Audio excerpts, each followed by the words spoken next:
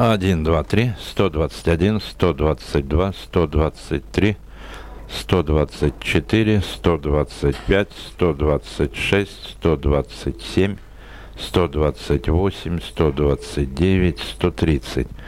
130. Ага.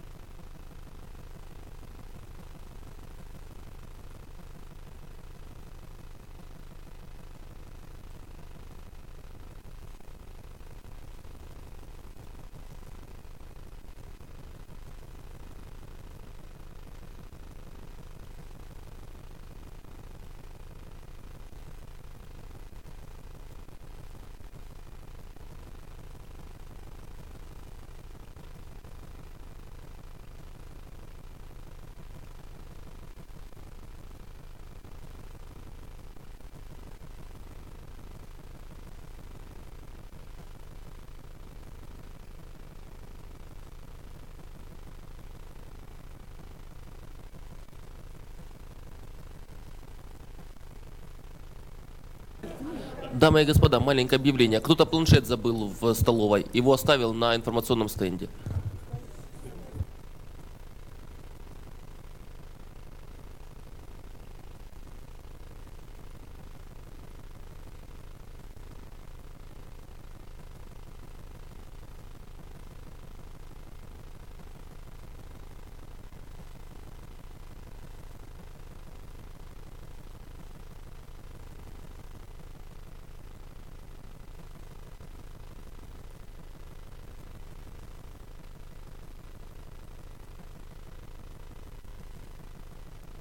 Доброе утро. Good morning, everybody. So we are beginning our last day of our seminar, and I would put it this way. So we have left for the last day some metaphysical authors. So then the intellectual summing up of of our work, and I think you all know, especially all guests from the regions, know very well Boris Vladimirovich Dubin. Many of you know him as a sociologist, and he is one of the dainty, exquisite interpreters and literature professionals studying literature, and he's a man of many talents, and anything new coming in the world of literature and related to his name, and so I recommend that you immediately read what he has to say and watch his artistic endeavor very closely.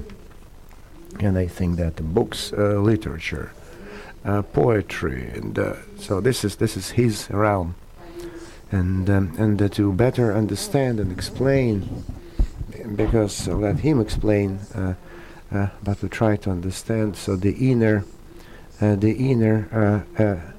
world of modernity and the inner world of today's world, because when the language of emotions so then moves over to the rational language, so the soul is relieved. Okay, thank you for the wonderful words.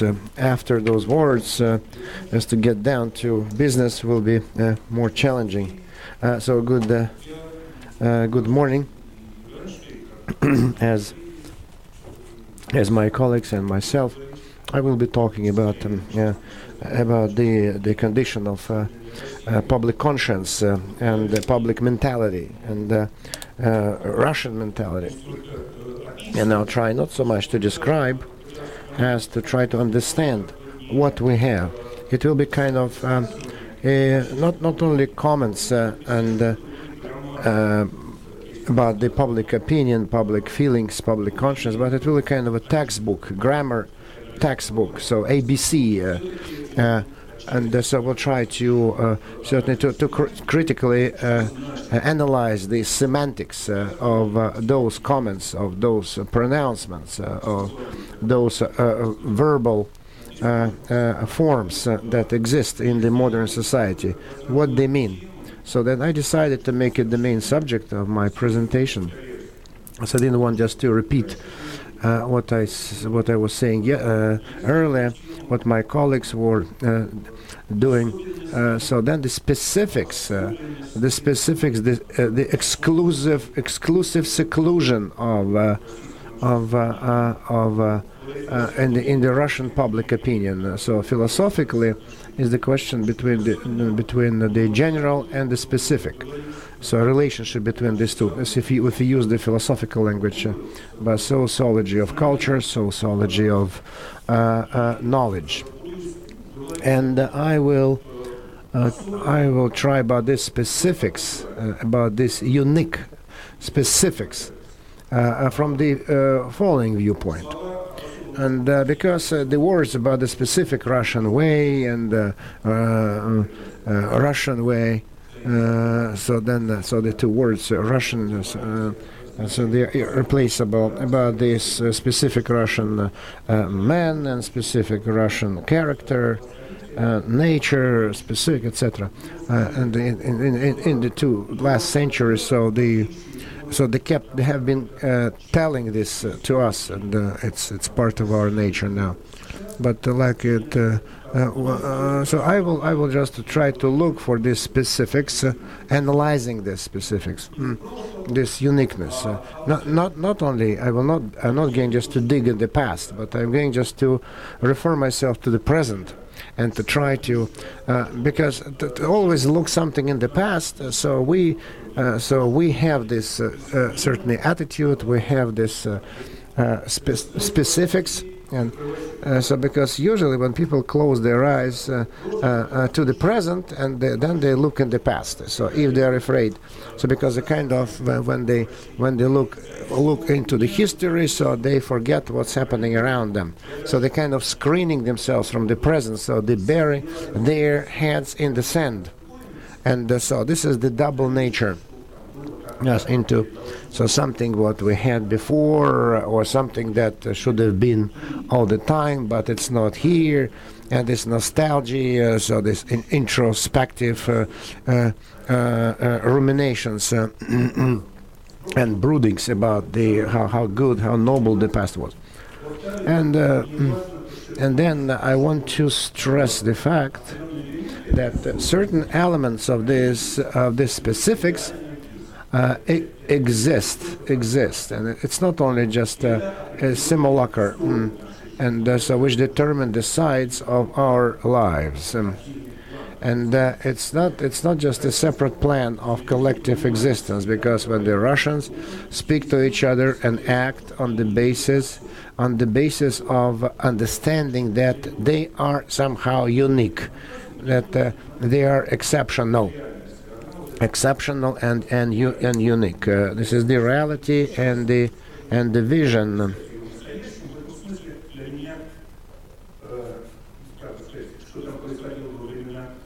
So what was happening during the religious rift, or during the Oprichnina, we don't know. For example, Medinsky and Aristarchov, what they were writing yesterday, what they are ready to say today, and what happens in Ukraine today.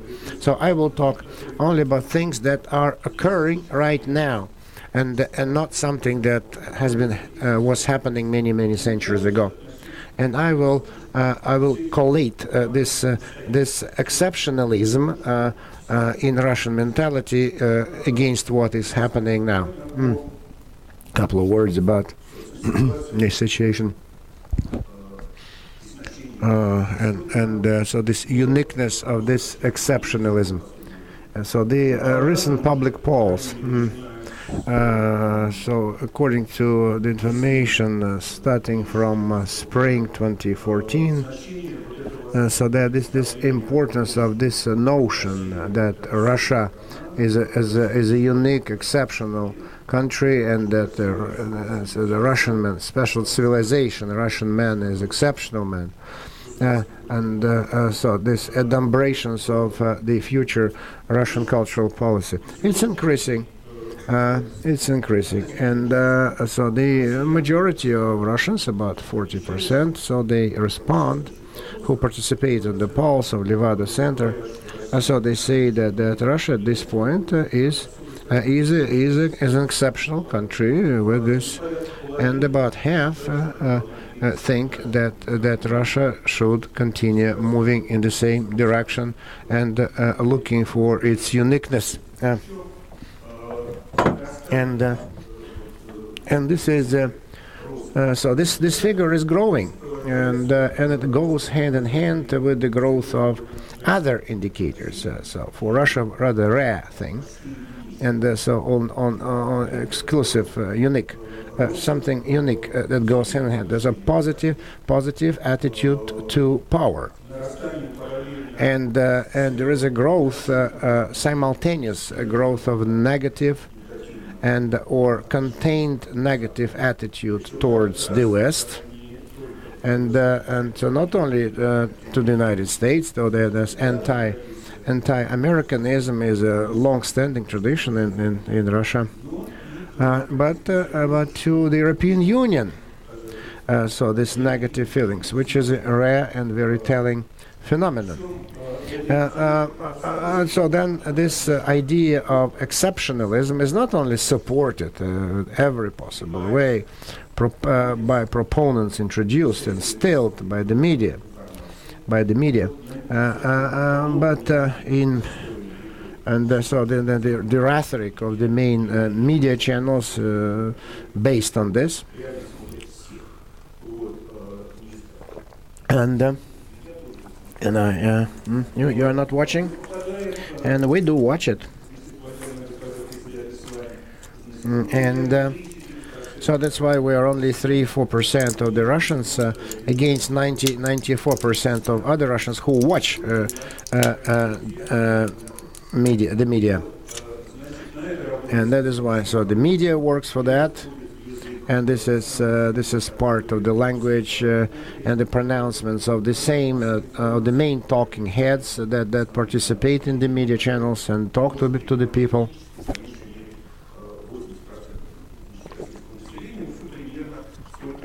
So 80% of the Russian population are watching TV, and certainly, and we spoke about that earlier. And it's becoming a foundation of the state program, of the state policy in the area of culture. And then recently, so the Russian power is paying a great deal of attention, Russian authorities, great deal of attention to culture. And so this interest is manifested not only in new pronouncements, but in the distribution of money. So it's realistic, pragmatic things. So that awarding orders and medals and certain awards. And so this is manifest. So then they called people of culture, people of art, writers, actors, etc. So are encouraged in every possible way by the authorities. And then the victory of Russia in sports events. So that's a big. So it was. They made a big business of showing it, and that becomes a symbol that Russia is exceptional. Russia rules. Russia wins, and that certainly it's and this flywheel of uniqueness of Russia starts to turn faster and faster. Then what's in that balance? On net balance, if we look at it, so the people who have this opinion, so want to pick their brains and say, what's this exceptional? What's in it? If you start asking people, so you think you're exceptional, explain. If you put this through this logical sieve, then you get several answers. So the exceptionalism is a specific nature of the state. So this is a social state. That's the state who looks after the people. And a specific relationship between the power and the people. On the one hand, so the power is far away from the people, but on the other hand, so it acts like the father, strict head of the family who takes care, looks after, supports, and so without which there will be no order in this big family. And then the intermediate position of Russia between Asia and Europe. And then another point, so that the Russians is a specific type of unity of the people which is designed differently. That's because we decide things together, so then we don't like people who wants to do something only for himself or by himself. So we're not after the riches of the world, so want to live in a big amorphous communal social environment. And so this is the exceptionalism of Russia, a unique country. And then the most important is it's the pronouncement that the Russians have one set of values and the West has different set of values, and there are no bridges. So the difference in values, that's another. That's what they have, what we have. This point we need to take it very seriously, because semantically it's empty naturally, but and Medinsky and Aristarchov and our respondents, so they won't be able just to tell us what those specific traditional values are. They won't be able to do that. But they appeal that they traditional, that they exist, and that they are Russian values and not something else. And now, then, if you process it sociologically, so we studied the semantics and the content, touched upon the form, but now what is their function? Their function is to delineate, to demarcate us and them, Russia and the rest of the world, to divide. Very important point. And the second important point, its function is that these images, these ideas, so that I spoke about, so the population and the man kind of transfers all the initiative to the power, and he is not responsible for what's happening. So he completely renders all this to someone else, to the power, because that's 75% of the Russians. So they say that their life is not theirs, and they can't do anything about that. And so 80% say that the Russians they don't want to participate in politics, and they do not want, even if they were offered to participate in the politics. So they want just to relieve themselves of all these responsibilities. And then another function,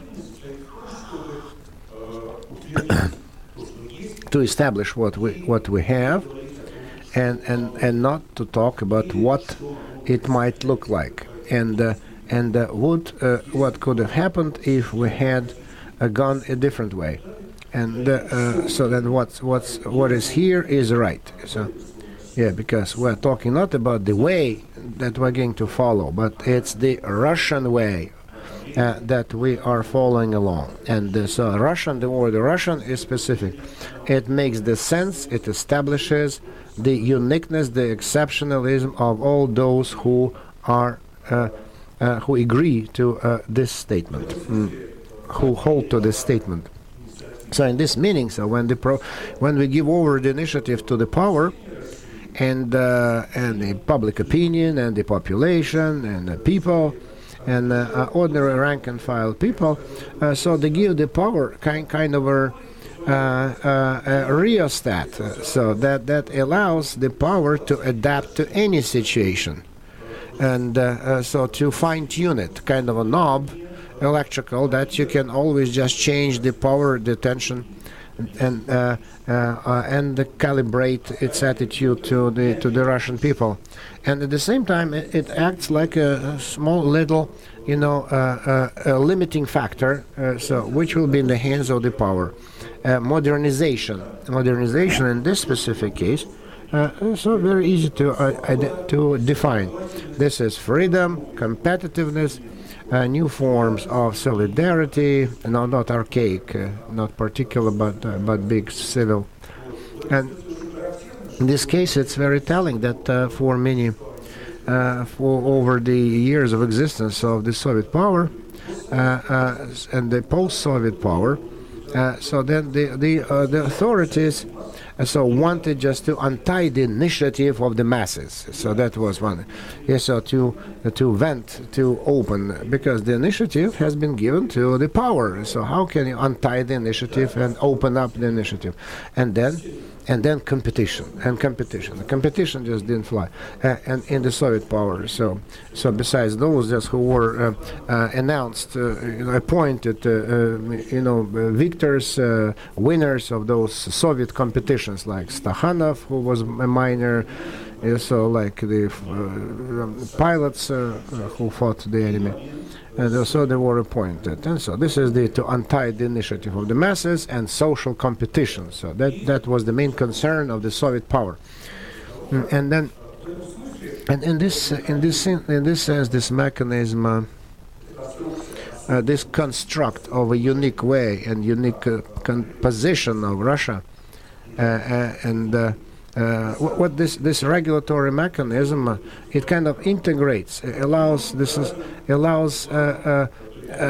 three collective types of existence coexist. First is authoritarian paternalistic power. So because certain ideas. The second component is the particularity of Russia, specifics of Russia, exceptionalism of Russia. So when the masses are not responsible for anything, so they devolve everything to the power. Now that's the second. So in the Soviet Russia and post-Soviet Russia. And certainly then there are some elements of modern institutions like the judiciary, market, production, manufacturing, healthcare, and thus in this construct, so these three planes they coexist and they support each other. What's important is that this reality of those modern institutions don't work without two limitations, two constraints.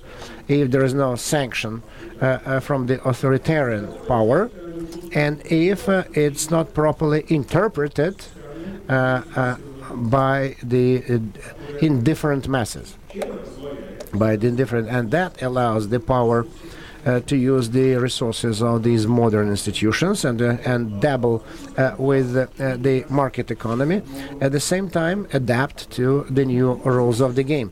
So thus the whole construct is up and running, and so on 80% of the population are saying that they are happy how it all works. Now, I would like to so another little comment I want to dedicate it to kind of a license or response or comment to this wonderful book translated into Russian, recently published in Russia. It's the criticism and substantiation of integrity or fairness. So certainly it will be published in different languages. So I think that this is one of the most prominent books that has been recently published in Russia in the area of sociology, philosophy, sociology of power, etc., social order. Why? Because the Balkan. These two authors, they amalgamated, they put together, merged together, or they're trying just to offer some solutions to the challenges of the basic sociological problems. As described by the fathers of sociology. One problem is the different rationality issues, facets of rationality, and then it says Parsons or Gobb's problem of the possibility, a chance of establishing social order, and de Graham problems of societal, social as a moral instance, which actually sanctifies the existing social order. And so that's very, very interesting comment. And to a certain extent, it can be addressed. It's not only just setting an issue, but it offers some ways to how to find a solution to this issue. So let me quickly delineate what these two persons are suggesting, and then I will review it and I will comment on it. So it works out that they have it this way, but in Russia we have it in a different way. So then another title of this book is kind of sociology of grad. I don't know what grade is. Now that's a certain type of unity within which so people come out with comments concerning the environment that they are living in. So that's a social framework of cooperation between different strata of social components, social institutions, and the system of institutions. So Balkansky and Tavno, so he isolates several systems, several several blocks. So again, patriarchal component. So where the position of a person is in a traditional hierarchy. So this is the determining factor. Who is he? Father, son, man, woman. So there's hierarchy. So this is a patriarchal capsule, or another capsule of wonder and inspiration. So this has to do with artistic endeavor. It's not non-targeted, uncertain. So this is happiness, friendship, ability to be a victim, to give oneself, to sacrifice oneself. That's another one. Civic grad or civic construct, that the notion of the common virtue and the idea of supporting that. Marketing construct, framework, scientific and technological construct. The main idea is to efficiency, cost reduction, and no, it's not if it is adequate or efficient. I mean, the system of references, but what is important is that to see those values that back it, and those values shape the differentiation between various systems and social action. And differentiation and complexity is not just one-time characteristics. Those are the continuous faculties of the system. You cannot differentiate the society in such a way so that it would stay like that forever. It keeps on being differentiated and getting more and more complex, and that process requires effort to integrate the society, and it gives rise to the problems of common virtue, common interests, common language, and finally then lead us to the issues of a society. It's not just because people live together. It arises from the fact that people live differently, and under the circumstances, the language of differentiation is required. So the combination of the two languages, the language of differentiation, the language of uniformity, is the main idea of the book, and that's the instrument with the help of which they describe all those very difficult notions, although they refer to data, to statistics too. So both authors, individually and together, they dealt with sociology of everyday life, so sociology of the society, empirical problems of sociology, but they focus in their books on the issues of justification. That's how they refer to that. And they are preoccupied with the idea how, for what purpose, and without result, people justify their actions and the actions of others. Again, I'm not going to go in depth, but what is important for us is to see what is behind those empirical assessments and theoretical generalizations. And as I said, that's the notion of the complex, differentiated society, the society of differences.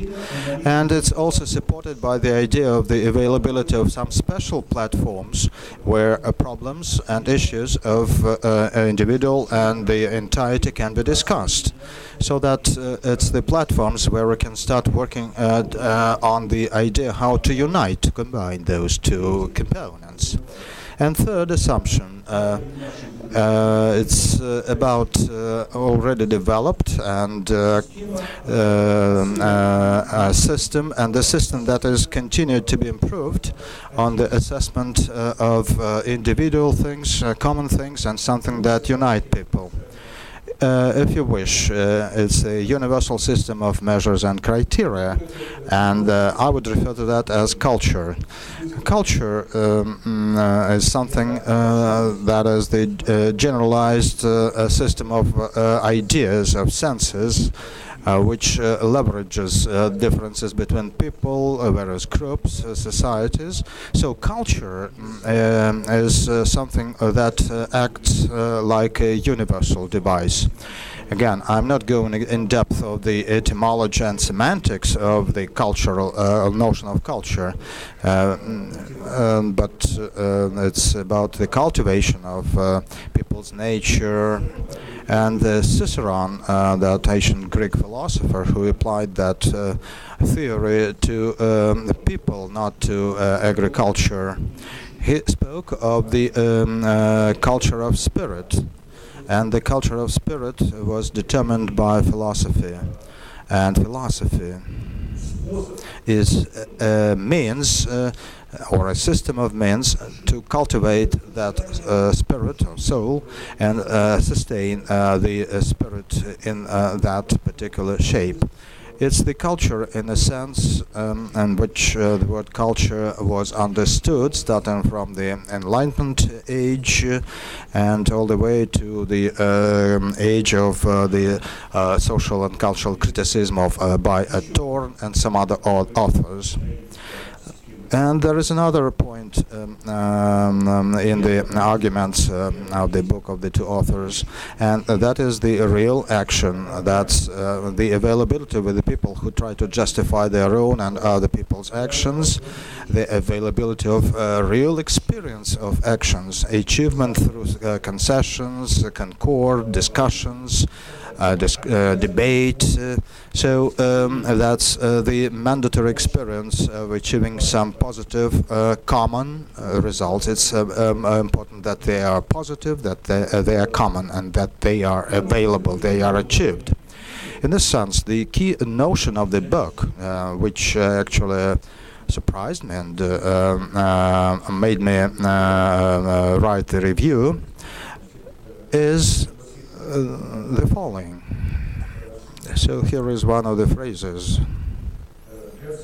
To achieve concord and agreement about what is just and what is not, people should know about common virtue and the idea of metaphysics. It's shocking, you know. On the one hand, the idea of the common virtue, and on the other hand, idea of metaphysics. That's something that goes beyond the framework of the immediate reality. So the possibility of agreement and concord, according to the authors, only in the case when some judgments are associated with the common virtue, and on the other hand, with something that belongs to metaphysics. So, in this sense, again, I think I will stop talking about the book, but deliberations of the authors follow the lines of Kant traditions, and they follow up philosopher Kant's ideas.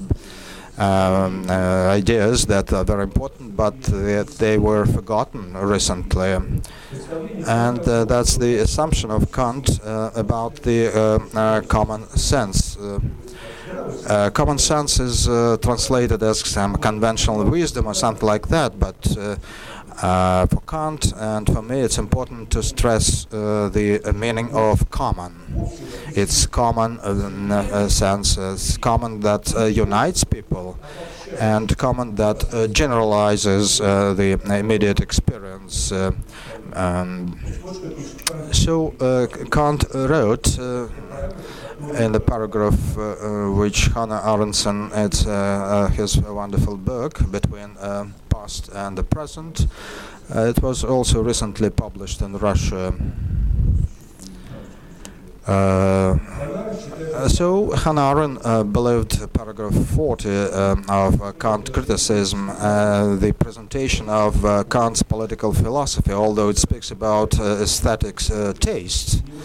our choice. But for me, it's important that Aaron, commenting on Kant's considerations of common sense, she says about the potential agreement and concord with others as the necessary justification of the specific meaning of a judgment. In other words, judgment becomes meaningful only in case it is based on some potential agreement, not with some real other participants, but even with the imagined participants, those who are not present here. And that's why it's about metaphysics. Aaron writes that the presence of others is required, who you can hypothetically put yourselves in, which considerations you should also take into account. And this ability to judge, in this sense, is the specific political capability.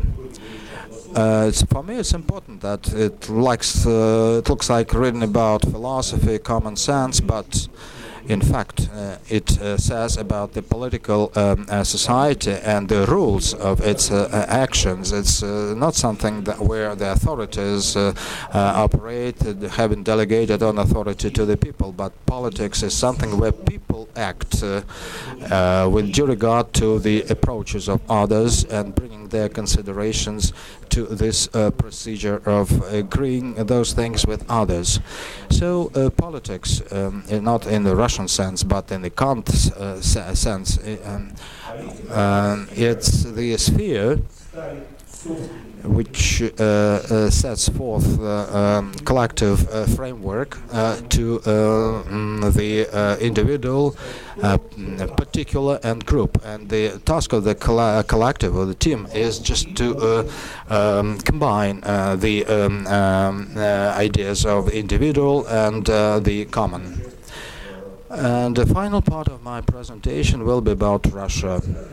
I would say that very briefly, very tentatively, I would say that out of those constructs which were identified as backgrounds for collective existence by Balkansky and Tivno, in Russia we live in the Orthodox world. It's not the fact that we live as our grandfather used to live, but it's something that it's the world of established status. If you are a father, you are supposed to behave as a father. If you are a boss, you are supposed to behave as a boss. If you are the president, you are supposed to behave as a president.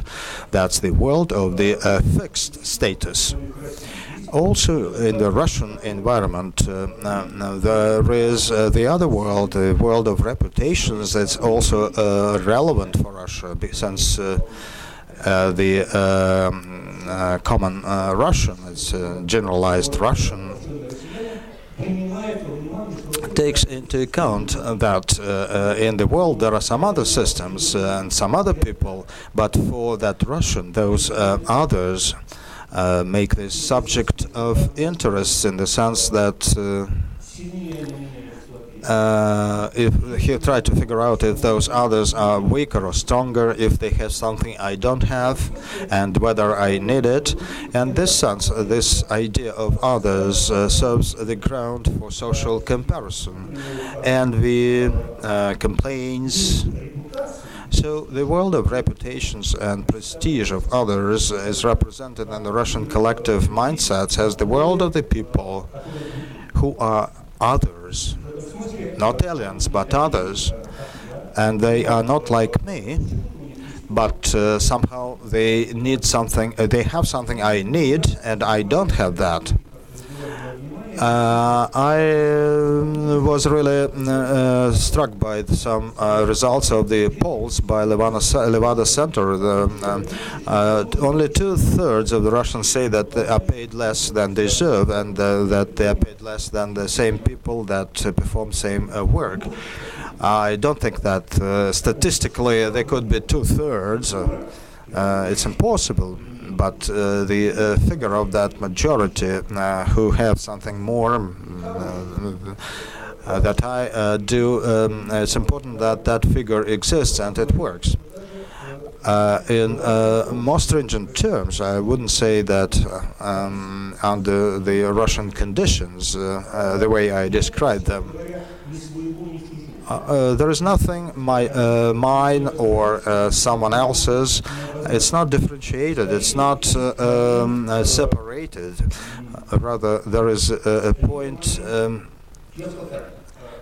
I would say that Russians, ordinary Russians, in one of the dimensions of collective existence, they exist in no one's world.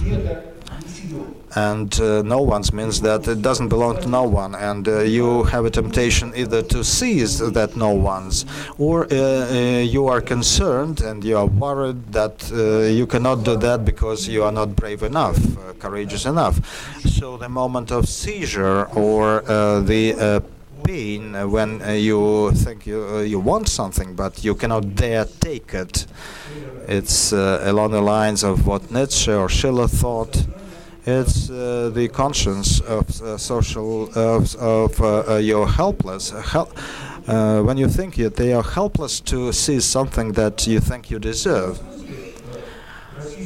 And in this sense, Russian social strata, in the sense I described it in the sense of common. I'm coming to the end of my presentation, and in this sense, Russians and their collective lives. Individually, they can feel differently, but in their collective life, Russian does not take those differences. They do not accept that all people are different, or that the people are all equal. That's the slogan, that there is no peace, no war, no differences, and that's very important in order to describe, to identify the modern Russian collective mindsets. And for Russians, in this sense, it's problematic to see who I am, what I am, why I own those things and not those things. And both is a problem, and it's some cultural, not social boundaries that would make a demarcation line between mine and someone else's. And that would make me respect that demarcation line. It doesn't mean that you cannot cross that demarcation line, but at least you know that there is such a boundary. So in this sense, that's not mine, not someone other's, no difference. So ordinary Russians, they translate any differences into hierarchical ones. In the sense that it's not the difference between people in terms of talent, enthusiasm, opinions, but that's the difference in positions, because there is the world of positions that dominates. So all differences are translated into the difference in positions, higher or lower.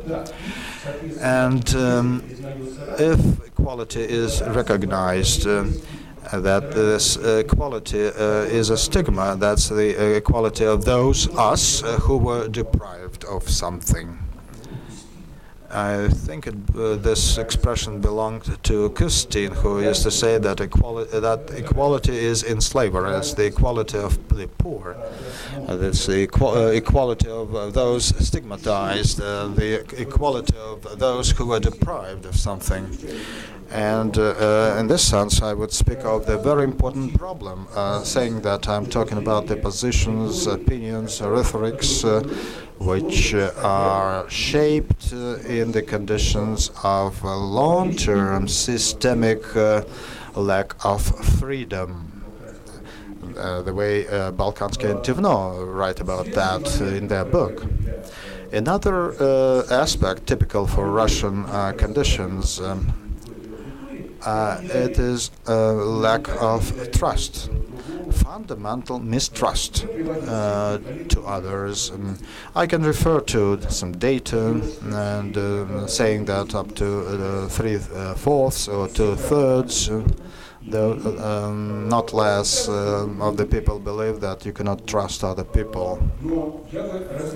But I would further entertain that point, saying that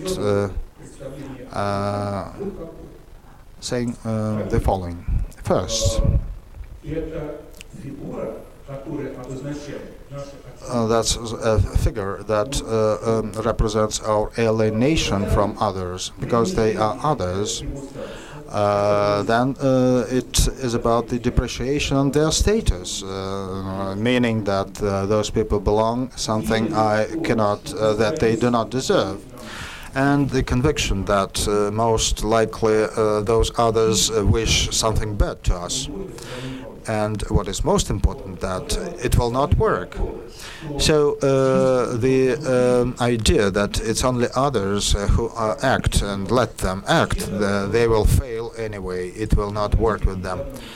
In some of an article, I read about the words of a Russian taxi driver in Simferopol in the Crimea. He was talking about the Crimean Tatars, and he was saying that we keep silent, and they come to a rally demanding something. And that's the phrase tells you everything. It's the main idea I've been talking to you about. We keep silent, and then they are active. But they will fail, so we are right, even if we are keep silent. Mistrust, in this case, is a means to depreciate the image of others and some kind of leverage if you lose something or fail. And in this sense, it's characteristics to see that if there is some idea of others and idea of your own capabilities, they exist as a construct in a construct of a possible loss. And people think that I don't have that, but other people will not have it too because they will fail. And the last 2 points. So this kind of idea of yourself and others, ours and others, mine and others, it really leads us to the fact that all actions are paralyzed, are stalled. And my very last point, if I may revisit the book by Balkansky and Tevnor again, and one of the main ideas is the idea of justice and fairness. And for Russians, and it summarizes everything I talked about before. The demand of justice is very high. Perhaps that's the only demand that Russians have about social reality, power, and other things. But that's that demand of justice that applies to others. But for I myself is an exception, so they are to be just and fair to me. Those others are to be just and fair to me, but I have a right to act differently, and that makes the construct like the construct of the top official of the country. So, and that exception of yourself, of specificity and the exclusion of yourself from a situation, that's the idea of the blind spot. There is something I cannot see, but still I have a right for exception. I think this idea is very important, perhaps the core idea for the narration.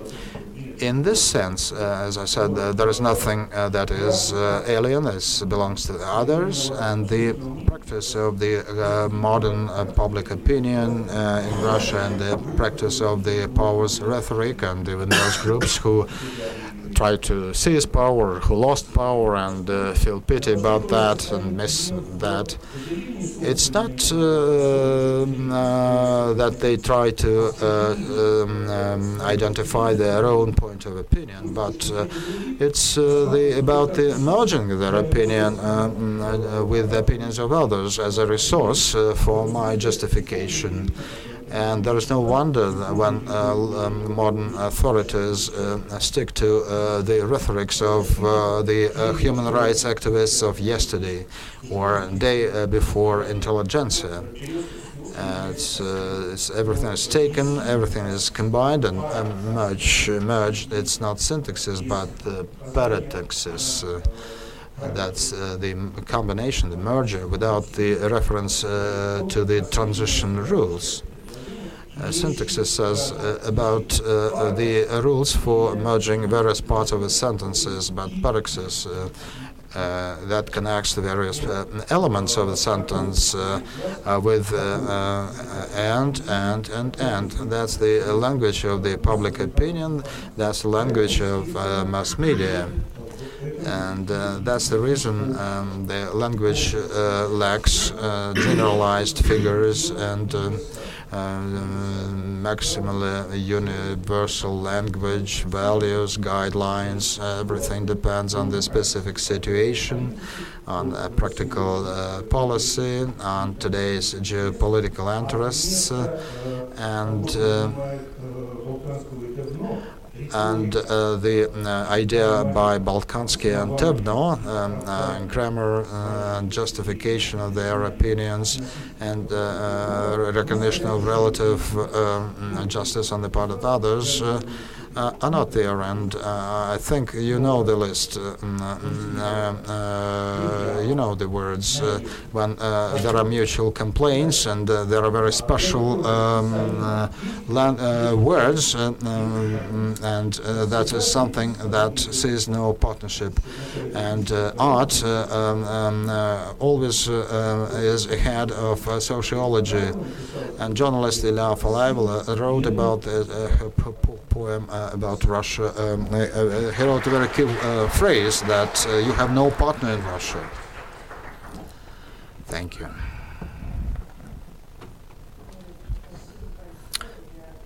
Thank you very much, Boris. I'm really not certain who can qualify for such a discussion. You really have suppressed all your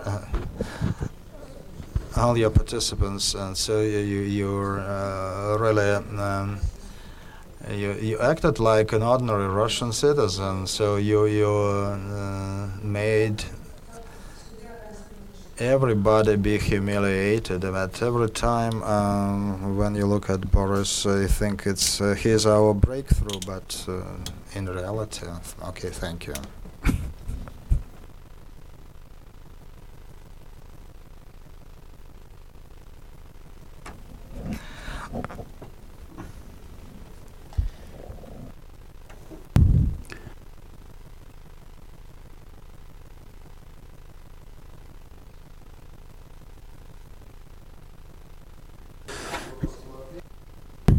Well, let me pass on to the questions and answers session. It is of interest that the Polish diaspora here at the seminar has been quite agitated by Mr. Dubin's presentation.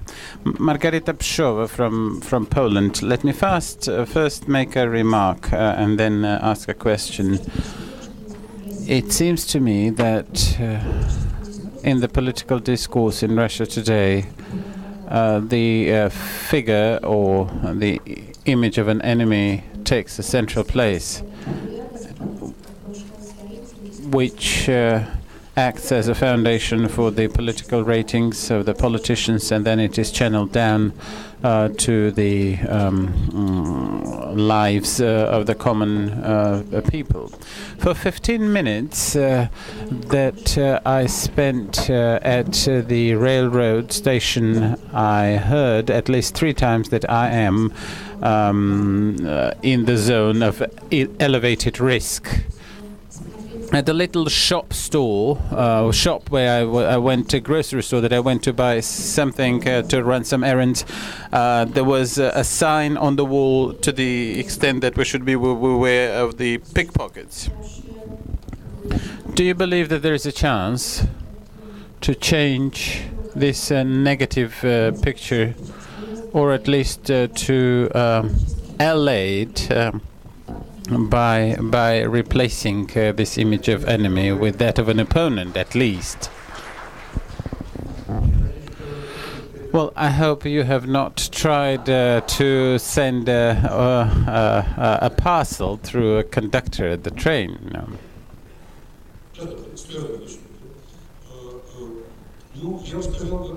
Well, let me repeat.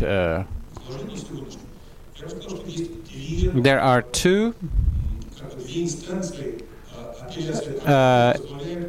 levels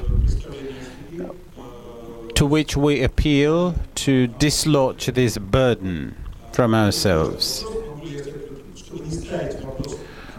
So not to raise the question if we can be others, if we can become different. There are two levels for dislodging the psychological burden. One is the question of the enemy, or else it is the question of the past. What is important is that both these levels dislodge this responsibility from your shoulders. In this sense, in this connection, the sense of danger is specifically difficult and specifically important because the sense of danger is an inalienable part of the lives of Russians today. And without going deeper, let me into these details. Let me remind you of the extraordinary and the role of the extraordinary in the Russian history, which indeed runs deep into the Soviet history.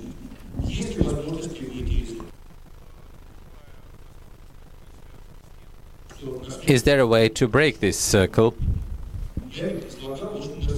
I have indeed come up with a very narcissistic viewpoint, and at some point we have to say that a narcissist will have to say that there are others in the world, and not all of them can be described in the category of an enemy or in the categories of the things past, or the national traitors and so on and so forth.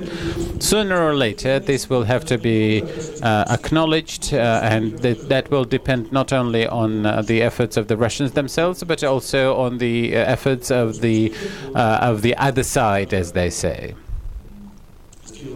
So what needs to be done is for the Russians to be able to sit and understand that there are other nations, groups and peoples in the world. Unless this is recognized, this will come up with more problems than today's narcissistic approach. And what we see today,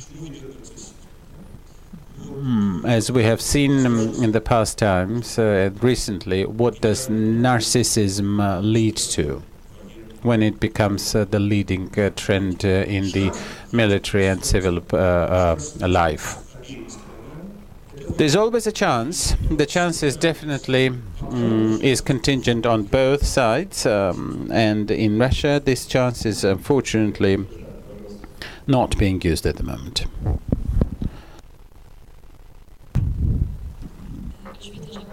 Shweta Żak from Poland. Thank you very much. I have a question. The Soviet Union was a system, a special system, a unique system, a special mission. However, in this special mission,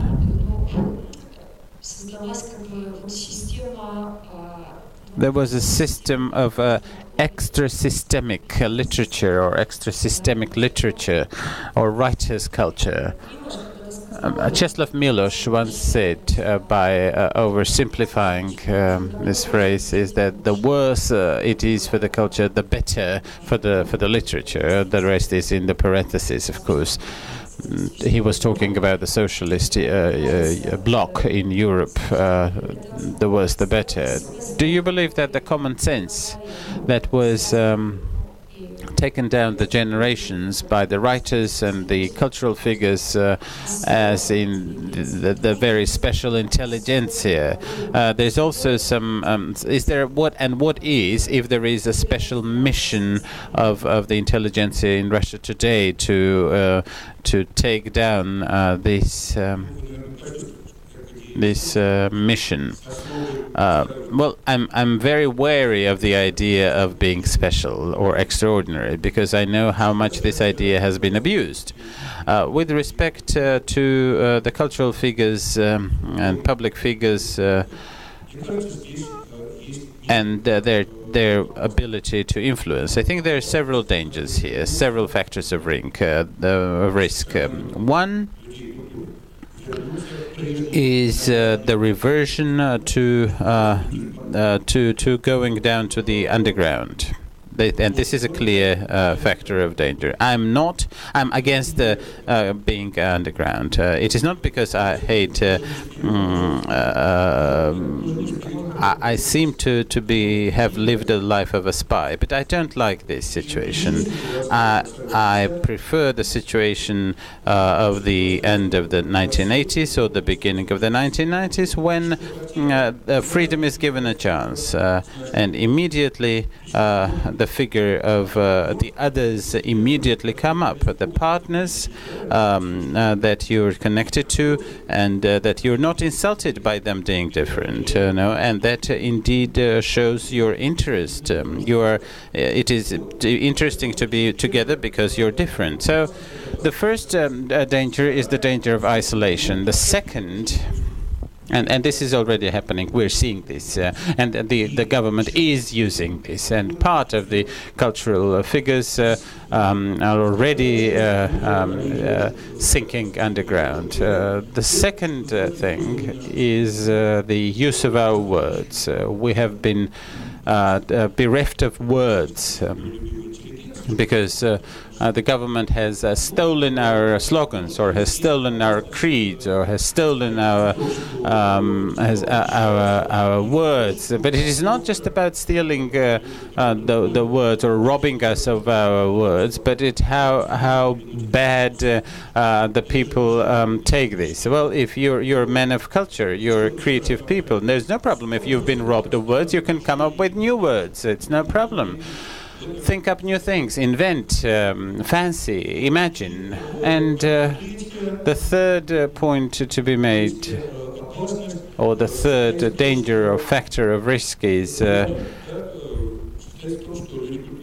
the people of culture take into account the interests of the government. There is a danger not to take those into account, and it is a danger to take them into the account. So life is dangerous after all. So in a way, you have to take both options and try to find your position, to cultivate your own line of thought between the Scillas and Charybdis, without giving yourself up to either, and by remembering what is the sense and what is the possible resource of your existence, even though this is a very tormenting path.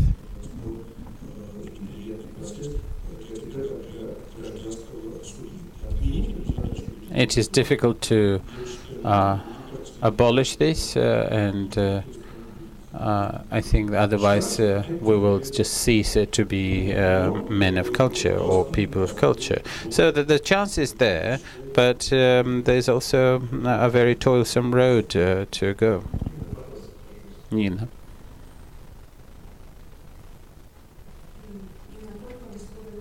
Nina Kolpova from the Republic of Komi. Thank you for your lecture. My question is about the experience of authoritarianism. Even 5 years ago, it was very difficult to imagine that the repertories of theatres could become a subject of politics. When the Bolshoi Theatre staged The Children of Rosenthal, there was a certain reaction from the governmental echelon, but the Bolshoi said that they had no right to interfere. Some performances that have been recently banned, there was even a danger of the patronage. So this is indeed about authoritarianism invading the culture. So if we are taking this ideology of Russia's a special path and not Russia's not being Europe, we should then remember that history will repeat itself, and you should not move any further. You can just look at Europe, at the European countries, say Spain, where at one time there was a lot of rhetoric about the special Spanish path, that Spain is not Europe. So why, in spite of such objective factors and circumstances, why are we not prepared to learn by the lessons of the past and the lessons of the others? A very difficult and a very tough question. It's a toughie, as they say. Imagine that your son is 80 years of age and he is a poor student, and you're telling him, well, why aren't you spending time to study? And he says, I don't want it. I want something else. I don't want to go to school. Well, the ability to study by the experience of others is in a way a very limited opportunity, a very limited possibility. It is not quite reasonable to only learn by your own experience. People don't want to study. They don't want to think about studying. And this will change everybody. I think that changing people is a very difficult thing, as history teaches. It is not in every country where people who are responsible for the civic life, for culture, for order, social order, among other things, political order, it is not always that the people who are responsible for maintaining the order derive from the maxim of idealistic philosophy. You should be different if you can, as Kant said. Jorge Luis Borges, under the conditions of Argentina, which survived some terrible dictatorships and civil strife and horrors, Borges said about 1820 when, or 1810, I don't remember, when the actual the liberation for Latin America from the Spanish, from Spain started, that he said that at that time we took a decision to become others, or to become different, to become others. I would certainly draw your attention to the possibility when the people, some people in Russia who are responsible for politics, for economy, for whatever else, who will one day say, we have taken a decision to become other. This is a responsible thing. Studying, well, of course, learning by others' experience is important, but I would rather study or learn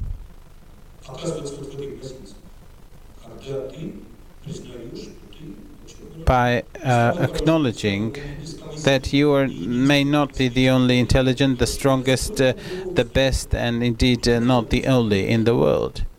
And it is high time to think how you can become different, how you can become the other. And I think then this challenge is at the same time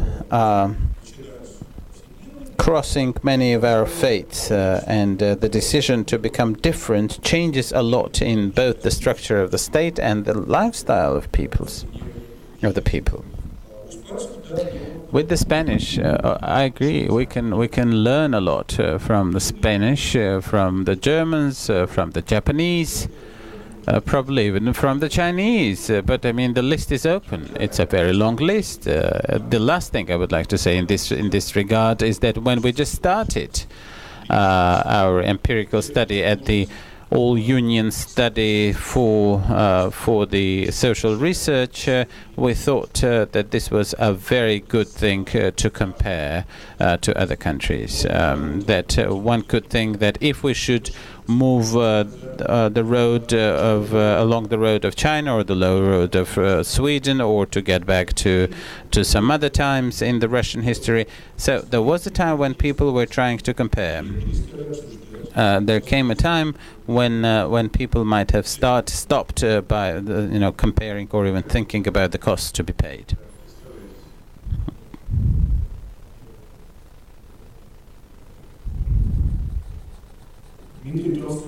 Dmitry from Tomsk region. Dmitry Volsov. The idea of freedom.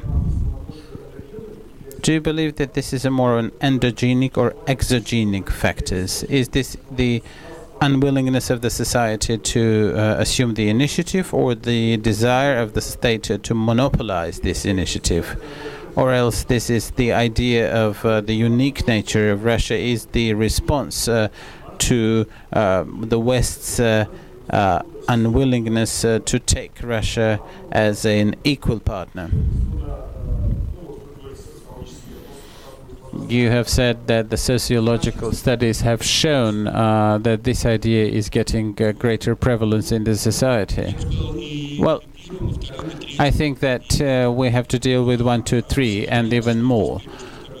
Now, it is probably difficult to range these priorities, and I can do it one way and you will do it another way. But what I will say is that with all this mental alienation of our respondents from the authority, from the government, I would say that we have to deal with some established social and political order.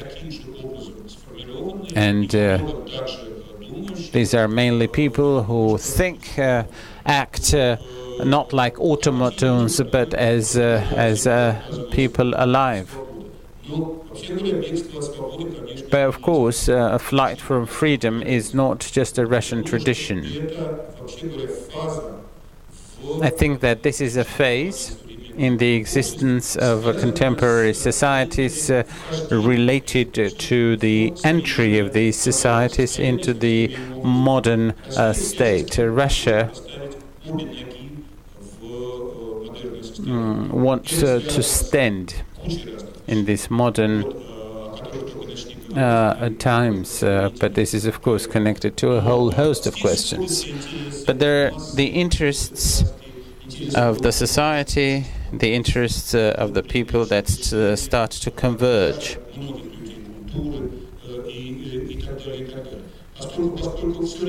Because there is this movement towards one and towards the other, we're always entering this modernity and feeling these shocks of the modernity, because the flight from this is what we have been going through and many other societies have gone through. Germany, France, India, Italy, and so on and so forth.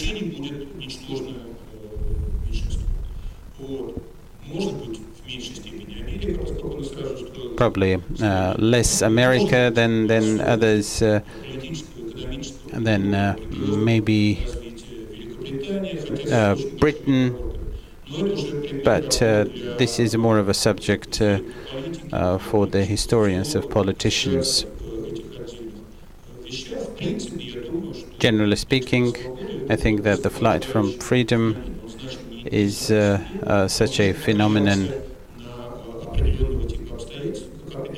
for specialized paths. What is taking root in Russia is specifically important. I think I have written somewhere that history in Russia is only felt as a repetition, not as an ability or an opportunity for an alternative path, as a plethora of opportunity, but only as a repetition. And we will not do what others are trying to do. And that's why Crimea will be ours. We're doing it in the other way. Our friend from Kaliningrad, our Western colleague.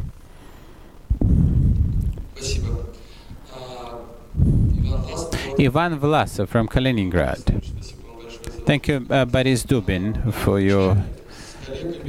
your presentation. Sometimes we sing with our colleagues, and Galich's song sounded here, I Choose Freedom, where Alexander Galich sings that I am choosing freedom, and freedom opens the door,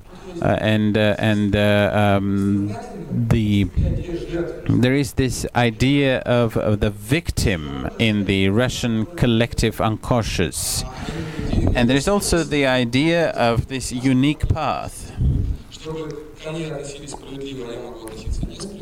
of Russia.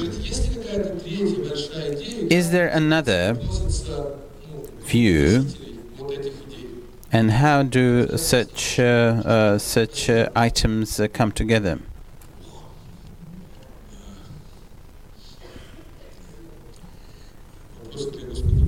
Oh, it's a question to probably God the Almighty.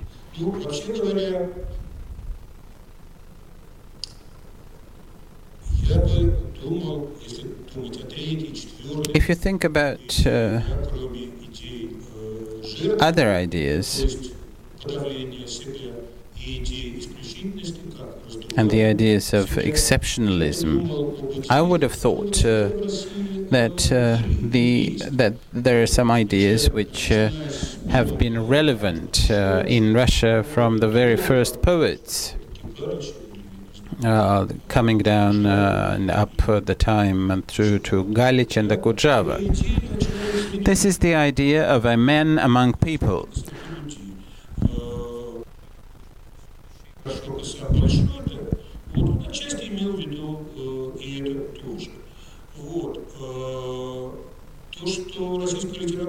The fact that the Russian literature is a special subject, a very interesting subject indeed, the fact that the Russian literature, as distinct from many statements that literature did not follow the path of Alexander Pushkin, but followed a very different path, or even several paths, this is a very important moment of historical concession, and as it comes from the great short story of Edgar Allan Poe, when the actual 20%, 20 centimeters get into 20 meters, and you can no longer dig up the treasure in that same way. So the question about the concepts of Alexander Pushkin and the fact that the Russian literature followed a different discursive path is becoming more and more convoluted. Is it true that the path of Gogol and the path of Dostoevsky were the only paths for the Russian literature and the Russian culture, or there was also the Pushkin's path, and how different it was from the path of Gogol and the path of Dostoevsky? It may be that there may be some other ways to consider this subject if you think about what has already been achieved in the culture. There is this state where some people reflect in different cultures. It may be that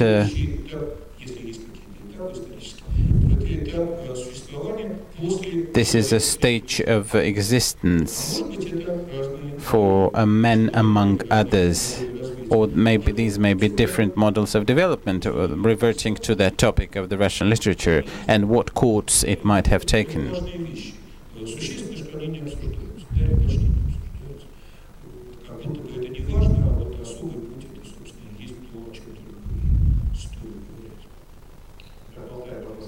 Question from the Altai region. Denis Grekov from Altai region.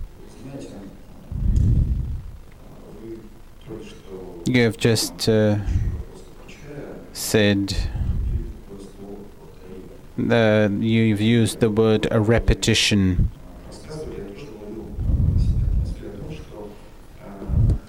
And I indeed have agreed that many of the things that you've described have this feeling of déjà vu, of something already seen, because we remember how in the history of the Russian culture how it was easier to proclaim the Russian philosopher Chadaev insane rather than to allow for the insanity of the Russian life, the life of the Russian society. So the frustrations may focus and come and converge, because the modernity is also one of these options and alternatives. And I think that there is a certain distortion of the perception of time, and the distortion of perceiving ourselves within time. But so far I have not been able to describe it.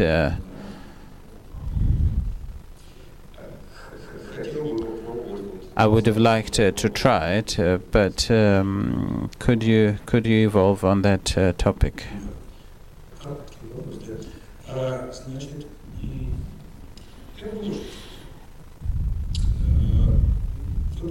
You're right.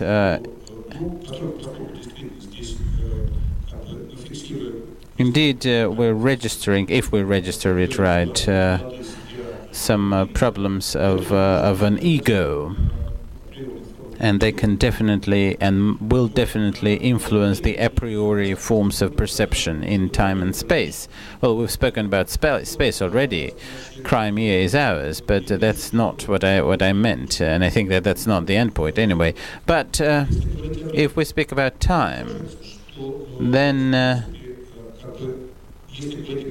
if you speak about some meaningful models in the public sphere, then only two models operate. One is the model which is most often used by the government in its actions, in the sense that there's no time, that time is running up. Lately, one of the bureaucrats, one of the officials, when talking about the publication of the Russian encyclopedia, he said, we will be printing as many as there are in demand. This is... he just switched off the time.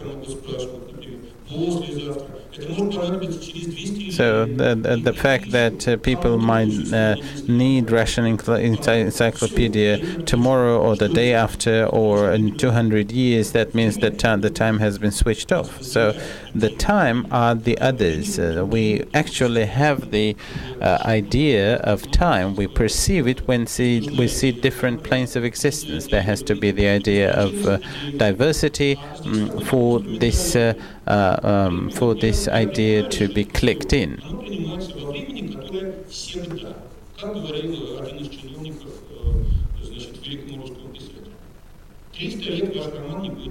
So for 300 years your novel will not be published. So the bureaucrat candidly believes that he will be sitting at the same desk in 300 years and banning this novel from being published. The other model is the model of repetition, which you've already mentioned, something that is used in the rhetoric, justification, justification.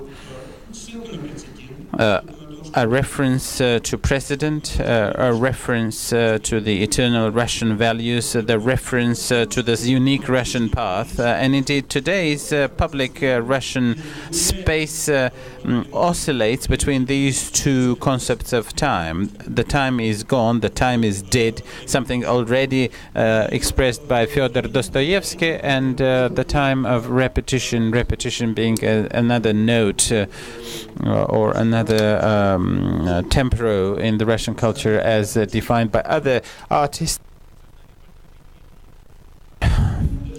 like Osip Mandelstam, and these are the true treasure troves of time, so it is important for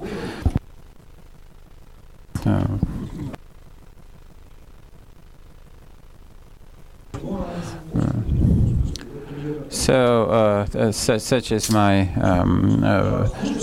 incomplete answer to your very, very large question. But the important thing is that such mechanisms are then transposed to other generations, taken and root in the educational system, and a history is either becoming a circle, or else the time is managed by the officials. It can be switched on or switched off arbitrarily. I have to excuse and indeed take an apology before those who haven't been able to ask the question, but let us thank and as a consolation, let me say that Mr. Dubin's presentation is, as always, brilliant. This is how we should start our day. And well, thank you very much. Thank you. Every morning with Boris Dubin. Oh, that's quite a treat. Come and stay for a week. Thank you.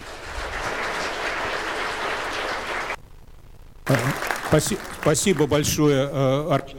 Thanks a lot, and I always thank the founders and those who make this school happen, and thank you for being here with us on this Saturday morning.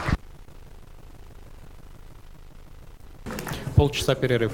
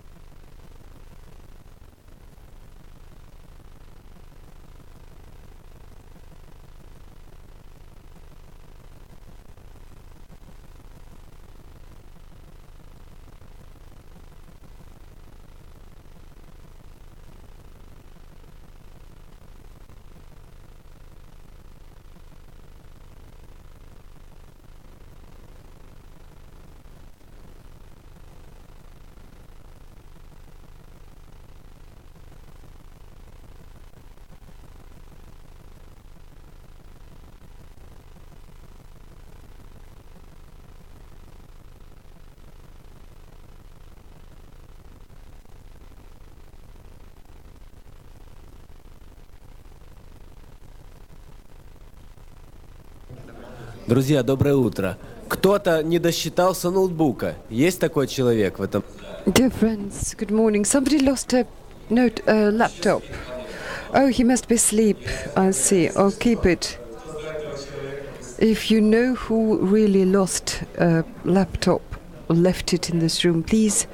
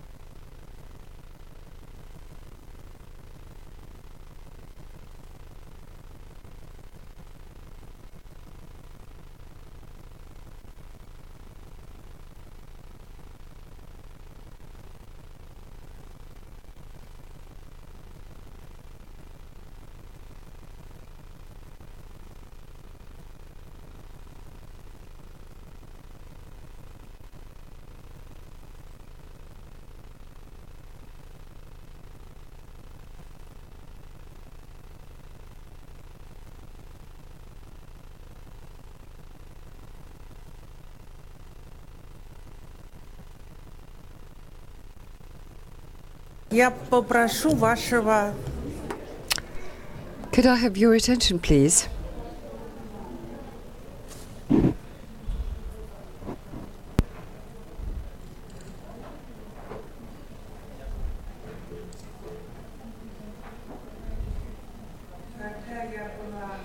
When I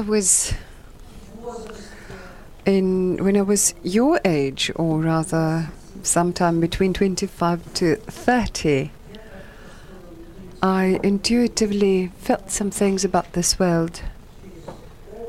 Through experience of my family, I couldn't understand many things. As a result, I just had fear that was implanted in me. And later, while you're still young, there is another passionate life, Some people sort of turn their attention towards that alone. But it so happened that through this passionate life, I found myself in, how shall I put it, among people for whom philosophical discussions mattered. And they produced a unique impression upon me, because it was not because I have any gift or any capability or my education. I was not really ready to do something about it too. But it seemed to me that this is the only possible explanation of the world for me, both metaphysical and rational, more than literature, more than arts. And somehow I felt that this state of human mind that is called philosophical or metaphysical, I cherished it. And the secular philosophers that I came to learn at that time, I suppose it was absolutely excellent at the time. And at the time it was and still is a unique, typically Russian value and cultural value and universal value. Because what happened about philosophers and into philosophical thought under stark propaganda, and it is very hard to explain. It may be been hard to even understand until it might be possible. So I just have this, want to share my feeling with them, cherish this, that I stand in awe about this excellent philosopher, Vadim Mezhuev, who traveled here to speak before you, who in point of fact, I don't know, he spent his life as philosophy, and he thinks about philosophy alone. He thinks about this language, he thinks about in this language, about this language, and he's not keen to switch to any other language that he does not even find interesting. So you will now hear his philosophical deliberation about the topic that we put on our agenda, future and freedom. Can you hear me all right? Thank you very much. I want to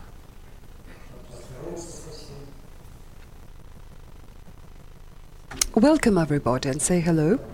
To some extent, Lena has already said some things, and in my presentation probably I will say some things in response to what was discussed by the first presenter today. I saw some presentations online, and I will probably also have a discussion with those speakers who spoke before me here as I watched online broadcasts.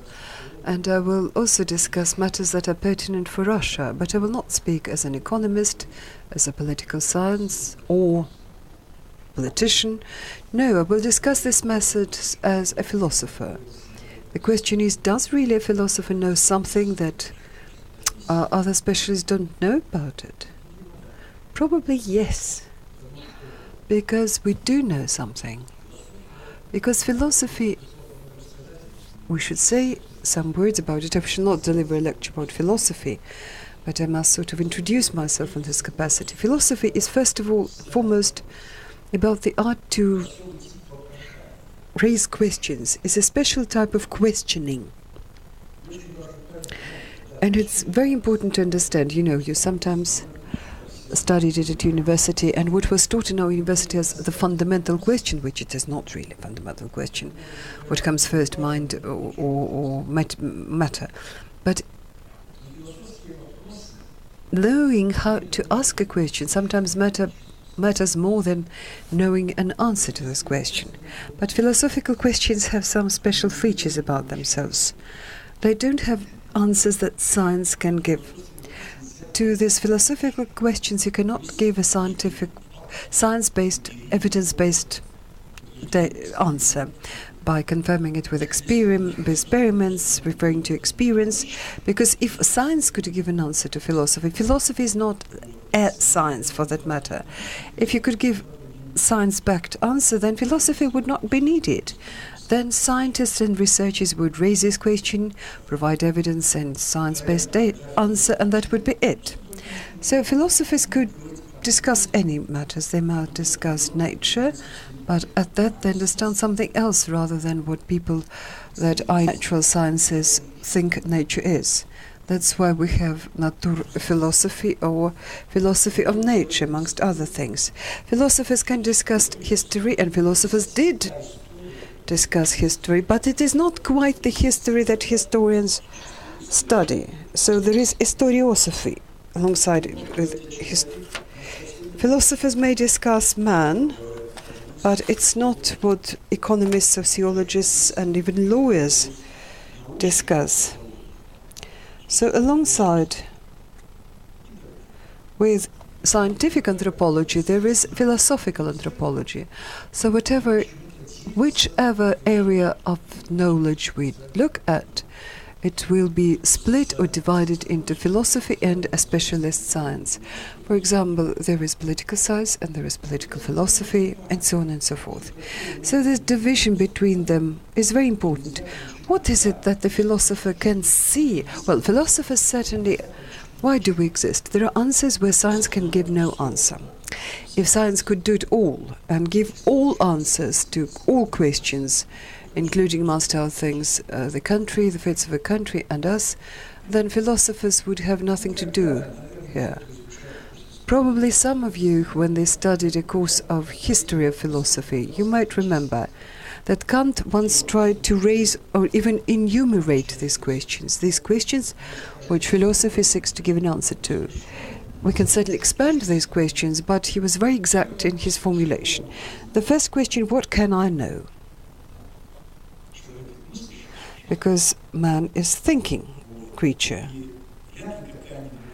Hardly any science can give you an answer about some actual limits or borders of knowledge. Science thinks that it can give answers to all questions, but there are limitations. So science does have certain limits. But where are those limits? What are the things that scientists can surely not know the answer to? This is what philosophers discuss. This is critique of pure mind. The second question that Kant formulated was, what must I do? Scientists can tell you what they do, what they study. They can study, say, human acts, human doings, but what he should or must do, it seems like very queer. He owes it to whom? For what purpose? So this is in the critique of practical mind. This is what Kant posed as a matter of ethics. And the third question is what I can hope for.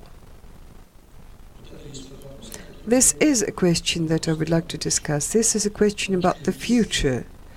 Because if we think, or it turns we learn something, and if we act without any purpose whatsoever, not posing any goals before us or any objectives, then all our thoughts and acts are simply senseless, have no sense. As Kant put it, and if you put all these three questions together, this was not what I put it as Kant gave it. And if we put all these three questions together, we will take an answer. They will get an answer to what man is. Man is somebody who's thinking, somebody that is doing something, something that is aspiring for. Science cannot give an answer to this question. When science can give an answer about the future, what can I hope for? What am I doing it all for? It either went into utopic thinking or went for, I will discuss it later, it would reach what we call the end of history. The end of history is an idea put forward by the 21st century. History is over, the future is clear, we will see endless repetition of same things. Our future is portrayed in such a way that modern man sees it. If you have seen a film by German, It's Difficult to Be a God, then you will see how hard it may be. Philosophers used to speak about the bright future. The future was, as Voltaire put it, one day it will all become better. That was the main hope and the main belief of Enlightenment. For that matter, bright future is something that people in the Enlightenment era invented. They really believed that was an idea of progress. They believed that history moves in some happy, bright future for man. A totally different matter that we could have different ideas about what this future would look like. But it was clear that the future was better than the present. From mid-19th century, things turned, and now the main word for Enlightenment was progress. The main word of modern philosophy about time and man, the main word would be crisis. Crisis came to replace progress. All modern post-classical philosophy, it's all about the crisis that hit society, man, social, anthropological, you name it. We'll now discuss how it and why it happened. But as I put it, I was telling you these things to show you that there are some questions where it is easy to give a science-backed answer, scientific answer, because when science tries to project the future, try to envisage what it would be like, science really does not speak about the future. I want to explain to you what I mean by future. Say, if an astronomer cannot prove, let me give an example, that say in such and such year, in 2150, we shall see eclipse Tell me, is it a matter about the future? Certainly not. We surely know that next year winter will come after autumn and so on. It's not future in the historic sense of the word. It's about a certain repetition of events. Future in the exact sense of the word for a historian, for historic thinking. I don't know, do historians contemplate future? The future, it's, shall we see something happen that has never happened before? Shall we see something in the future which has never been witnessed before? Then we can speak about historical future. If we see things that have already taken place, it's just an idea that time is flowing, but it repeats itself. And this is where we will now move over. This is actually my main debate with historians, and I want to somewhat discuss it in greater detail, and then we'll move over to Russia. In my time, please understand where we argue with historians, because since I will discuss the future and history, it's all about future, historical time, certainly not astronomical, biological, physical time, but about time there are many problems about time. Amongst you, I'm sure there are historians, maybe you will give me an answer. I once used to work with our great historians, he is no longer, he's gone, medievist Aaron Yakovlevich Gurevich.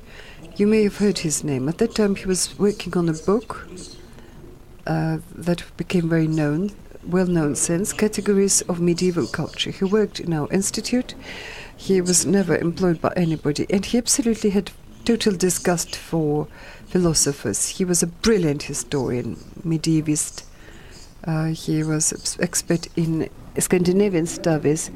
He says, I do not understand philosophers. We historians, in order to claim something about history, we spend our life in archives, we study monuments, documents. You know, you do not do anything of this kind. And you teach us something about history. Where do you get it from? Well, there's polemics between us. It was then published in print in the journal Vопросы философии. He says, well, I can't get it. Okay, you speak about your own ideas, but when you begin interfering with our matter, with history, what can you claim? What can you tell a historian? Okay, what things you can tell us that I do not know? As I told you, a philosopher knows something about history that is not known to historian. And Aaron Yakovlevich thought that the objective for historian is to look at history at a certain epoch, okay, let it be medieval or ancient Greece, whatever, from the perspective of a man that lived in that time. Try to be objective, a man who lived at that time, not with our own perspective. So, Aaron Yakovlevich, the name of your book, you made 3 mistakes in the very name. Which are they? First of all, medieval man never call themselves medieval man. Very much like people who lived in ancient Greece, they thought they were very much contemporary to their time. This is what we call the medieval or ancient Greece. It was not the name of the epoch, it's what we call that epoch. Very often there's something we could do. We say, for example, the Chinese civilization. Not one single Chinese would think of calling his civilization as the Chinese civilization. This is the European name.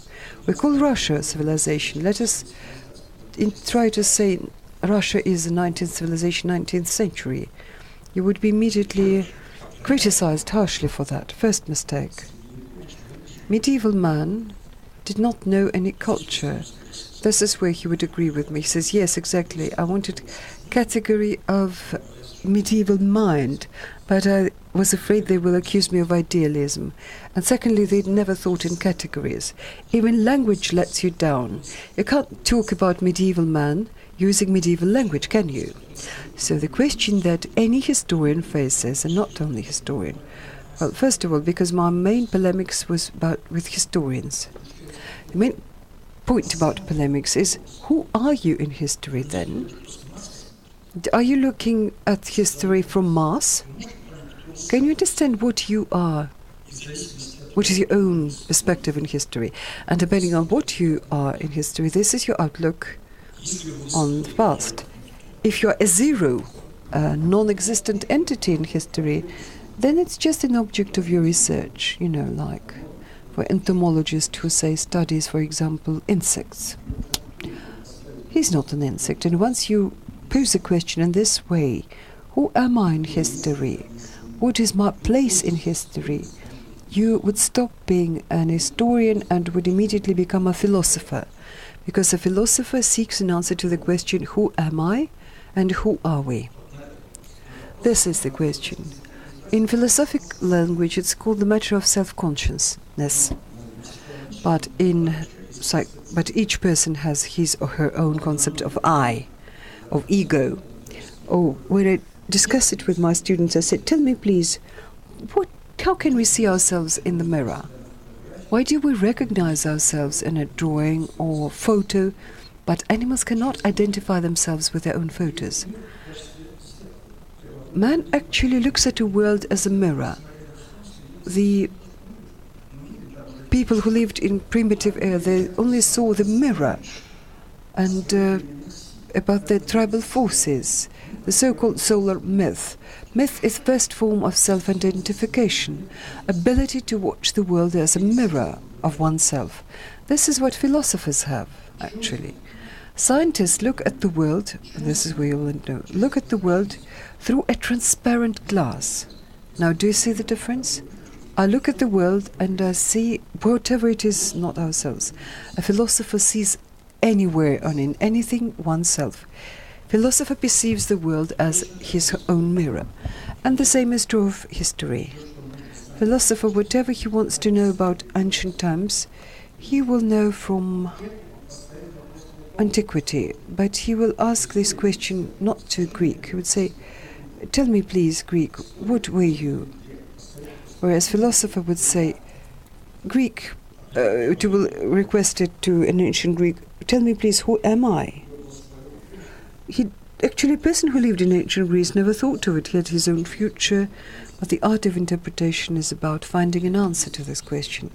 This is an art of interpretation, of trying to find an answer in the past to a question I raise before myself today. This is how a philosopher looks at history. He does actually quite opposite to historian. Now, if you got my point, there's different. We are now coming closer to Russia. If you understood this difference, then you would see and understand that both about Russia, I can raise the question in the same manner. Who should I ask? What is it, Russia? But this is how philosophers contemplate it. What is Russia?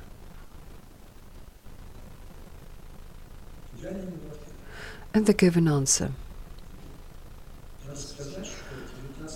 We should say that in the 19th century, and this is very important to know about our history, the answer to the question of Russia was not given by sociologists or economists. Political scientists didn't exist at the time. It were philosophers who gave an answer to that question. Berdyaev wrote it, a question about Russia, it's a historiosophical question. But using economic categories, sociological categories, legal categories, well, I could say very many important things about ourselves, but in answer to the question, who am I, will never become known this way. In the same way, so that you should understand what I'm talking about, let's look at a different example.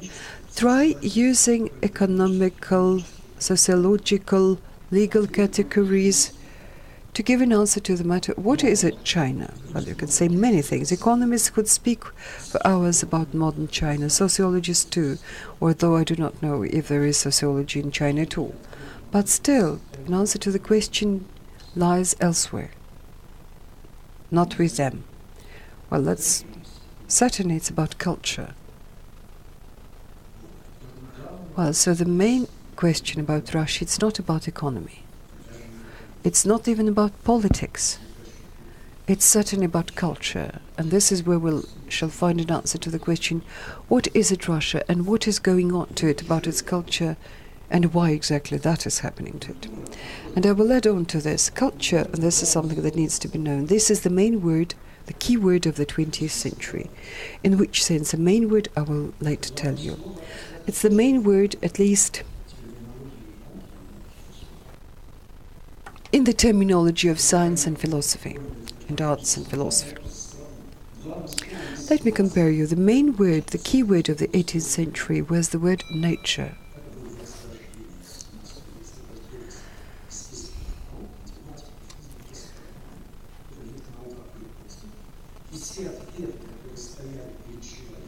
the answers,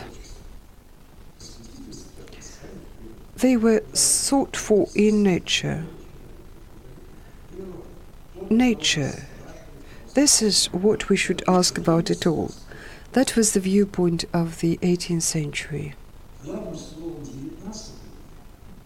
The main word of the 19th century becomes society and history. This is, as Foucault puts it, it's an age of historical history. History is a late discovery. It was discovered quite recently. Many nations do not live in history. You must know what it is to live in history. And this is where sociology rose in the 19th century. This is an idea that man is a public creature, is a social creature, sorry. This is, as Marx put it, all social relations put together. And at the turn of the 20th century, they come about what they call all arts and science about culture. They discovered a more in-depth layer. And they realized that the fundamental basis of historic places, it's not about economics, about politics, or even the state. Or you keep telling society, state, but much more fundamental is the culture. Well, you can give very simple explanation for that. How can this be tested? Try to, say, rent somebody else's models. Try to apply economic and political models that are not proper for Russia, say democracy, market, and try to move it elsewhere. And for some reason it either does not work or gives an opposite result. Models were transposed. All institutions seem to be there, but it all works in the very opposite way. Why is that the case? Culture matters. Culture is different. Culture is different. The element of culture is not deciphered yet. It's not about mentality. They said codes, mentality, values, they're all words. You should understand, we still do not know how it all works.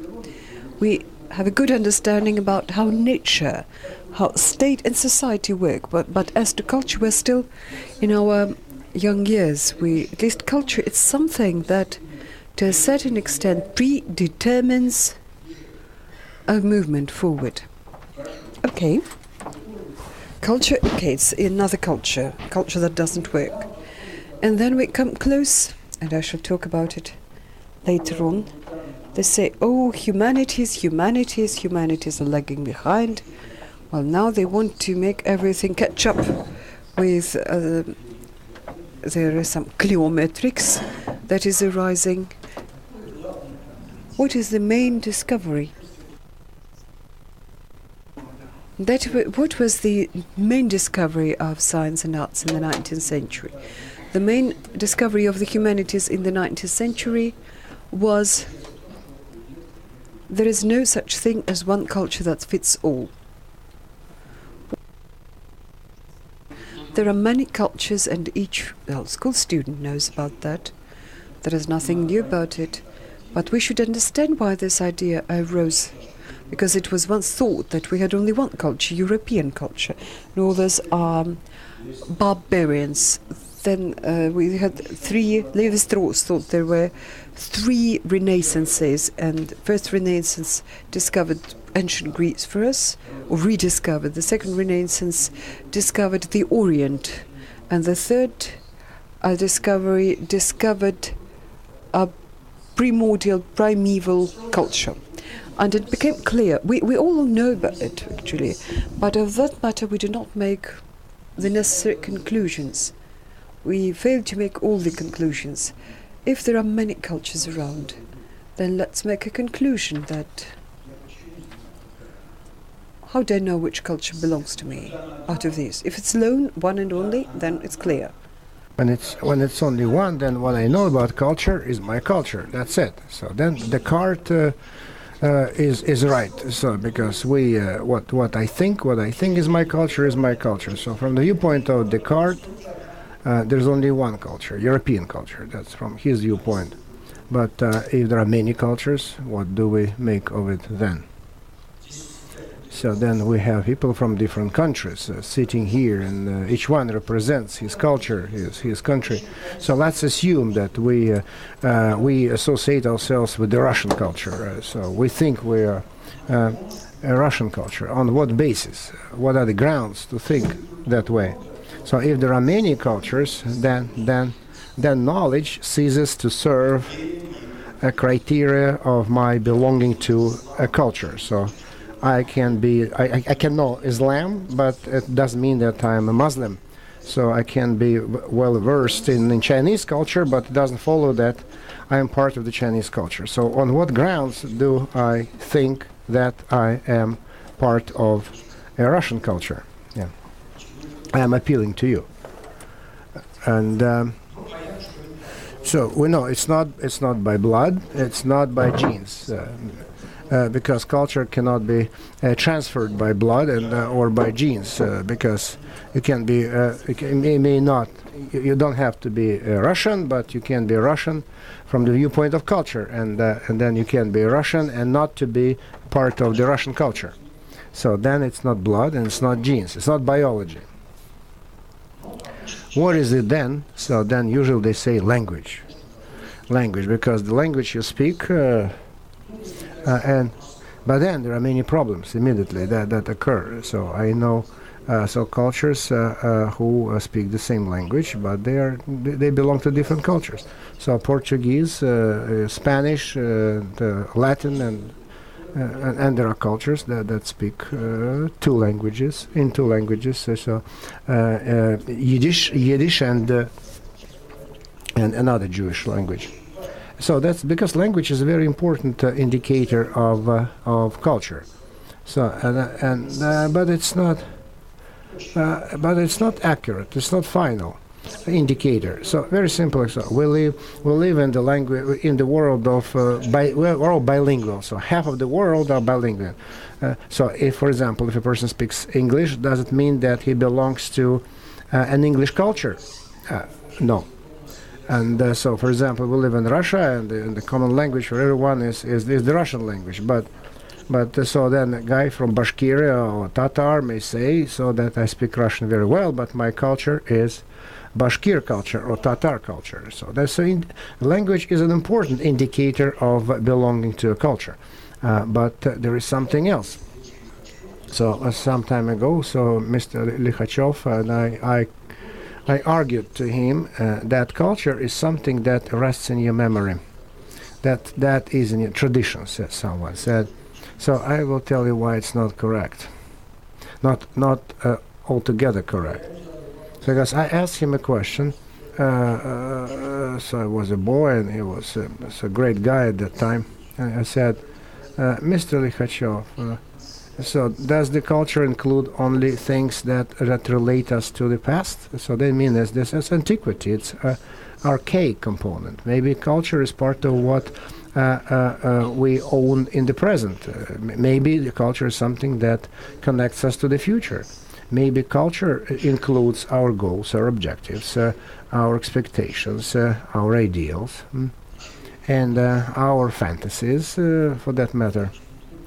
And it's not only memory, and it's imagination as well. And then secondly, the most important part. So is it always that what I have in my memory, in my traditions, coincides with what I have as my objectives and goals? Maybe I want to abandon certain ideas. Maybe I'm not happy with something in the past. Maybe I want to criticize and to argue that I don't like it, or maybe just I like something from other cultures and I want to borrow it and I want to bring it into my culture. So yes, it was not my culture. Now it's part of my culture because I like it. So that is why what is my culture, and the issue it's not so difficult. It's so difficult, so complicated, so convoluted. So because each generation gives a different answer. Yeah, no. So you cannot just give one answer for all generations and for all times. And then you'll understand. So where the philosophers work and where the scientists work, and the realm of scientists and the realm of philosophers. So much depends on lineage, environment, upbringing, culture, education. Everything depends on that.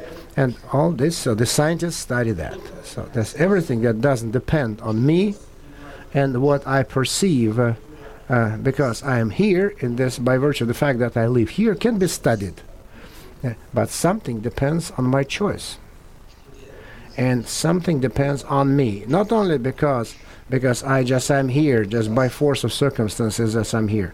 Yeah. And but something I can take and something I can reject. So much depends, something depends on my inner freedom. That's why the answer to the question, what is my culture? What my culture is, certainly it's factor of necessity is there.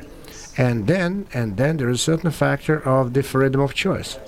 So the moment just we get into the realm of the freedom of choice, this is what the philosophers do. The philosophers, they are involved in a wonderful realm, which is located in the environment of freedom. And this freedom of choice depends on what I will be, what I will hope to be. Because if nothing depended on me, if everything was predetermined, if everything were predetermined, and so because the freedom, a future is a factor of my freedom. Because without freedom, it's just repetition going around in circles, no movement, going around in circles, going around the board. That's why philosophers work. So my freedom is my future. Okay, now if my choice depends on me to a certain extent, certainly on a limited extent, and there are many other factors that I have no control over. But so now let's move over to Russia. I think that the specifics of Russia is that Russia has not made this choice. It made it some time ago, but it has not remained true to that choice, loyal to that choice. Let me explain. It has not remained loyal to that choice. So in the history, let's get down to Russia now. So if you understand, this is a big prelude, because very important to understand just how this all works. Because I'm not a person who is involved in culture, so who studies culture, culturologist. Yeah, I'm not a culturologist. I'm not that guy. And in our history, there is one uncertain thing, so just if someone explains, I'll be happy. But there's one white spot. Because when we talk about the history of Russia, we cannot say the same things what we're saying about the history of Europe. Because the history of Europe is traditional. So the ancient history, antique history, Middle Ages, and the new times. That's it. So, but the same things cannot be applied to the Russian history. You know? So very, very difficult division, and so the thresholds and so the watersheds between those periods very difficult. Can we divide Russia into those distinct periods, the same kind how we did it with Europe? Because philosophy is a big question. You need to select the question. Because antiquity, Middle Ages, modern times. Can we divide Russia? Can you think that we can do that? Okay, from what time just we start the new times? What? Okay, Peter the Great, the new times, modernity. Okay, so you think that they're starting from, so we'll talk about that. So starting from,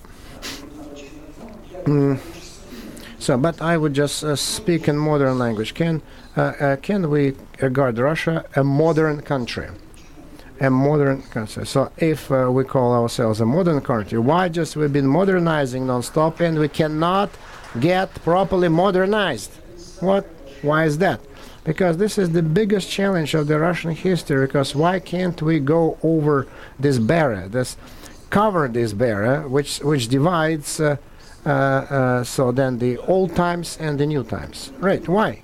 So there've been 3 waves of modernization. 3 waves. And I will tell you about that a bit later. So there were 3 waves. So the first one started during the Peter changes. So it was Peter the Great was a great modernizer. So I'm not. And so there are some elements of European type of modernization, but it's not. It's because he wanted to become a modern country, but not a European state. But the main result of the modernization of Peter the Great's reforms and Catherine the Great's reform was the Russia of St. Petersburg. So Russia of St. Petersburg. If you think that the St. Petersburg with its huge culture and the Golden Age and the Silver Age, and if you think that this history was a modern, this is the new times of Russia, if you think so, then we don't understand anything what happened afterwards. So because you cannot get out of modern times. So you can get out from modern times to post-modern times. But how can we get back from modern times to pre-modern times? Because St. Petersburg time is uncompleted modernity that have not been brought to completion. They had no market, no modern. There was no modern economy. There was no civil society. There was no rule of law, and there was no there was no mind. There was only mentality. What was the difference between mentality and the brains? So because when the historian says mentality is scientific intellect, so you cannot call science mentality. But what's everything outside science is mentality. So, but there is a difference between mind and mentality. That's why we cannot understand Russia as a result, because there's no because we cannot see the difference between mentality and mind, because Russia has not yet ripened so that we could rationally understand it. So, because Russia is still an object of philosophers' study, because what the philosophers were talking about Russia is a sign of backwardness of Russia.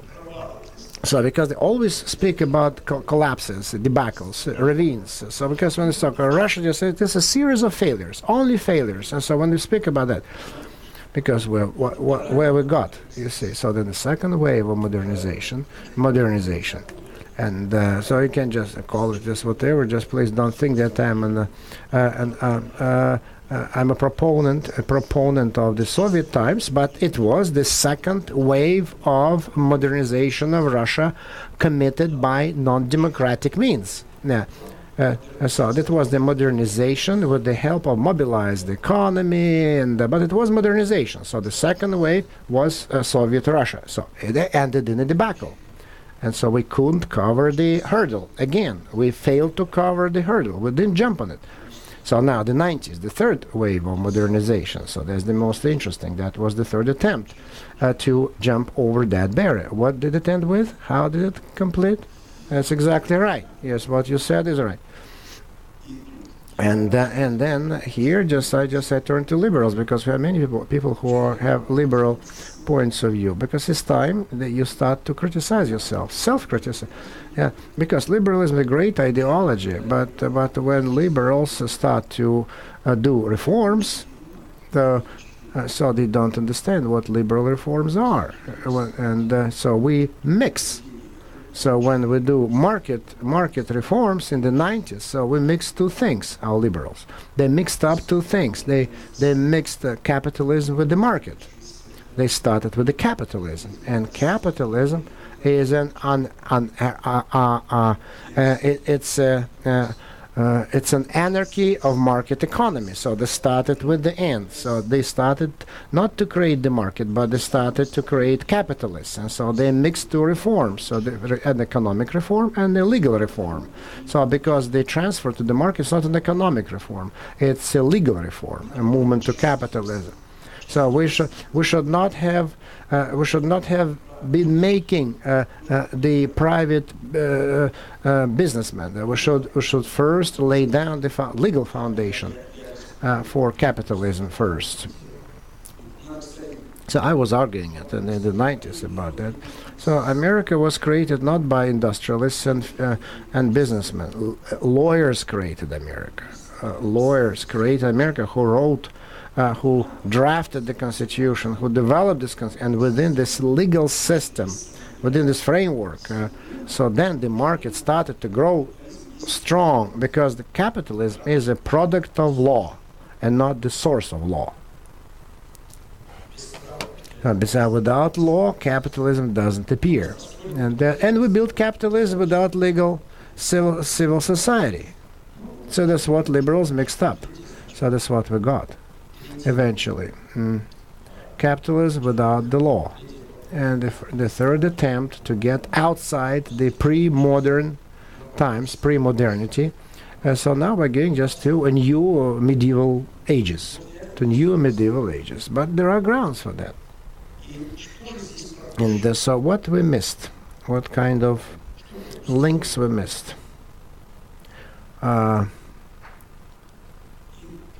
Peter the Great, what did he miss? And the Bolsheviks, what did they skip? And the liberals, what did they skip? What they did not notice? There's this kind of lack of understanding of Russia.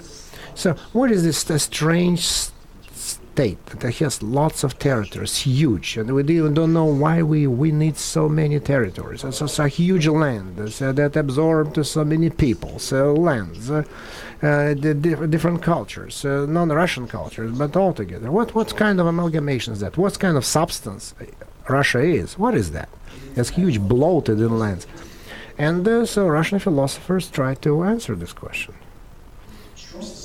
So what the idea of Russia is. So this I came to the word idea. The philosophers saw such idea exists and existed. So the Russian idea. So this is the central subject matter of the Russian philosophy. And what they discovered. And to this question we need to give an answer. Sociological answer or economic answer. But we know that this is a cultural answer. It's all around culture.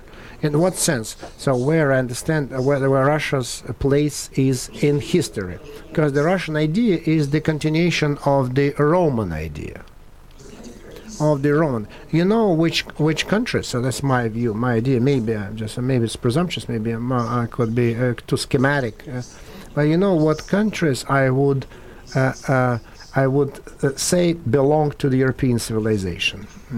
So we will understand. So which countries I think are part of the European civilization. So that will bespeak the Russia's place.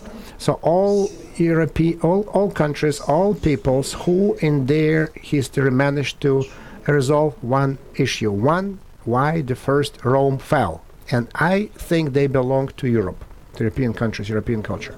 So who were trying just in sense. So what was the decline of Rome? That was a seismic activity. That was the magnitude of like the moon fell on Earth. So because that was the center of the world, and all of a sudden just it falls prey to nomadic tribes. And so the historians will tell it better. So that's the nations that try to deal with this issue, why Rome fell. So they belong, because from this question, so the Middle Ages start. The Middle Ages, the Saint Augustine, so the decline and fall of Rome. So why did Rome fall? So that's the time when the modern times start. So the change of times started when they started to try to answer why Rome fell. So Montesquieu and others, so they're trying to explain. And moreover, so this issue, this main question that was discussed even by the founding fathers of the United States when they were writing the Constitution. So they were even just signing this with the Roman name, Publi. So there were two answers. So why Rome fell? And you understand, so where Russia starts to bifurcate from Europe. So two questions. You will immediately see where Russia stands apart. Rome fell, so because it betrayed its republican ideas. It changed its law, its civil foundation. And then the Western history, so when Rome would be replicated, so the Romans, sacred empire. So, but if you just watch the history of Europe, that was the return to the ideals of Roman Republic, the renaissance of Roman republicanism. And that's exactly wanted to do. And then all American Constitution is built on this principle. How to prevent the transfer of republic back into the regime of personal power. That's why the division of power, checks and balances, and three branches, etc. As a result of this. But there was another answer. So the main merit of Rome, from the viewpoint of Europe, what did Rome discover? So what was the Rome idea? Roman idea was that they opened up some universal, comprehensive civilization, because Rome did not dream of the world predominance. So it's not Alexander the Macedonian or Genghis Khan.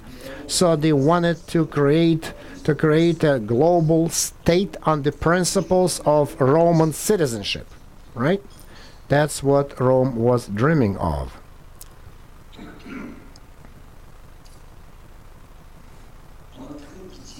So it discovered an idea of universal civilization. So then something should be there in the world that would unite everyone. So then they discovered the idea of law. Law is an unification of people that does not require any religious sanctions, because religion, world religions, they unite people as well, but they only within the framework of their own gods. And you don't know this watershed between different gods, because you can certainly go from one belief to another confession, but you cannot combine them together. But law expands on all of them, on all beliefs, all confessions. And Europe followed this way. Then the second answer was as follows. So Rome fell because of the lack of spirituality. Paganism. Paganism killed Rome, which that actually undermined both the power and the citizens. And that's why and Byzantium gave this answer.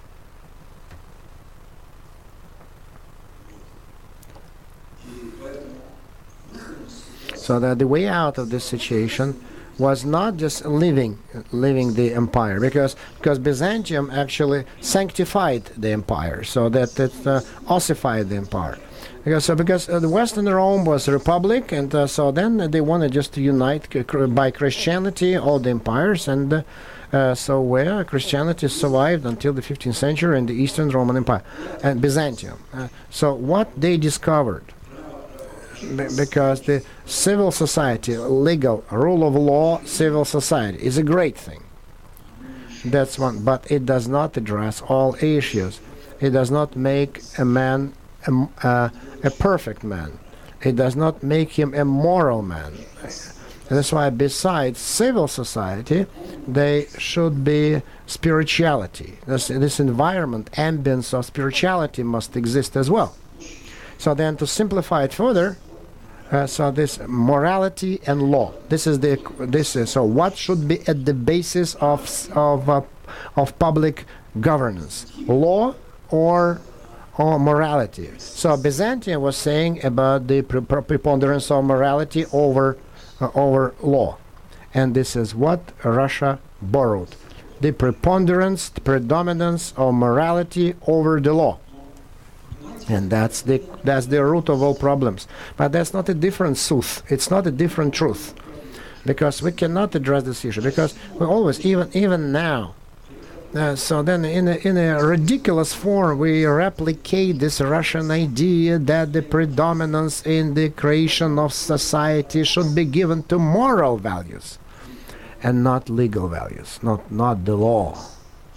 And this is the continuation of Roman idea, but in Russian style. And this unites us and disunites us. And to address the issue of our attitudes, I'm wrapping up, and to address the issue of our attitude to Russia relationship with Europe, and so if you just translate it into simple language, we need to address the issue how living together, morality is related to law, morality and law, because some moral values have been translated into the legal language, right? Don't steal, don't kill, So don't be lecherous. So don't desire your neighbor's wife. But the most important legal value cannot be translated into the legal language, which is you cannot. So Russian philosophers, as a Russian idea, they offered of this love, humility, and love of everybody. So they call it the cathedral, like a unity of the nation around. And so the Russian idea certainly then eventually got transferred to the nationalism, and so it was a utopia. It was utopia. The idea was a utopian idea. So definitely, so you cannot build a society only on the basis of the law. There will be problems too. Morality should be there as well. And I think that so then, trying to address this issue, to determine one's future, to identify one's objective, goal.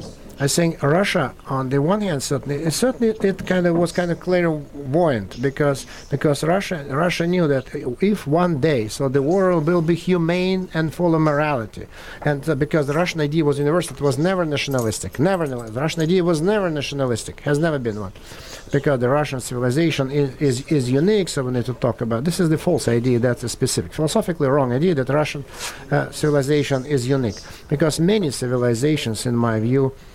So it came from Toynbee and from some extent from Danilevsky, but Danilevsky was by profession a biologist.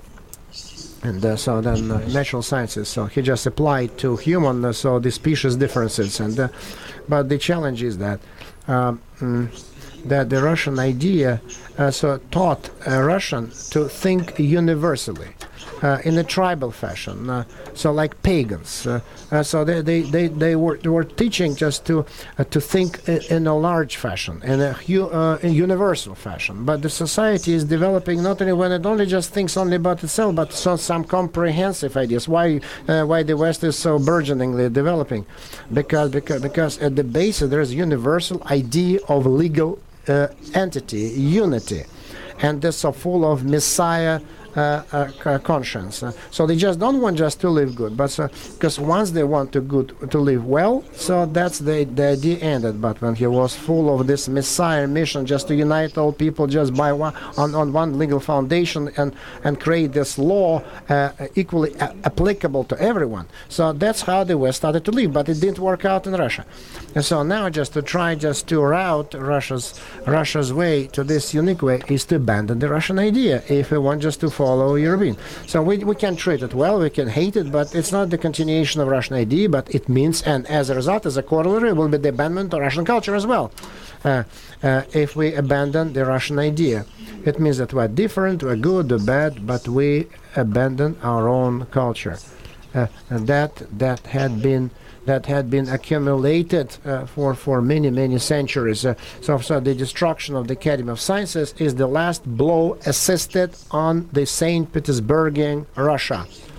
And so we're killing the last pockets of science and intellect. And so then I will tell them, you are severing relations with the Russian culture, because the essence of Russian culture was universal and was related to the main idea. It was designed not only for Russians, it was designed for all Christian, but it was based not on law, but it was based on morality. That's the difference, morality versus the law. So how can morality be juxtaposed with the law? That's the main challenge of Russia.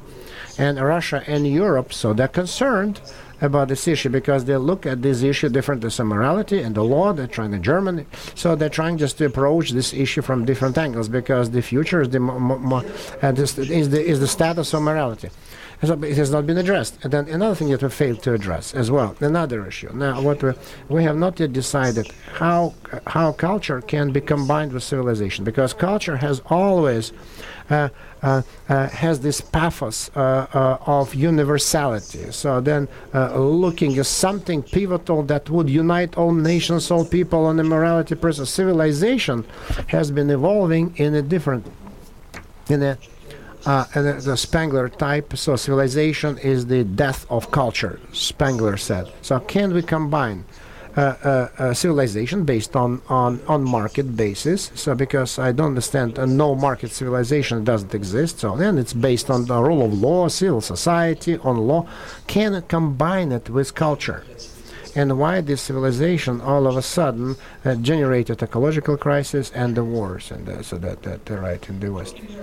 So this is the range of questions that I would like to offer you, and I just only had time to list them.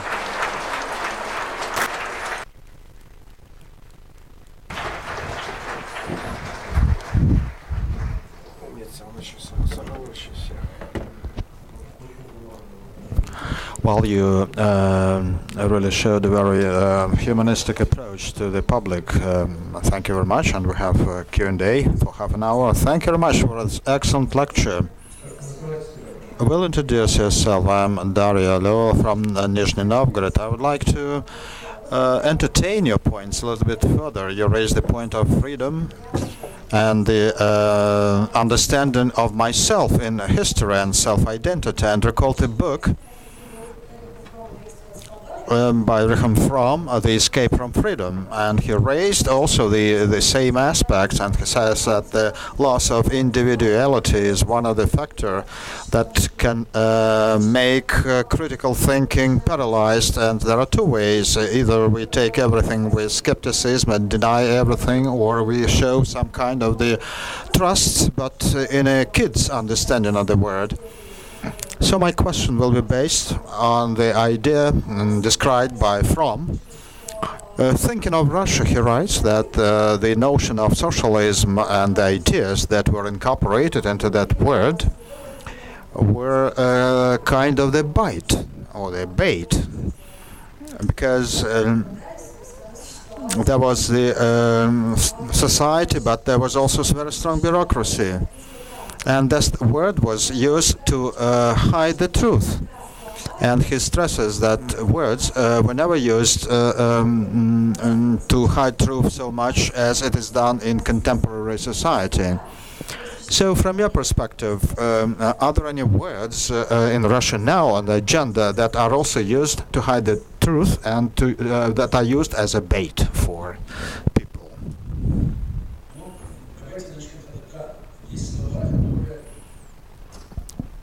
Well,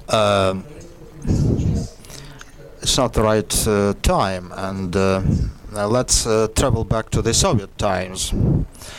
Can you imagine what was the most commonly used word that was used in the different context and to hide the truth? And the word was Soviet. There was no Soviet power in Russia in its true meaning, because the Soviets, the councils of the people, were never in charge. It's true that we had Soviets on every level, in municipalities and cities, and there was the Supreme Soviet, but the power didn't belong to them. That was really the lie, and power belonged to the secret services. And this deception, well, it's not Russia's invention. Well, I don't think that many people really understand what Stalinism means. It's not about Stalin himself, but Stalinism is associated with the Gulag concentration camp, with purges, terror, but people never realized what was the reason for that Stalinism. They looked at Stalin as a bandit, as a gangster, but do you know what Stalinism means? It was kind of a special ideology. Stalinism is when you equalize ideas with reality. That was the deception. Now people hate even hearing such words as socialism or communism. It's like a red piece of cloth for a bull. But those are great words. Neither communism nor socialism notion was born in Russia. It was borrowed in Russia. So when Stalin said that we had built socialism. He said that 12 years after Lenin. And so even Lenin had been shocked because he would never have called the system that Stalin built as socialism. So I refer to all those people as Stalinists who believed that the socialist system was in existence in the Soviet Union. And communism, even according to Marx, is not a society. It's not a system that can be built. Nothing of the kind was offered by Marx. Communism is history, and Marx was investigating the issue how we can live in history. And people never lived in history. It were things and other notions that lived in history, but not the people. So communism, when a person starts living in history, and it means that every individual meant a society, would be in a society. It's because I communicate in one fashion with one person and differently to another person. So we used the words, but we took them in an entirely different sense. Let's switch to the contemporary times, to the modern times. Not a single current term, from my perspective, you can argue with me, not a single term corresponds to its meaning, true meaning. We say parliament. Do we have parliament? We say judiciary. Do we have judiciary the way it is meant? We say party. Do we really have political parties? Formally, we do, but when you try to check the consent, well, it's bluff. And let you think how you can term that, how we can call that, but I am certain that the words that I used do not correspond to the reality. So we need to find some adequate language to speak, but it can happen only if you are allowed to, since those systems that we are having, the one they are having now, does not allow people to speak in adequate language. In the Soviet Union, we used to say that it was the most humanistic or fair country in the world, which was not true. So the adequate language is something that differs this system from other more conventional systems. And the system of arbitrary rule, when no rights are observed, when everything is determined from top, when the system is built on propaganda. I'm not a great speaker to mention all those things, but such systems and regimes will never speak adequate language. And the reason why you cannot comprehend Russia, really.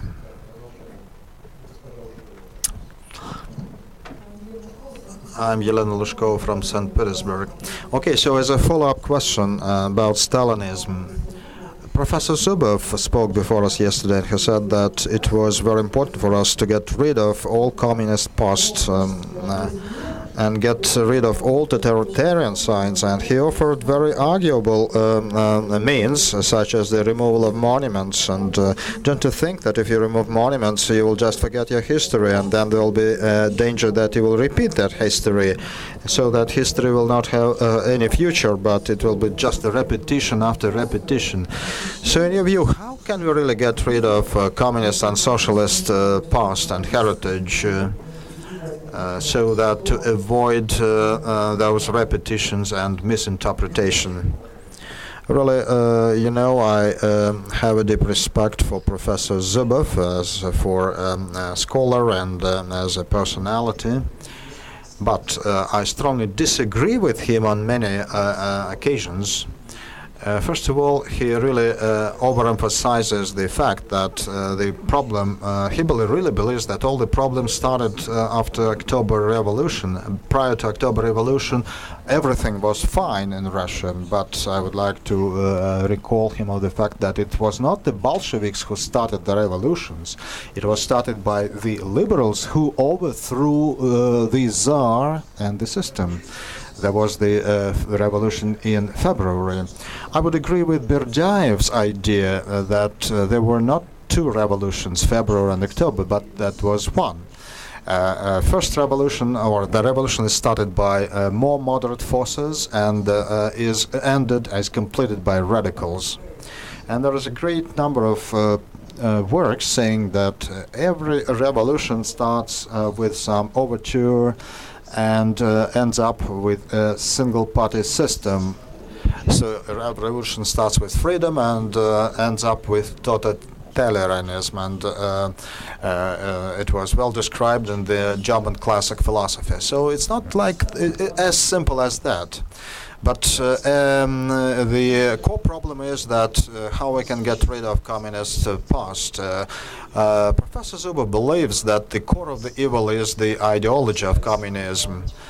I think Stalin is not the problem. Stalin was the main anti-communism of the 20th century. He was the strongest anti-communist because he disbanded Comintern, that Communist International. No matter what you think of Stalin, but it's a fact. And communism of Lenin, profited by Lenin, was also under question. And why did communism became that popular word? It was after the Third International, when the Communist International began spreading the power of Bolsheviks through the rest of the world. And it was the mistake of the people of 1990s who believed and come into my idea, who said that Russia was to be saved from Marxism and communism, and that's exactly what those people were doing. But my idea is totally contrary. I think that Marxism and communism are to be saved from Russia, from the misinterpretation, and liberalism is also to be saved from Russia. Because we are not a country. We are the cemetery of all the ideas. The moment idea comes to Russia, it evolves as a caricature and a misinterpretation. And you should understand why. I'm told that all Asian Marxism is like that. That's correct. But Marxism was never designed for Asia. It was designed for the United Kingdom. I'm not saying that Marx opened 100% truth. Marxism is obsolete in many respects. But what was the mistake of Marx was the combination of Marxism and the working movement. There are two components that do not go together. And Marx never believed he was a socialist, and in all his works he wrote critical things about socialism. And it's kind of a utopia. I agree, it's a utopia that says that, and I can explain to you why it is a utopia. The core idea of communism is that it's free time, not working time, should serve the basis for any society. So that theory teaches how you live in your free time, not in your busy hours. It's not about economics. It's not about sharing all the property and assets. If it says that all assets belong to everybody, then it cannot be the case. It can be said only about abstract things. So I would offer another idea. You understand that I derive from the Russian culture, and I'm not an opponent to Russia, but I'm quite critical about many things that are taking place here. So I would suggest an idea of not the eradication of communism here, but of de-Russification of communism. I'm Timur Zhakhov. Thank you very much for your presentation. And would like to ask if you have some feeling that close society is to religious standards, both in terms of culture, traditions, morality. The more viable this society is. Viable? Yes, viable. And don't you think that socially successful projects are kind of mirrors, modern mirrors of religious ideas that reflect religious ideas? Can you think of an example of religious countries that had made great progress.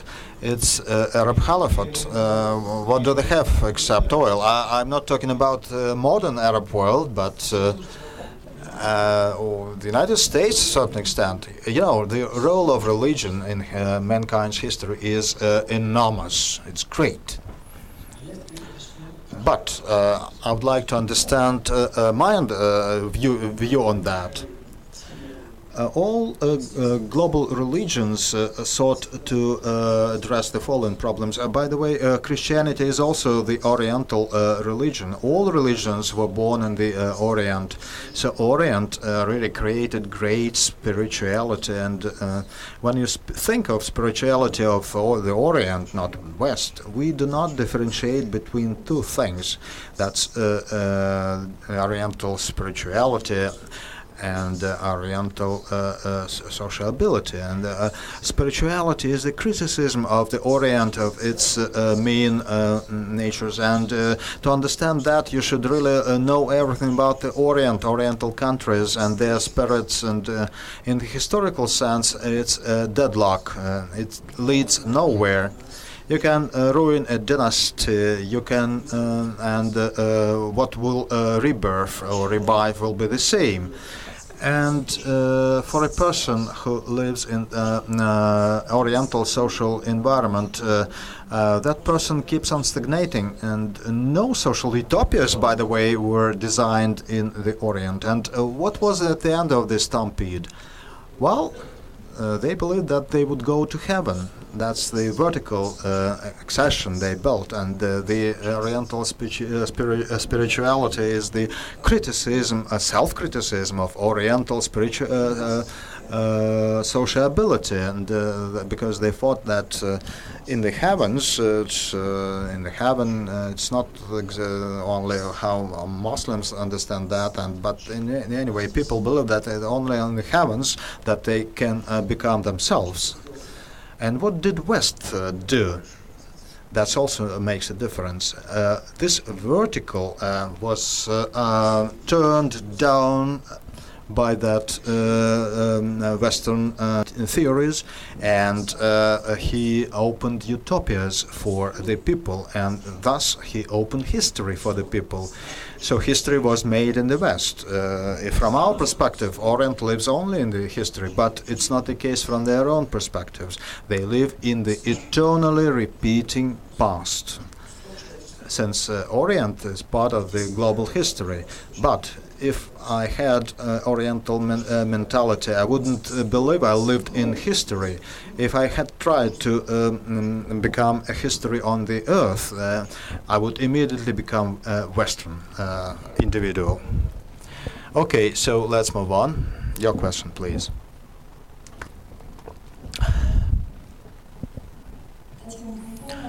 I'm Tatiana Kanko from the Moscow region. You said Russia is a cemetery of ideas. Perhaps Russia is the universal deadlock for anything that is excessive, superfluous. Russia, captured and digested and rejected such phenomena as Napoleon invasion, as the Hitler's invasion. Perhaps Russia is the space which dissolves all excessive things. Well, do you mean that I really said that? It's not the case.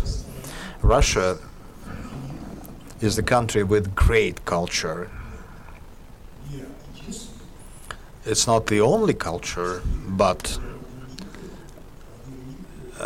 that's the culture that is equally important as opposed to Greek, Romans, or European cultures.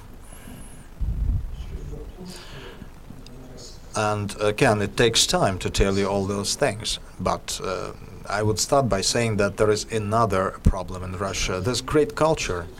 And I don't believe in a social culture or socialist culture. There was some socialist art, and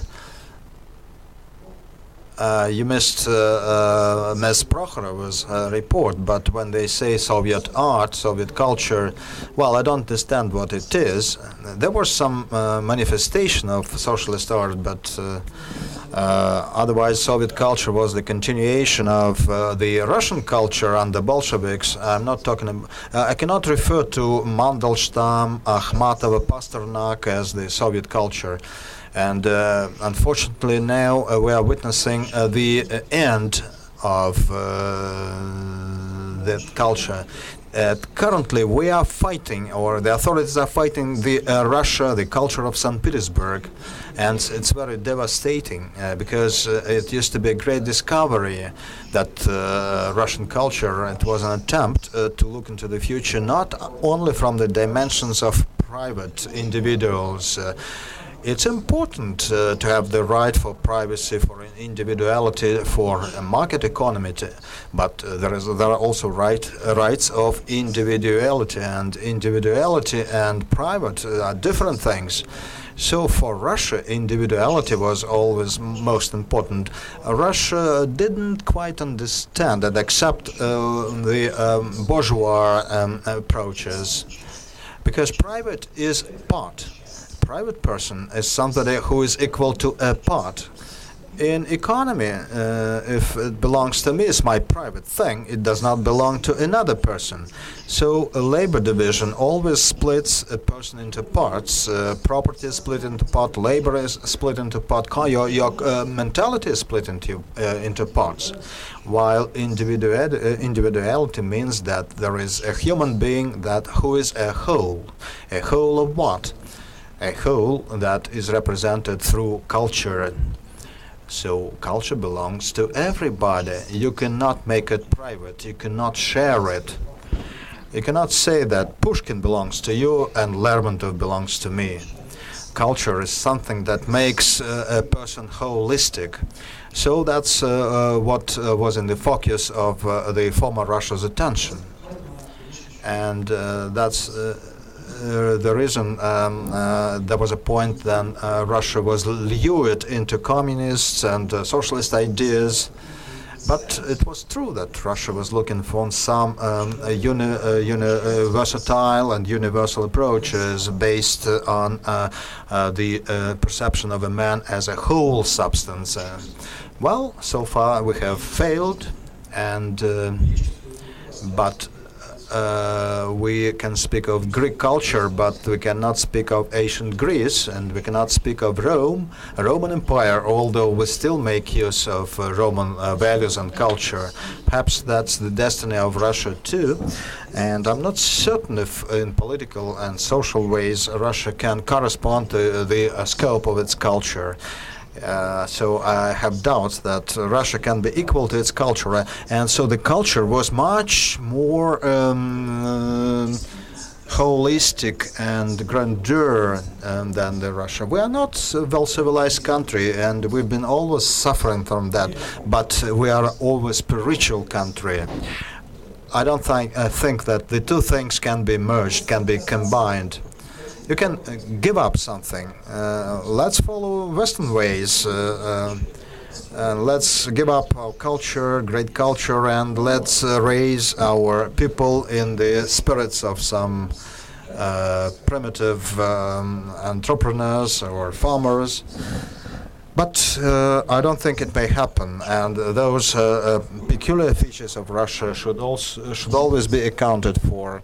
You cannot change the core of Russia, and I think that any reform in the past had to pay priority not to the market but to education, culture, and that had to be our priorities. That would be my answer to your question. Our friend from the Baltic state. Thank you very much. I think this definition. I'm Ruslan Feratov from St. Petersburg. St. Petersburg is becoming a very bad word. But anyway, thank you very much for your input. That's really something that we should think over. You started by saying that for philosophers it's very important to determine in which historical time we live. But I would like to understand what century is here and based on which categories you describe that century. In 2001, when there was a 9/11 event, tragedy, it was referred to as the beginning of the calendar 21st century, at least for Western civilization.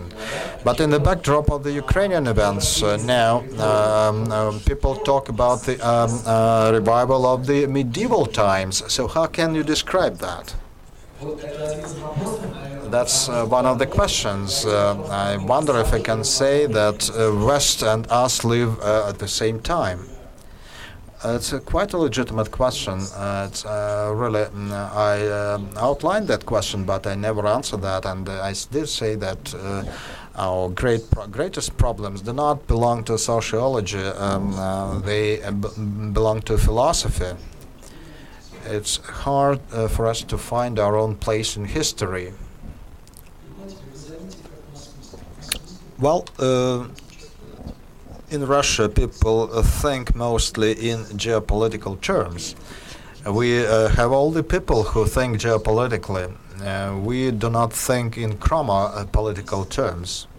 I mean, in terms of our place and time, and the previous lecturer told you about that. So it's hard for us to determine our time. It's hard for us to draw a demarcation line that would separate the past from the present. In terms of chronology, certainly we live in the present times, but it's just the calendar. And Australian Aborigines, they also live in that present time, as well as some other nations. And the idea of local civilization is a crazy idea that is very much popular now. And there is it removed all hierarchy. The core of that history is that we are all equal. No aborigines, no primitive people. They are also cultural people, but their culture is different. And I keep on asking if there is any difference between higher culture and low culture. I am not the supporter of the theory of progress. It's much more complex now, but I'm a supporter of the idea that we should not equate different cultures, different states. We cannot equate an analytical civilization and the industrial civilization, the agricultural or farming civilizations and industrial agricultural civilization. They deplete land, but they make no other progress. And the transition to industrial civilization, is it a transition or movement in time, or are there two different civilizations? And the last thing I would like to say in a paradoxical way, if we continue dividing history into several civilizations, different civilizations, then indeed we would still be finding ourselves in a state of barbarity, because barbarity is indeed trying to render absolute nature to the borders between us. If we say that there are such borders which are impassable, which indeed cannot be crossed, which cannot be in any way permeated, and that the civilizations run and battle, and one can kill others, or else they can enter dialogue, or else they can, although I don't believe in such a thing as the dialogue of civilizations, I only believe in the civilization of dialogue and not the converse. So there will one day be some united civilization where the dialogue will be the pervasive and only format. And such universal civilization is the West. I do not think that the West is a prototype of universal civilization, but I think that if a country, any country, does not pose an obstacle to get into this civilization, which is universal for all, then it will never overcome barbarity. Never. And then even with respect to the West, we can even speak about some new barbarity which is emerging because of the isolationism. And as far as we're concerned, then I think that you have been right in posing this question. How can you define that time? We're doing everything on the opposite. We're indulging in isolationism. We're trying to oppose ourselves to the rest of the world. So we're seeing indeed a way back. That's how we're moving backwards, which is not even conservatism, because conservatism is a very important ideology, but it is, after all, the fruit of a bourgeois revolution. Conservatism is an attempt to find the ground in the past. But here we're talking about fundamentalism, which is a violent imposition of one type of mentality. You may call it totalitarianism, if you will. What kind of time is that? What kind of historical time is that? This is a historical time with an attempt to try and get back to pre-modernity. You know, there are some attempts that we're seeing in the West also. Post-modernity, whereby we're seeing this, but here we see an anti-modern times. We want to kill the modern. They want to supersede, to overcome modern, and in Russia they're trying to abort the modern. So we're anti-modernists. They're post-modernists and we're anti-modernists. That's what we are. Colleagues, by concluding this session, let me criticize Lena for a short while. And I will tell you why. When the school was only conceived, one of the most prominent philosophers of the 20th century, Merab Mamardashvili, was at its source, and Lena and Yuri were great friends with him. Lena, for many years, has lived with another prominent, and is the wife of another prominent Russian philosopher, Yuri Sinakosov. And Lena knows what is philosophical culture. But after Ernest Gellner passed away, Ernest Gellner, a most prominent philosopher who was our expert for the first several years, it is not very frequent that Lena invites philosophers. And wait a second. And finally, we have resumed with our great tradition.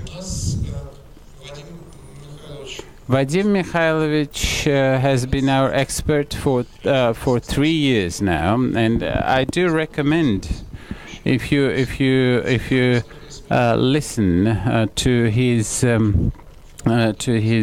lectures of the past years, and now I'm going to give high praise to Lena, because this is when philosophy is seen as such. Then I think that this is a great way of perceiving philosophy. And the fact that our expert has allowed us to enter this kingdom of thought, this kingdom of intellect, is a great contribution to the Moscow School and to the Russian culture per se. Yuri Sinakosov would like to say a phrase. Just one phrase. One phrase I would like to make. So last year and this year,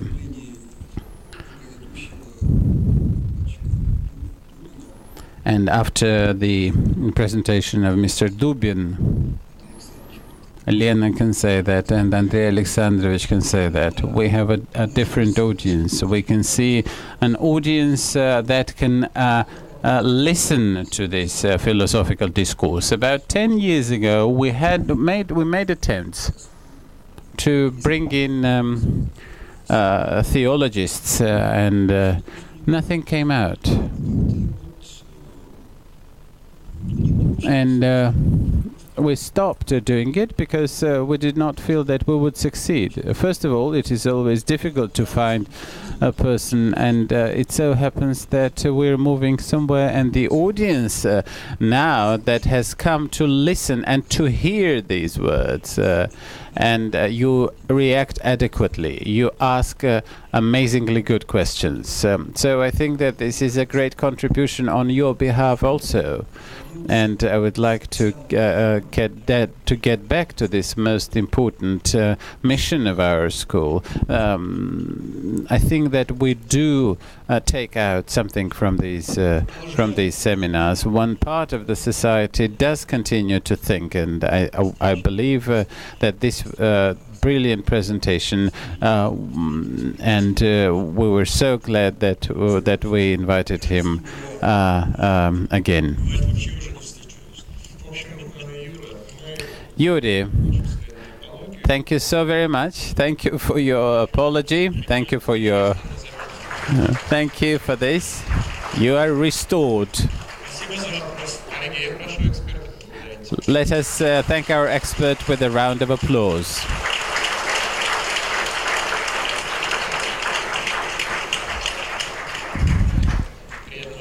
Bon appétit. Спасибо за это удовольствие. Что, нормально? Более чем. Да? Да. Не на фоне первого ничего такого? Нет, это другое. Это другое. Я вам сразу сказал, что это будет другое. Ладно, ladies first. Поклон Ольге Михайловне, пожалуйста. Спасибо. А вы не пойдете один? Да, сейчас встретимся там. Да, если вы тебя уже пропустили. Я сейчас... Мы вас ждем, на самом деле. Приходите. На самом деле, я даю вам привет от Бориса Мишуева. От Бори? Да, он хороший знакомый. Я его давняя знакомая, с моей подачи внимательно слушаю. Мы с ним очень расходимся. Я знаю. С моей подачи я от сайта «Русская идея» вам предложила. С моей подачи внимательно слушаю. Я вам очень понравилась. Он со мной не согласен. Кто, Борис? Да, вот он сейчас... Он слушает? Он слушал, он сейчас писал в Фейсбуке. А где-то мы с ним много расходимся. Это вы не расходитесь. Я слушаю вас. Вы не расходитесь. Гораздо ближе. Слава Богу.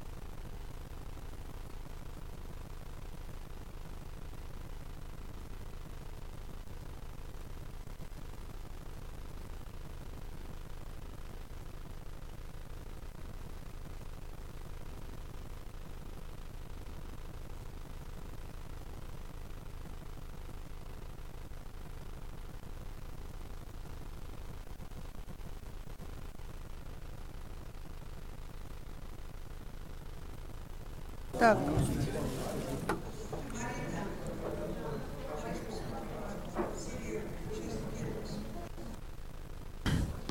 Please check if all the participants are in the room.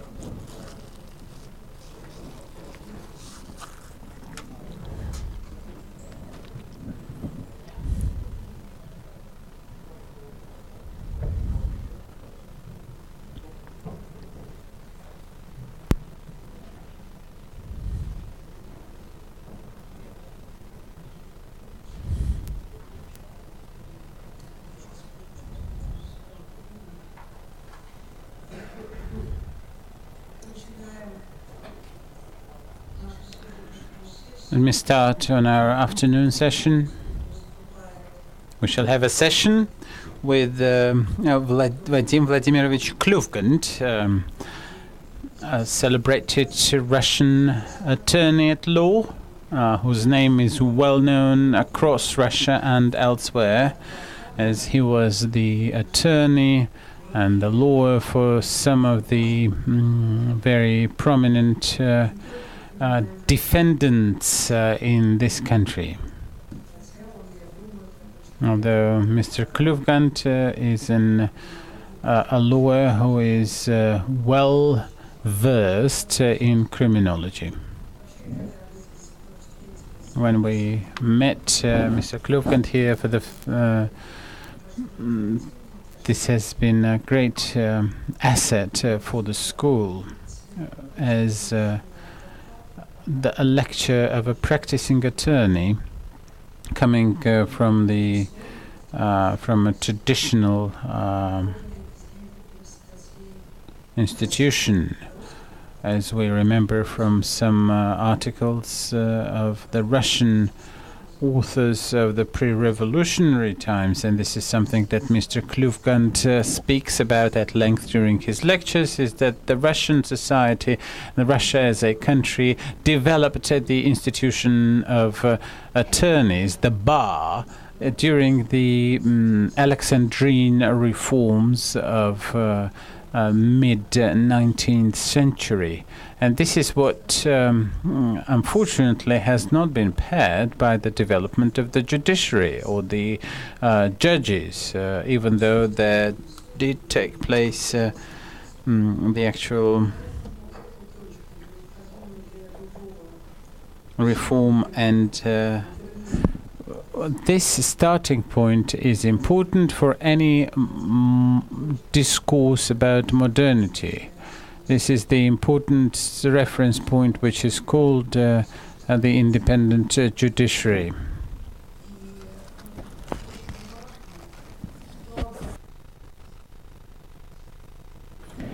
It is of great importance to find out what the real professionals think about this, and to see that the institution is not as active and as prominent as it must be. And indeed, this is one of the central topics of all our seminars. Oh, I would like to say on this class, by the way, on behalf of this class, because 5 days ago he had a grandson. 7 days ago, a grandson and a granddaughter, but it's all right. It is true. Thank you very much. Thank you. Friends, if you think that while Lena has been introducing me that I've been watching you out of curiosity, that is not true. I've been watching you as an object for my low feeling of envy. I always say that when I come to the Moscow school, I always say that I know about this sin of envy, but as they say, when you admit guilt, you are no longer to be castigated. So I wish I had been among you. I wish I had been together with you. So I I have wish I had been of your age to be as active and definitely joyful at in the walls of the Moscow School. So this is the object of my, as they say, of my white envy, of the envy for the good. The other thing that I would like to say is that I do hope to have a dialogue, because I would probably not have been an attorney if I had not wanted, and if I had not liked to chat. I like to chat, and this is the important characteristic which defines and makes us, the attorneys, different from the representatives of all other professions. So indeed, I will try to chat for about half an hour, and then after that, I do hope to have a very fruitful and interesting dialogue. And finally, the last thing I would like to say is that we're looking at the program here, as I always look at it, and it seems to me that we can start this conversation, apart from what Lena said, to try and make this conversation of the preceding session, which was the future of freedom, because it is clear that we need freedom to have future, but for freedom to occur,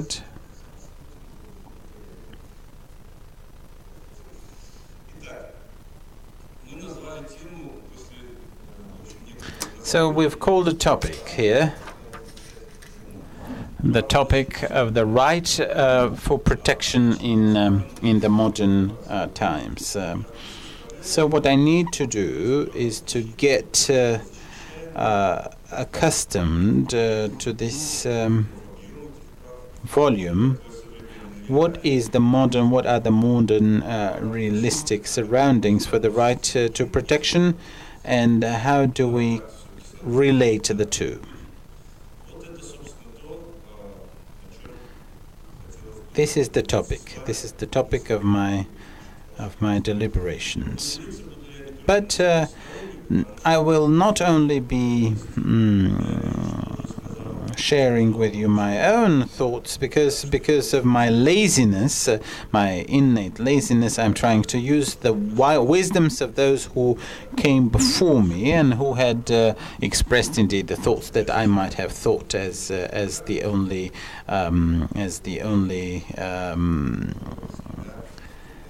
coherent expressions of my own perceptions. So the right to protection. I remember a Soviet film, some of you might remember it, The Right to Protection, and the first thing that comes to mind is is when somebody is under litigation and he's trying to guard himself. Well, this is a true understanding, but an incomplete understanding, because while this is the most acute moment in a man's destiny when somebody is under the criminal proceedings, but when you jump to the reality, then of course in a very close surroundings with that is everything related to the freedom of speech and the right to express one's opinion. Why am I saying this? Is that those things which need to be protected do not and are not limited to the criminal courts. So, what is the volume, and what is the subject for protection? I will try to read a quote for you, and you will try to tell me where it is coming from. We're deriving from the self-evident truth that all people have been created equal and endowed with inalienable rights, of which some are life, freedom, and the pursuit of happiness. To do that, people establish the governments which derive their legal authority from the rights of the subjects. Where does it come from? That's right. It sounds like a fairy tale. However, this is 1776, and we are now in 2014, and we can see on the example of the country where it came from, we can try and compare this with what we have come to. And let me have another quotation, which may also, you will find the source. Man, his rights and freedoms are the supreme value. The protection of his liberties, freedoms is the responsibility of the state. All right, that's good. You're right. That's where it is coming from. This comes from the Universal Declaration of the Rights of Men. Now, a quotation from the Russian Constitution, which is acting. The Russian Federation recognizes and guarantees the rights and freedoms of citizens in connection and depending on the international laws and in compliance with this constitution.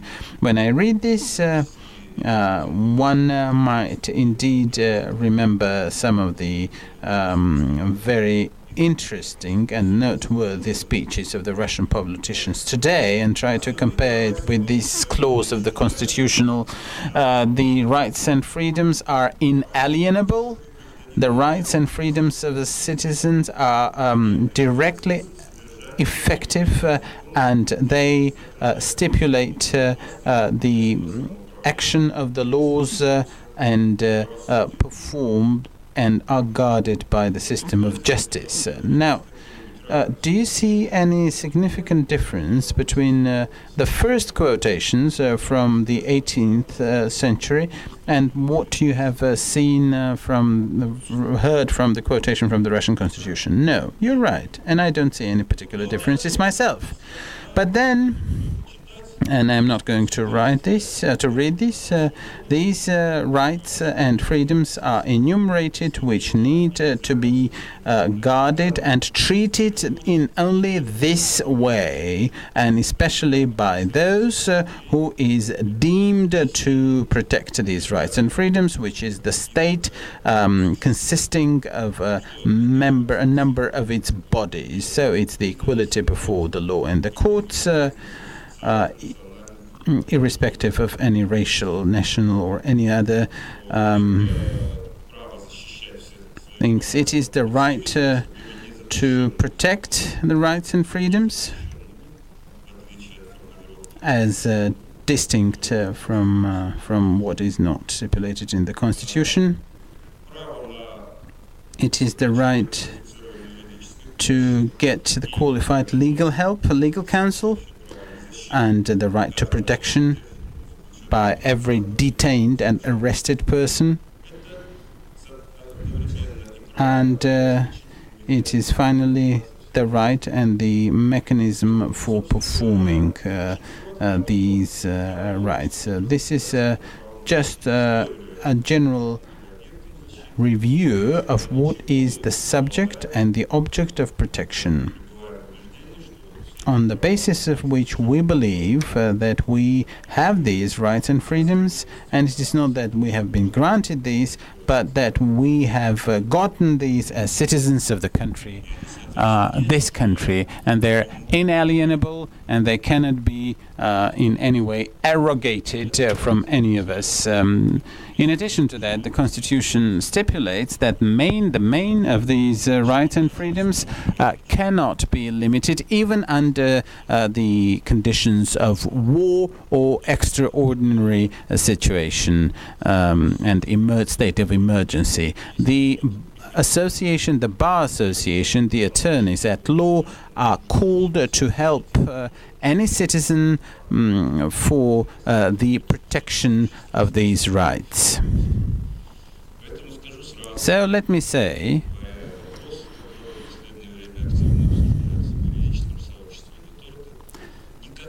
that under no circumstances in no civilizational surroundings, the attorneys cannot be called entrepreneurial activities or business whose only task and whose only objective is to extract profit. And indeed, this is my personal understanding, which runs contrary to much of the rhetoric of today. Today's law on the attorneys defines it as an institute of the civil society, and this is a very true definition. It is good that such a law exists, which is now, I think, which is now. On the 31st of May, we celebrate this anniversary. It was adopted in 1992. It is now, and this is indeed the first law starting from on the attorney starting from 1917. Before that, before 1917, there was such a law in the Russian Empire. After 1917 and up until that time, there was no law on the attorneys in the Soviet times. There was a lot of battle. It is a very conceptual law, and it took great energy, time and effort to adopt. It has recently been amended. It was amended this year, the last time, and it generally corresponds to the best practices in the world from the standpoint of how it must be. But the essence of the attorneys institute and its role is not just it being an institution of a civil society, which has this task of protecting the rights and freedoms and lawful interests. The researchers of and the attorneys show this phenomenon of judicial nature, the phenomenon, cultural phenomenon. It is also a cultural phenomenon.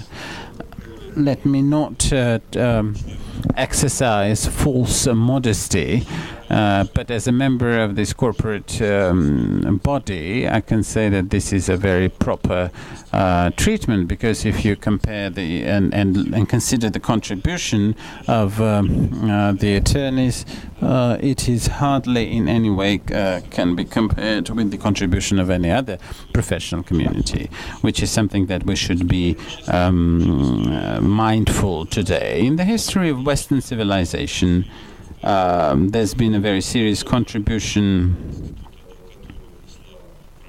by France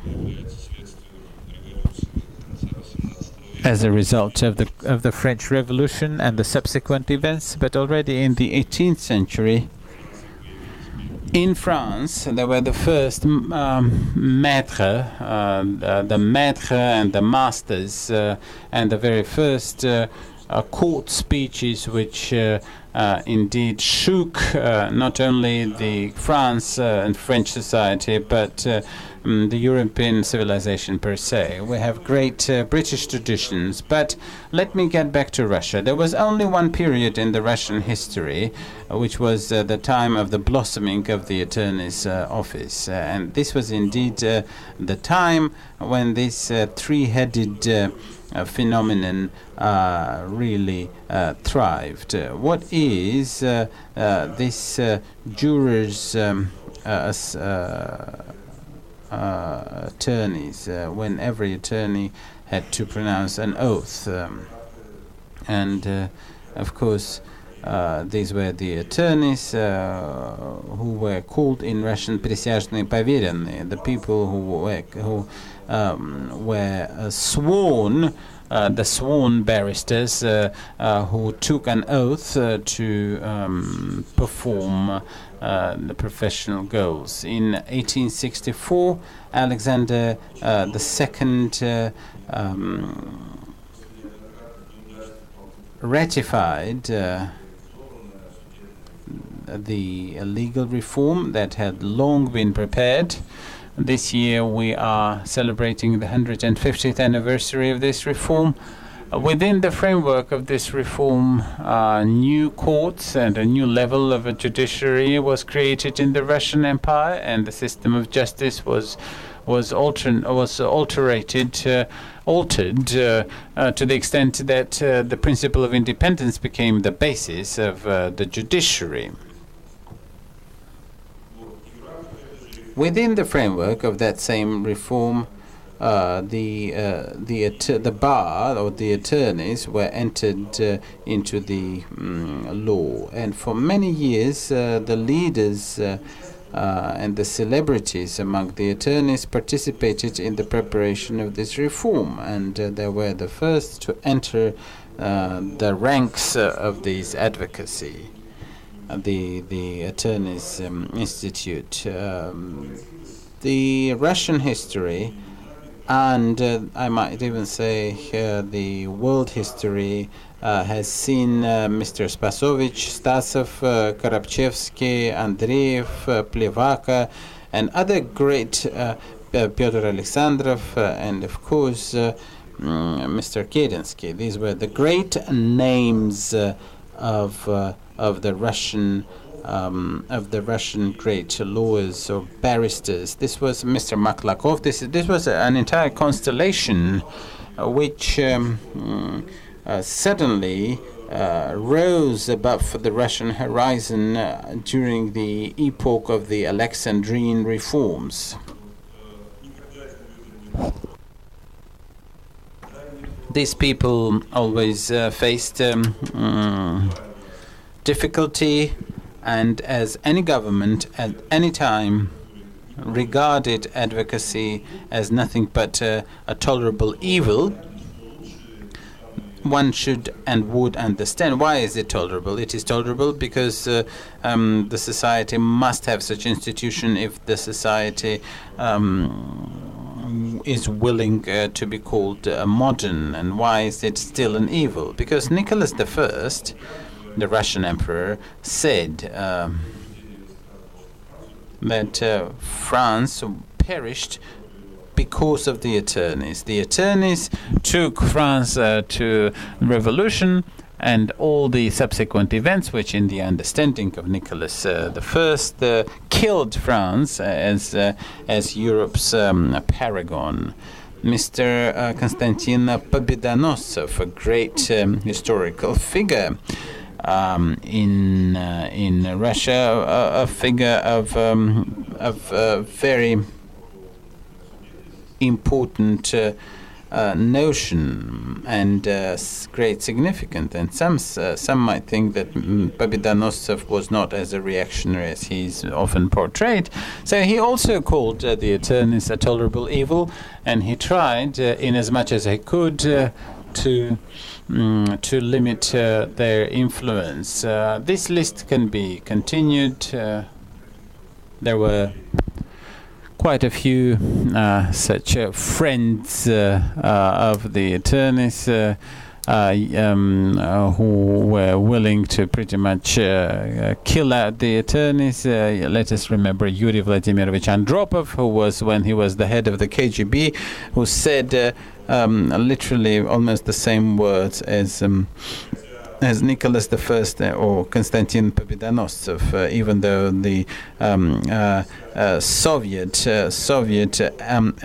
attorneys school and the Soviet attorneys were so insignificant in their influence compared to what we had seen in the pre-revolutionary Russia. Eventually, Russia saw this parallel and the curtailing of the rights of the jury court. One is prompted to remember the words of the preacher who said that it will stay the same.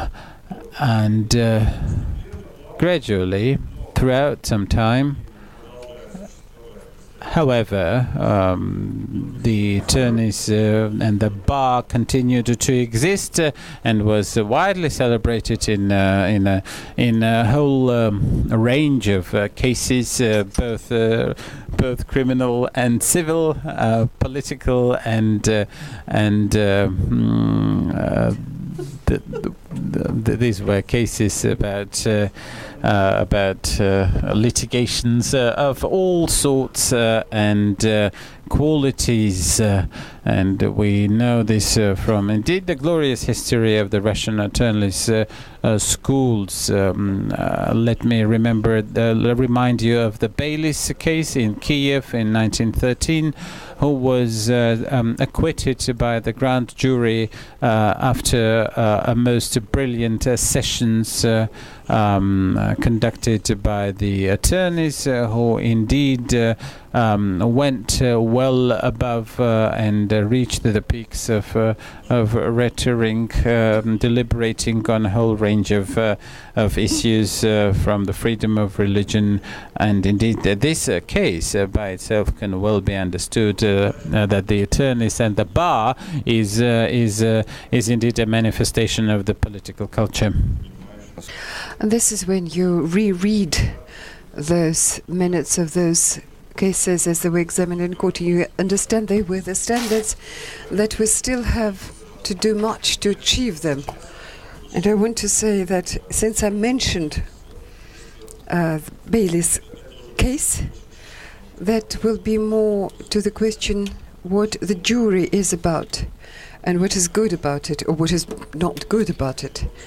I'd just like to give you a list of those who sat on the jury, those who actually acquitted this ill-fortunate Baylis, who was accused of committing a ritual murder and drinking the blood of a Christian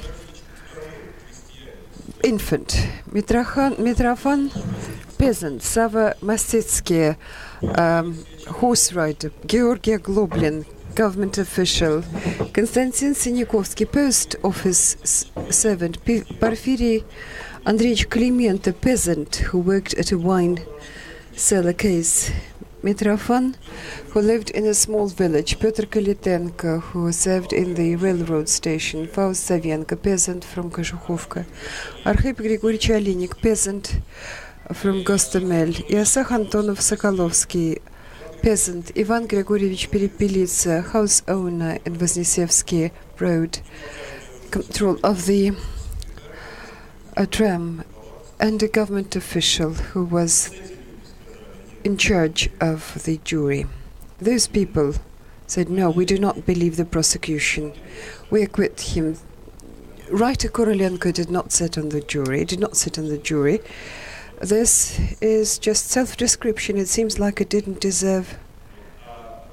But, for example, legal counsel Gorobchevsky, who spoke about the attitude of government to the bar, and said that the attorney is always in opposition by default because he demands that law should be observed. So by default he's always in opposition. So as he was attorney for the defense, he said, I'm sorry, I do not know, but what about Anton Gorobchevsky? But he said that he had some Turkish blood, and he said that I don't know anything about Jewish yoke. This, what is the prosecution? I do not feel it. I don't really care if it's there or not, because Rus has lived through many things. So probably it will, if this yoke exists, we will survive it. But what is more important, to raise Russian spirit and Russian on such a height that so these misfortunate Jews should envy us.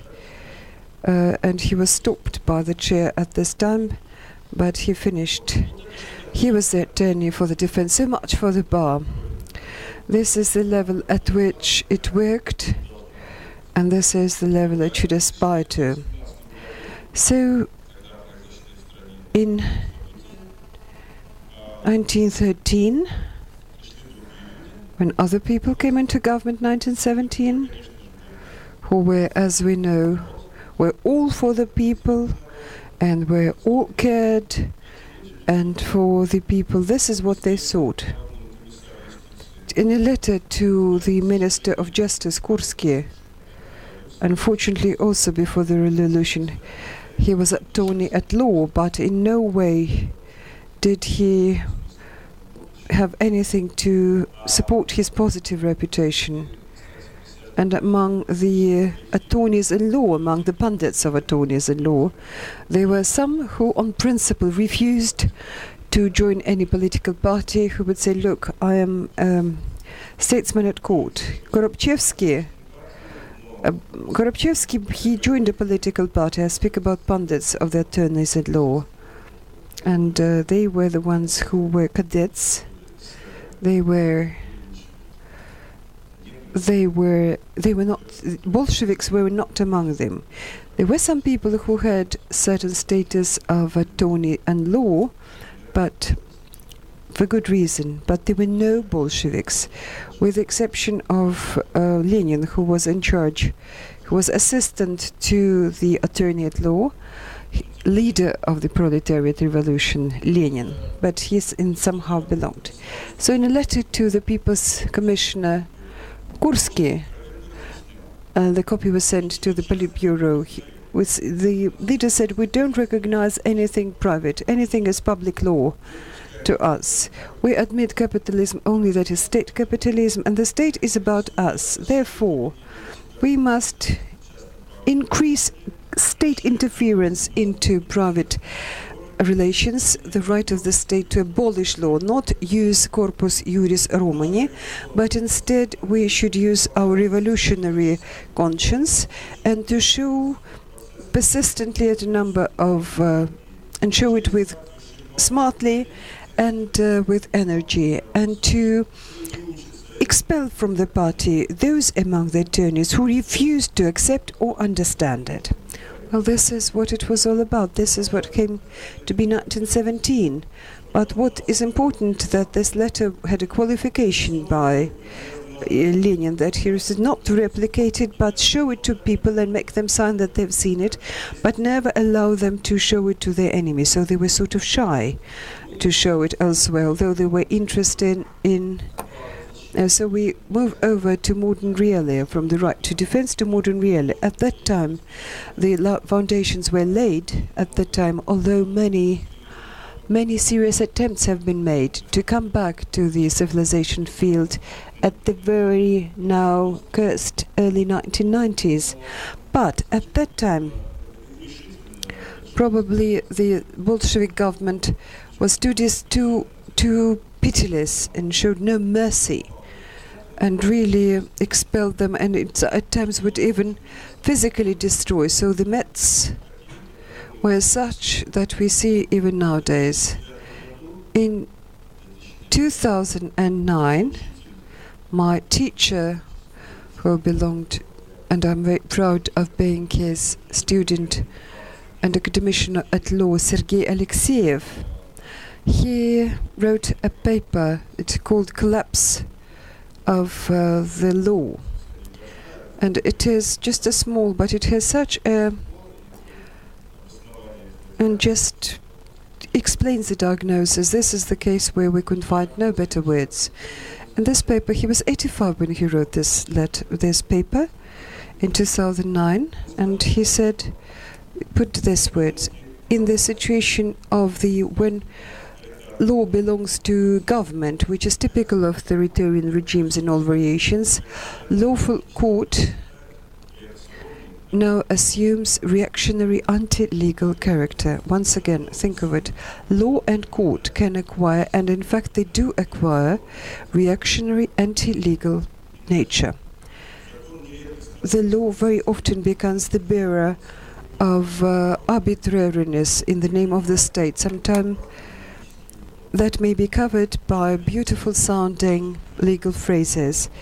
And independent court is included as part and parcel of authoritarian state structure, for which the very form and prestige of an independent court opens ostensibly legitimate space to carry out their arbitrary decisions taken by the ruling party in government.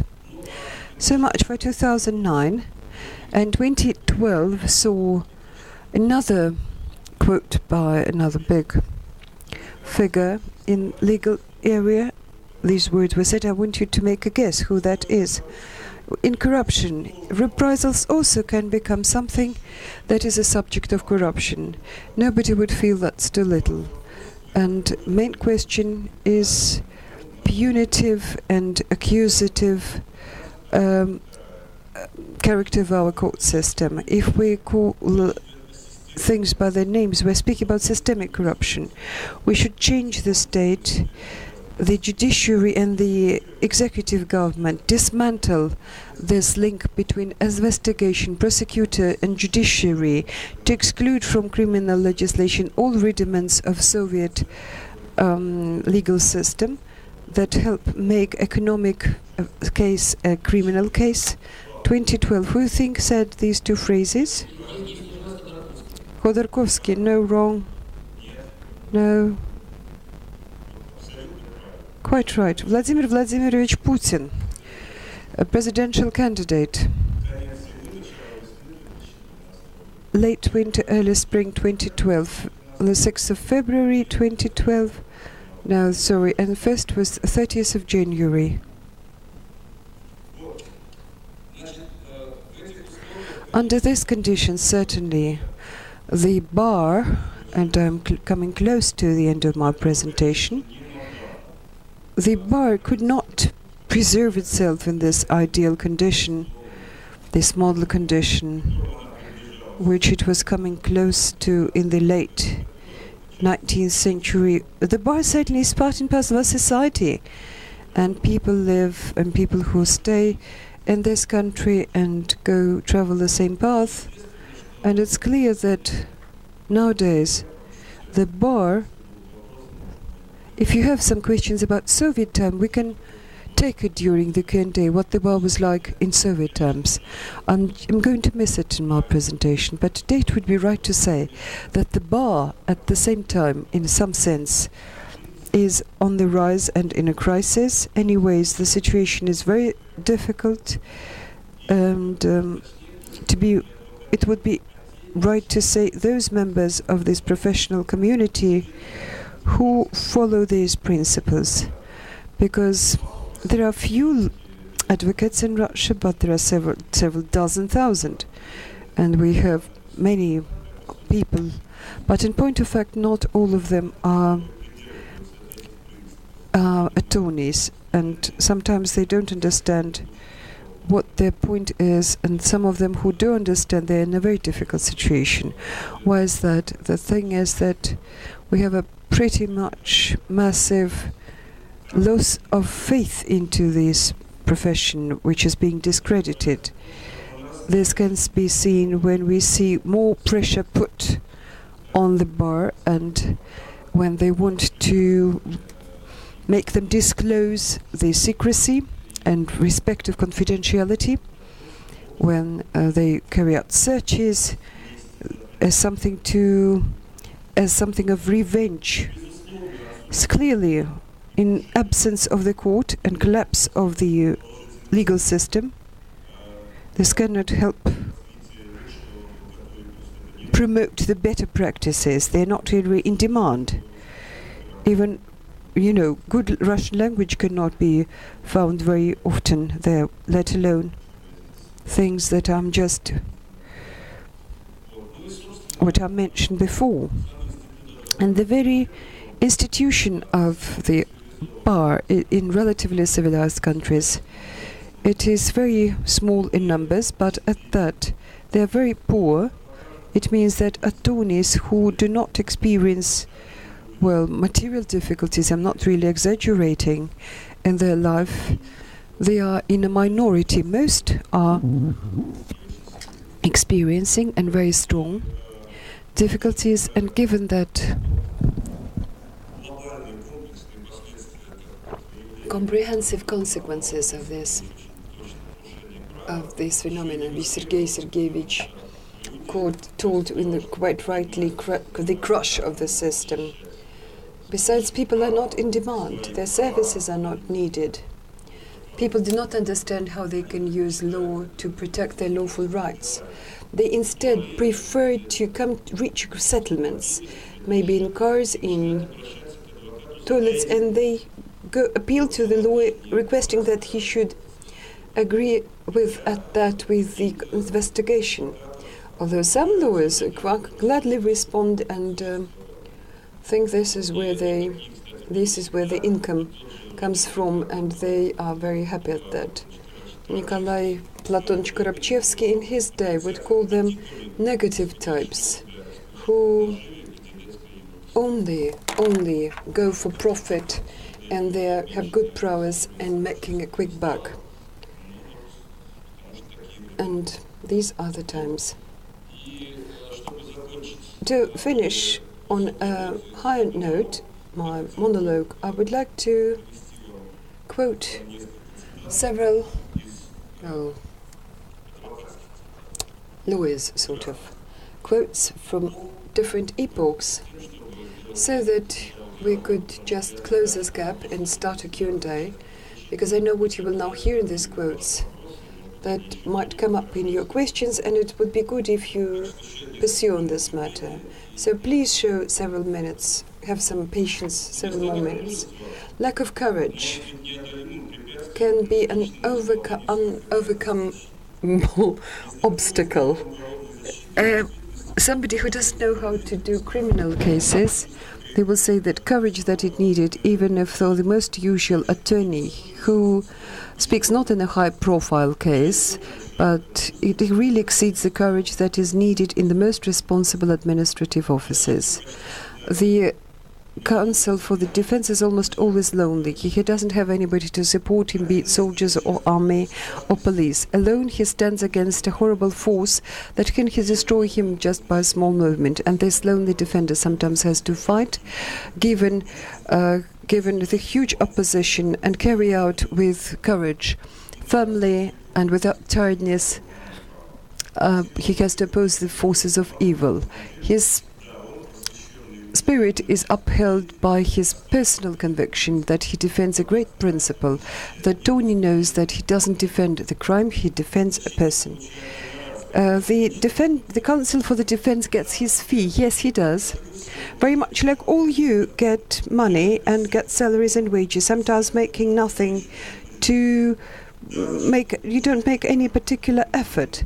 Yes, he gets the fee because they don't give him a flat or board and lodging, but do his fees deprive him of the ideals that he supports and that he stands by in a society that seems to be glorifying moral degradation? You should have great resources to be a philosopher, an artist, a lawyer, and a statesman at the same time, and finally an inspired prophet. These words belong to Professor Vladimirov, attorney at large, who wrote a book, Lawyers and Law, that they were written back in 1911. Those who claim there is some crimes that are so nasty and there is no way you can ask for condescension, those people are mistaken. They mix up their anger and desire to avenge, then don't understand that instead they want to commit a social crime, the most dangerous crime of all, when you want to sacrifice law. A legislator wants that next to the accused, an attorney should stand by, whose fair and honest speech should stop the crowd that may have such noble as well as horrible aspirations, because they can stifle the truth. The right to defense, it belongs to the professional honor of the attorney, and thus commiserating the legal rights of society with the rights that are no less sacred to defend a human being. And I will do it and do my utmost. It is not I who returns the verdict, but I'll make evaluation of everything. And among these horrible scenes, my duty is to tell you what I knew about this. I am the one who owns the defense, and here I do not echo the accused. This is Maître Charles Lachaud.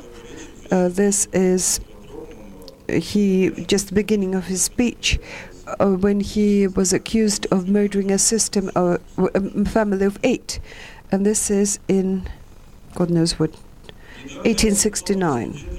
Recently I spoke before students of the Legal Academy, and one of them asked me, why is it that we need attorneys at all?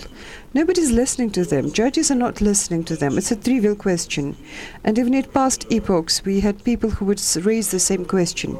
I began to work as a lawyer in 1948, and I don't have this perception that I lived a life that was not needed anywhere. The bar respects and satisfies some social needs that I've never questioned, because I think that the mission of the attorney is not so much an aspiration to defend one's position, as well as about helping a person against whom all the state is against. But even to a great extent, I suppose, the bar serve a special function in society of what I call the bell of the good. Our speeches that urge on mercy and mitigation are pronounced in small court rooms, but there are thousands of such rooms across the country, and when this speech is given at all times, it really helps mitigate moral climate in society. These are the words by a brilliant lawyer of the dissidents who defended the dissidents in Soviet time. Wonderful person who's fought in the front, Semyon Lvovich Ary, who said in April 2003, and soon we really miss him because he died. Those people who refute this common phrase that there are people who cannot be replaced. Yes, there are some people whom you can't. One of my colleagues would say that they refused to take up some cases, not because of the fear, but they thought because the participation gives an illusion of democratic and fair court. And they didn't want to take part in this lie. I shared their arguments, but every time I would take part in it, because I always knew that I would always despair at my own helplessness, at being so ugly about the cynical farce and being so ashamed for it. But I also knew that if I had refused, then I would have been even more ashamed, and that shame would be well founded. The bar was my place in life, my way to take part in it. Shameful as might be the court that I took part in, I've never thought it possible for myself to get away from it and remove the responsibility. I've never had a thought that the very case that this case cannot be won allows me to work worse than I can. This Adina Isakovna Kaminska, brilliant lawyer of the Soviet time, who defended many people, descendants, they made her emigrate under threats of jail, both herself and her husband. And this is the words she wrote in a country that in 1967 put these words that started my monologue with. And finally,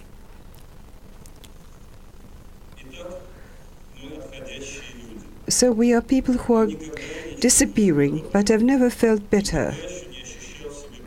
I've never felt more proud, because I wear as insignia what only has a pillar, but in this pillar it says in fine print, law under crown. I've never been more proud that I belong to St. Petersburg Bar, that I dedicated myself to this job that is now not in demand, and that even there is some kind of disgrace that is more honest than being awarded orders, medals, and prizes. Well, you know that death might be more honorable. I want to toast to our stamina, and we are today main representatives. This is Vladimir Danilovich Spasovich, who was called king of Russian attorneys at bar when he was president of the law 1877, when first attacks and pressure was trying to be put on the bar. Thank you very much for your attention.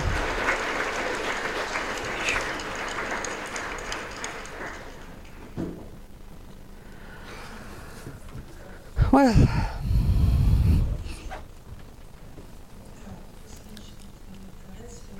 Do let us start with questions, comments, whatever.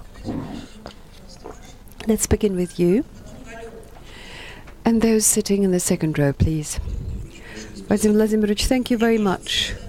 Remember to give your name, Yuliy Labunov from Bryansk. It seems to me that Russian legal system has reached a new stage. It used to be the case when it was needed to punish an innocent person. Whole operation was undertaken to falsify evidence, and the court at least attempted to come with nicer wording to cover up the wrongful verdict. Nowadays, I'm facing some cases, could it be civil or others, where I can see that it is the court that quite calmly and carelessly ignores the evidence and sometimes doesn't think it necessary to mock sort of or imitate justice. My friend told we should instead study to become a therapist. I can only talk about it, but I cannot help. Do you really see this new trend? Well, thank you, thank you. With your lawyer, I agree and beg to differ at the same time, because my experience tells me that therapeutical component should always have been there for the lawyer and for his estate at all times. This is absolutely required in my view, and might be that its share might be growing, might be growing and growing. That was the usual phrase in the Soviet times. But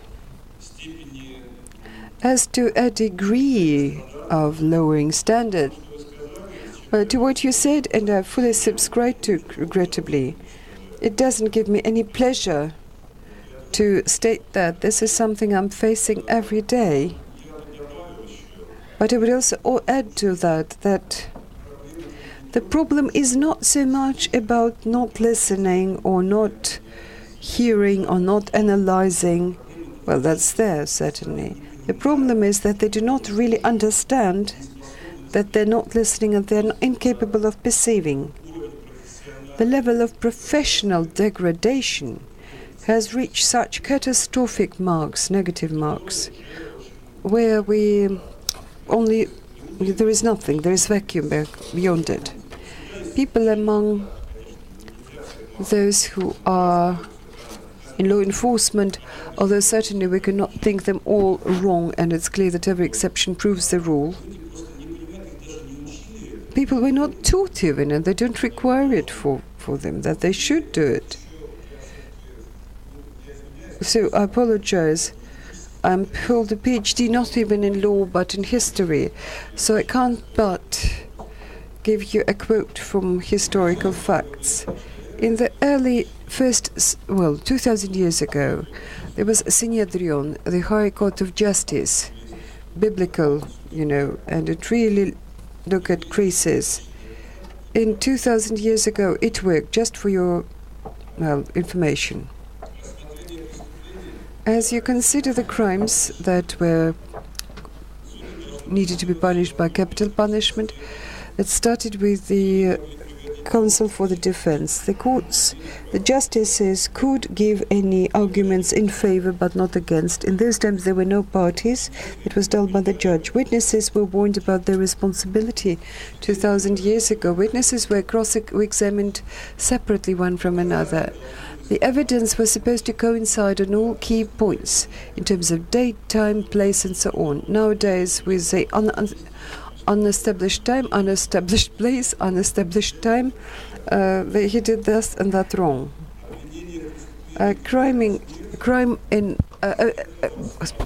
Accusing somebody of something that deserves capital punishment, that could be done only during the day.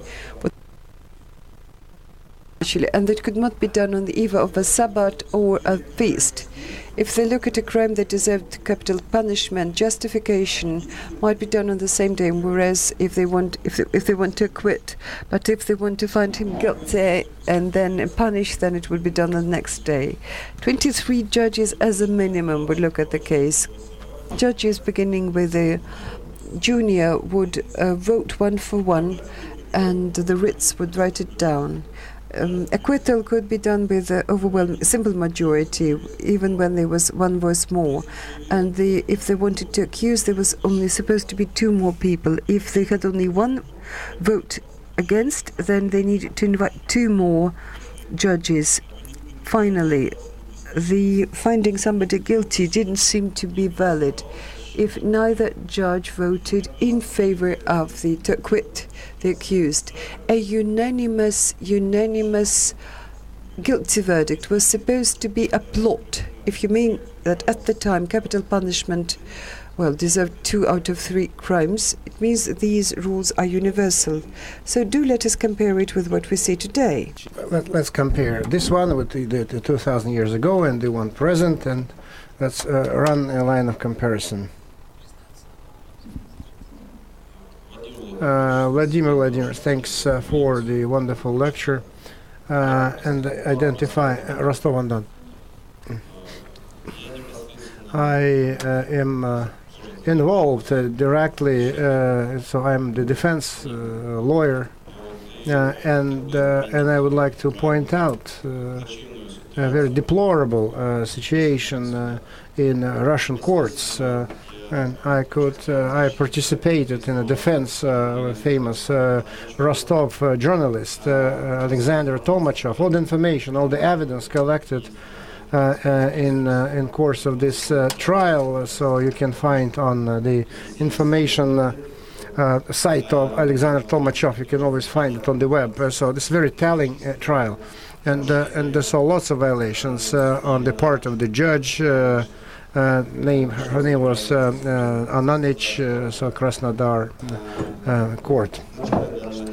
And so then at the beginning, so different courts so tried this case, and then it was transferred to the Krasnodar region, and so there is another trial of Sergei Reznik, journalist is being tried. We can't do anything with the system. We cannot possibly defend the absolutely innocent people because the accusations are laughable.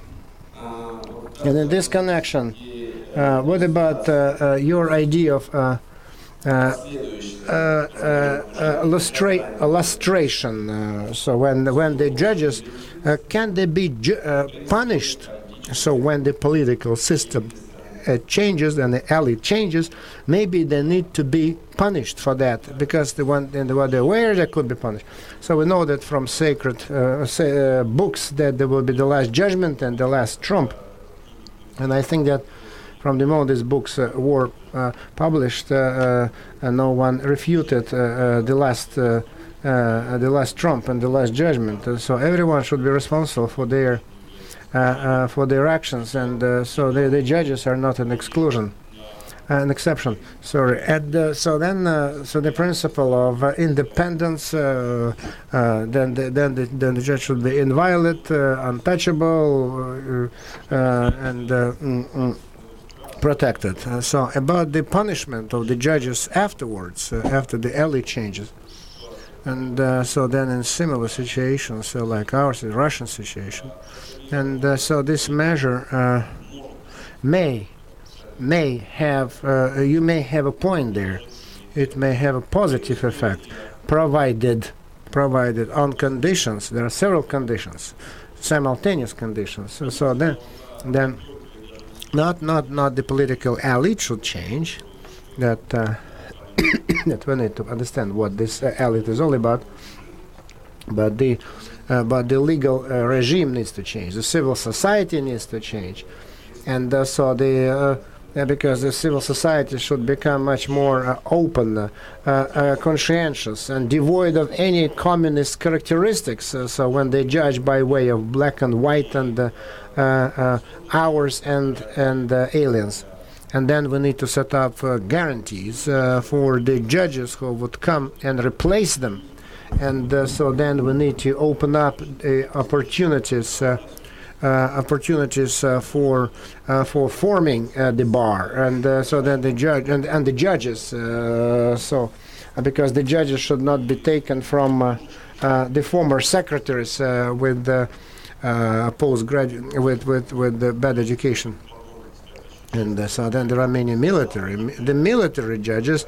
So they used to be professionals when they were the main source of judges. So they came from the military background. But the lady secretaries, who later became judges, they don't know anything, because if we don't do it all, we don't put it all together. So then this thing of removal of venal judges will not work. It won't work. And then on top of it, legal education and the civil enlightenment, civil education, so we should have a legal aspect. Because people who take the responsibility of judge other people, they should be with the highest intellect, culture, civil responsibility, and wide range of knowledge and professionalism. And so then removal of the venal and bad judges is like that joke about the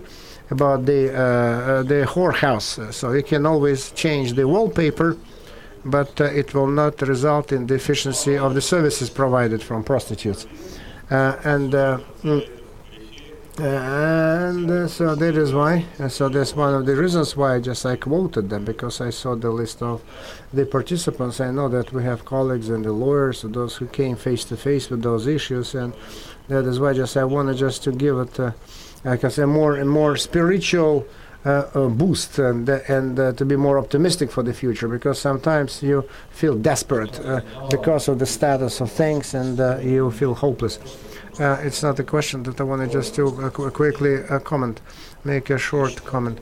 I think that all these issues that you have touched upon, they're general problems for the entire post-Soviet environment. So let me give an example from my country. So in the last 9 years, so the defense lawyers in Georgia, so they never tried just to achieve justice in the country. It was impossible, because the judge actually took decisions that the Attorney General told him. So that's why they usually worked for the European Court of Justice in Strasbourg. And so there were many acquittals later, and many acquittals. So when the state lost many cases. So when it went to Strasbourg, but what is the factor of the judicial system? Because for me, a judge is not just a person who should be just protected, and it's not that he is elected for life and he has immunity. But for me, a judge is Borsellino, Giorgio Falcone. So they never had any guarantees. So they were fighting mafia and they died, but they were honorably performing their duty, doing their duty, and though they died, and the mafia killed them. But to my question, there are examples, good examples, those wonderful judges who were not afraid. They went against the government, against the mafia in Sicily, but they managed to do their duty. Why? What's in the way? Why can't we do the same? It's a very, very good question, very good comment, and very substantive question in essence. So let me try to comment. So first, one concomitant commentary. One comment. So I understand the situation where the defense line is working just in order to achieve justice, right? To achieve justice for all, and so outside the country. Because in the country you cannot get justice. Justice is not served, and that's why they have to go to Strasbourg, to the Human Rights Court, and thus I know how it works. And I should tell you that there is no contradiction there. So it's either or. No, it's only just the connection, or, because no Strasbourg will make a decision, will make it in favor of the claimant if he says that this claimant so did not do everything. That's exhausted all possible ways to settle the case in the national jurisdiction. So only then they will take it up, because they do not reconsider the cases. They do not. So they just evaluate the level of guarantees of protection and the due process and possible so legal protection. Only then, so they can. This is the last resort when they go to Strasbourg, but only after other means and remedies have been exhausted. Only then it will work. And so then the examples of judge, the heroism of the judges. So there are many. So I can Recently, I read about the judge in Chechnya, Chechen Republic, who found himself in a very difficult situation and made a decision. And actually, so many state forces turned them against himself, but he did it, and he publicly said, openly said, because he was on the side of justice. And so that certainly God helped those people. And because even the heroes that create honor and courage and the history of mankind. But the problem is that the activity of a judge is a routine case, and so millions of cases are settled every year, and it's impossible, run-of-the-mill working. So you cannot demand from the judges everyday heroism. So they cannot be heroes all the time. This is not normal. It's not possible to be a hero all the time, because the main guarantees, this should be institutionalized guarantees, legal guarantees, public guarantees, political guarantees. They should cover the judge. They should protect the judge, and certainly they should be complemented with the courage of the judge, because there are always cases where the judge, so for Vera Zasulich case, yes, when there were the best examples of service to and honesty, and there's another person whose career was broken because he was so because of his integrity, because there's rebellion and being honest, and when he went by the book. But it cannot be everywhere and cannot be every day. And so, correct me if I'm wrong, that in the last 10 years it's become worse than it used to be in Georgia, or better? No, just the former president. So now, so I have many colleagues, and my wife worked in a bar. So the cases were divided into two parts. All cases. So the suspects and the defendant would come to a defense lawyer, and then they say and the defense lawyer would say, so we either settle, you need to pay so much to the state, or the person who was going against, so he would try just to go through all the instances, and then would file a petition to Strasbourg court. That's how it went. So Bino. Mm-hmm.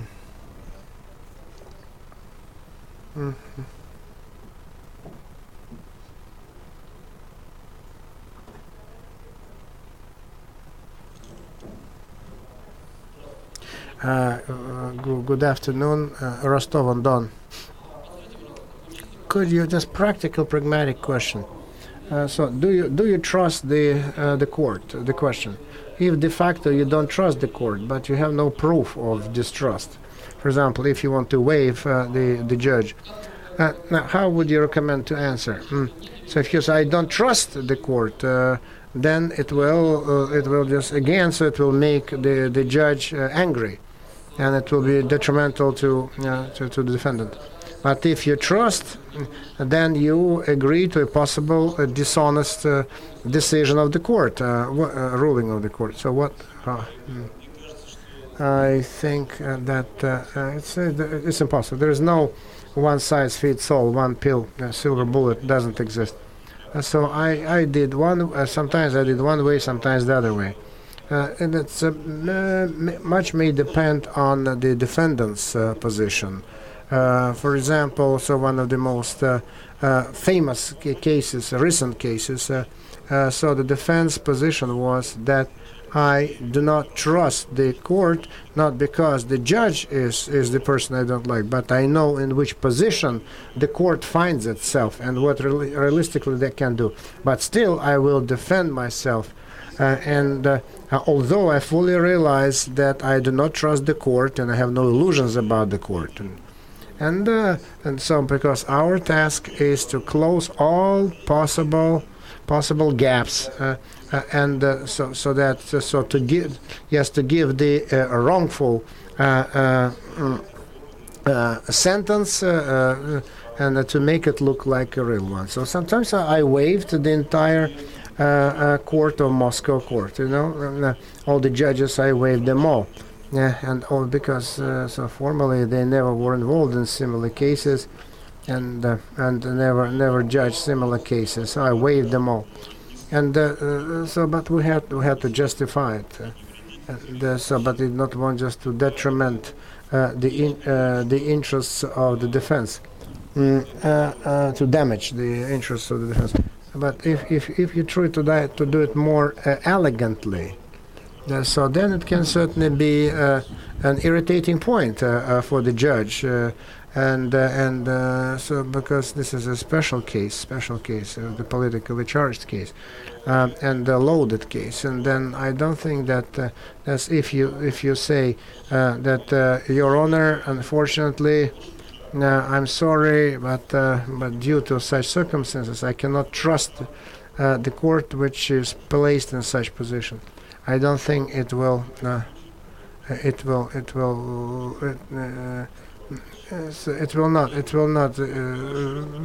not give some negative implications for the defense. But in some cases, better to tiptoe around it, or just to find a good time to do that, to give the judge a chance to reveal himself or reveal herself, and the way how she's going to act, and play already on what she will act like. So we need just to work on the basis of the circumstances and on specific situation, and certainly and certainly we need to be. So we should not damage. So we should not look ourselves. We should not look ourselves good at the expense of the judge, and to bloat your own ego. For effect, you should not do it. You should not do it for effect only to raise your own importance. Ufa. I have two questions. First question has to do with the selection of the judges. In Russia, mostly the judges are the people who used to work in the investigative committee, police, or the attorney general office worked, and so very few defense lawyers among the judges. Was there an attempt to actually legislatively to say, for example, 20% of the judges should be the former defense lawyers? Maybe it would be a good idea to do that. And then another point, then the lawyer as a public official. So they used to work in the law enforcement system, or the mayor of the city, and was it difficult for you working in those two positions? So then a professional background. Could you just overcome your former background when you became who you became? So let me answer the second question. The answer is shorter. I always tried to. So not to allow this deformation inside myself. So because I was a head of the investigative committee, and but it helped me, because at school I started to interest the bar and the lawyers. I learned a lot, and I loved it, and I always just compared. So the activities of an investigator with the activities of the defense lawyer. For me, the defense lawyer has never been an enemy. He was a procedural adversary, but he was not. But I never regarded him as an enemy. Never, just as an adversary, and during the due process. And certainly I tried to overcome it, because I came to the defense, to the bar, not after the investigating committee, but there were some more stages of my life which just widened my personal and professional horizons before I became the defense lawyer and I joined the bar. So this is horrible. So this is professional deformation, especially of repressive nature. So the first question. And if in Bashkortostan used to have the main source of formation of the judges is the law enforcement people, So I can only envy you, because in many other regions and in Moscow, first and foremost, so the main source, the pool of the judges, as I said, secretaries. I can imagine that with evening education. So they don't know anything. They don't know the first thing about what they do, because so they don't know the first thing about what they are supposed to do. So they are just occupying the key positions. So trying just to open up those opportunities, windows for the lawyers, for the defense lawyers. They've been attempting to do that for a long time. Not only lawyers, scientists, scientists that could become judges. Then lawyers working in the corporate lawyers, etc. So any other lawyers who could claim to become a judge, because this is useless, absolutely a wasted effort, and so that's the most fresh experience of how the new unified higher court of the Russian Federation was formed. So they didn't take a single person from the side, from outside. Although they invited for everyone to for the competition, people trusted and went. So they didn't take a single person outside their own system into the high court. So even the high commercial court, so they never took anyone from the higher commercial court as well, so the arbitration court. And so they never took anyone from outside their close circle. And this is the political will. And certainly, so the planned nature of the clan nature. So because they are it's a closed-in clan of the judges' corps, the judges' corps. Ivan Vlasov, Kaliningrad. Thank you for that in the pivotal part of your presentation. Comprised people, and this is very important. Just I want to follow up on the selection of judges. So then on Monday, so we had Marcia Levy, so a judge of the British court, and she explained how the judges are selected in Great Britain. And she said that any person who wants to be a judge so should conform to the following principles: experience or work in jurisprudence, high intellectual level, the ability to learn, knowledge of the law, so ability to process a lot of information, so readiness to sacrifice big salaries in the commercial business, the smaller salary being a judge. In your view, if it so happens and tomorrow in Russia, so the judicial reform starts, so will we find enough people to fill in those positions? Because you identified so the sources where these people could come from, but are they enough in numbers? So then allow me to tell you that you should not dream about it, but you should try to attain it. You should try to work for it, because if not us, then who? Because we are kind of already coming closer to retirement, and so we are. But everything is ahead of you. It's most of what we have behind us. But you can always capitalize on our experience. The second point, I know that many think that in Russia it's impossible to form the judges' corps that would meet the best standards and criteria that you identified. I do not agree with this position. I think that if you look good, honestly look good, and widen the search horizon, and if you start, to plow wide and looking for all aspects of the legal professions, it's possible to form a good judges' corps. Not all of it. Certainly there will be some gaps, and certainly those who will come, so will have a huge workload, because they will have to work. It's impossible. So then even the current judges, so they work hard. So they're overworked all the time. But it shouldn't stop us. Just the other way around. So there's this demand. So people really want justice. They want justice in the legal and professional community. They are longing, they're hurting for justice. And if the lawyers see that they're just putting it together, just a real court, they will definitely go. They will definitely go because they will want, because if they see that this is real work, because in real work,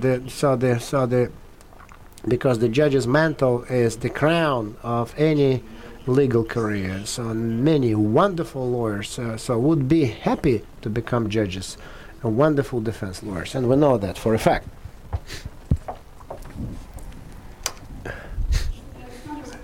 Pskovskaya Oblast.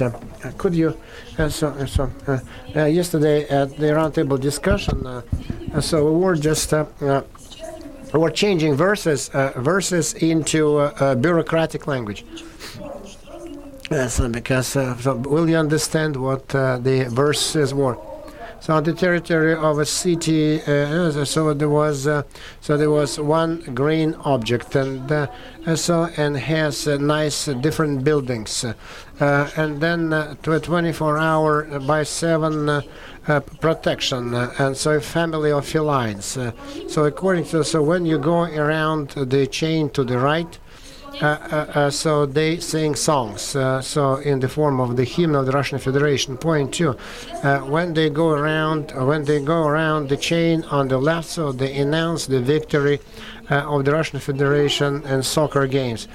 So this object of greenery, so this is not provided for by then the marginal elements perambulate around this this site, and then there is a genetically modified substance which is half woman, half fish.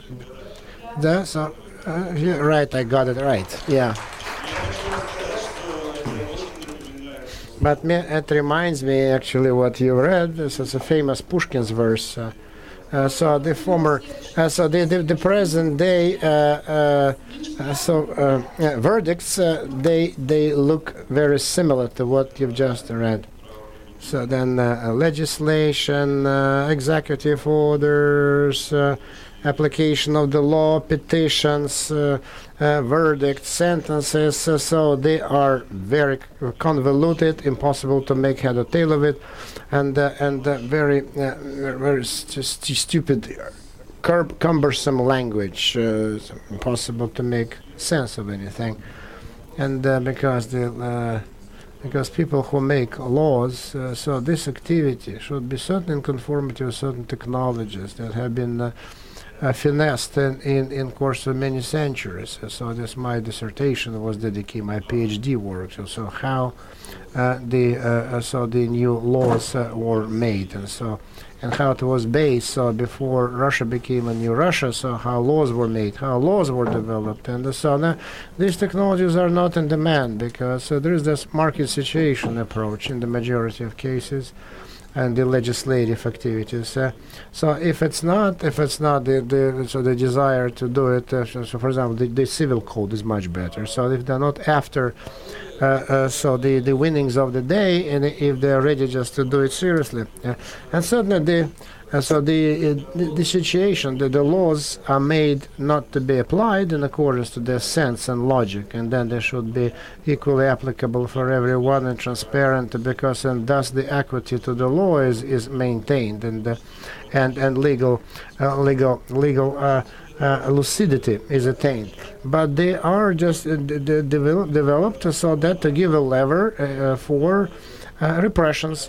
And because the laws are random, uncertain, so they're impossible to make any sense of it. From the common sense, you cannot make any sense, head or tail of it, and that's why you can play fast and loose with the law, and then the judge will interpret them the way he or she likes.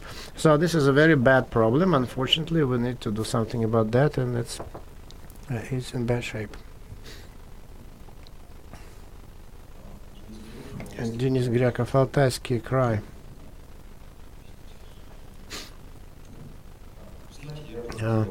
I wanted to make one short comment that struck me as most unusual, and to ask you to comment that, in all sincerity, that events a huge cognitive dissonance in the city of Bisk. A case was tried where a person was homicide, and so the defense was built along the lines that this homicide was committed as self-protection, self-defense.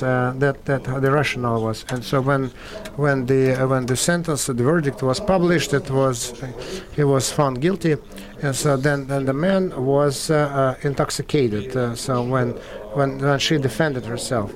And then they added to the materials, so the conclusion of the expert examination saying that there were no traces of alcohol in blood, were not found.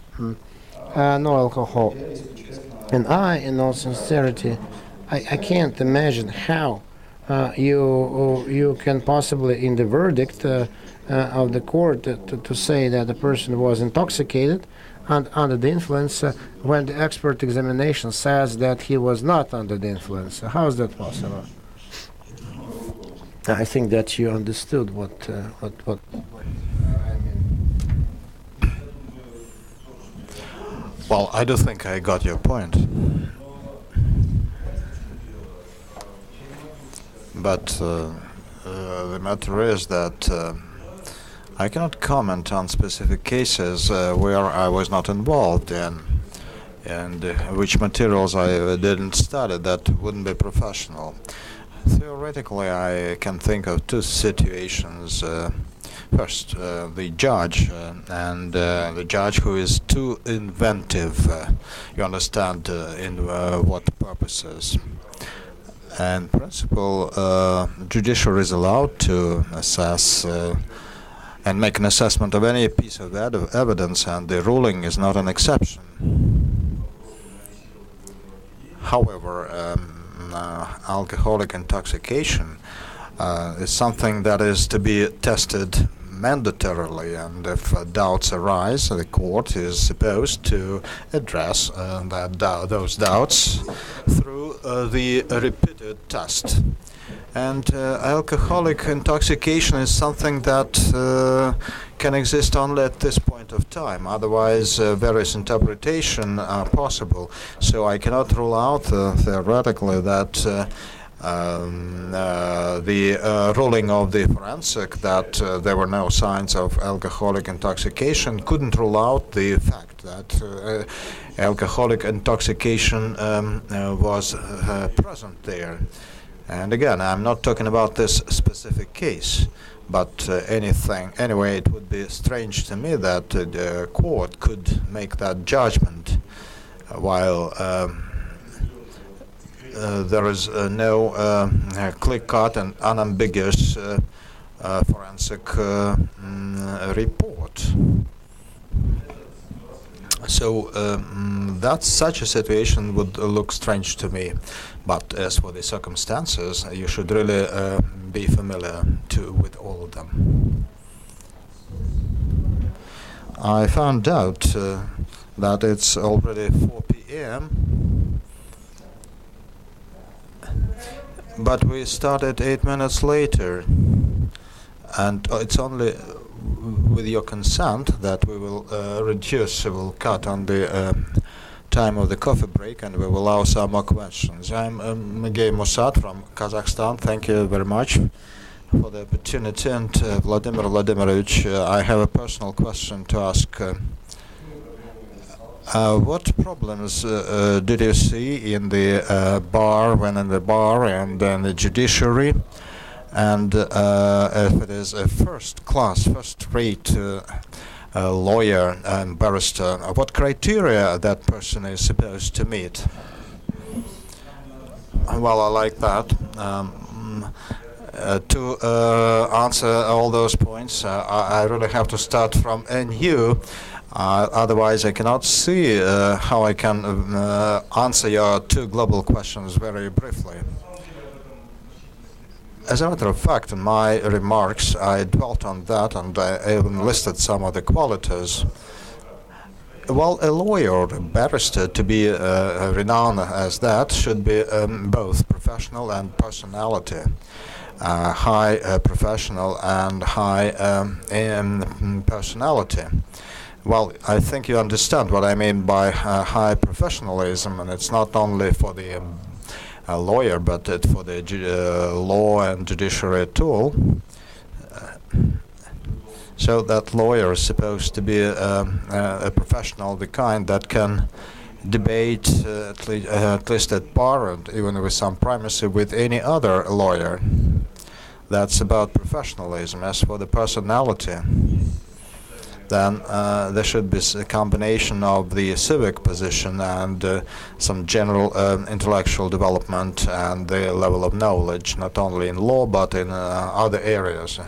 That's very briefly, and there should be a sound combination of those qualities in one person. And courage is also some personal quality that has to be there. As for the problems I addressed, I came across, it's easy for me to say which issues I didn't face.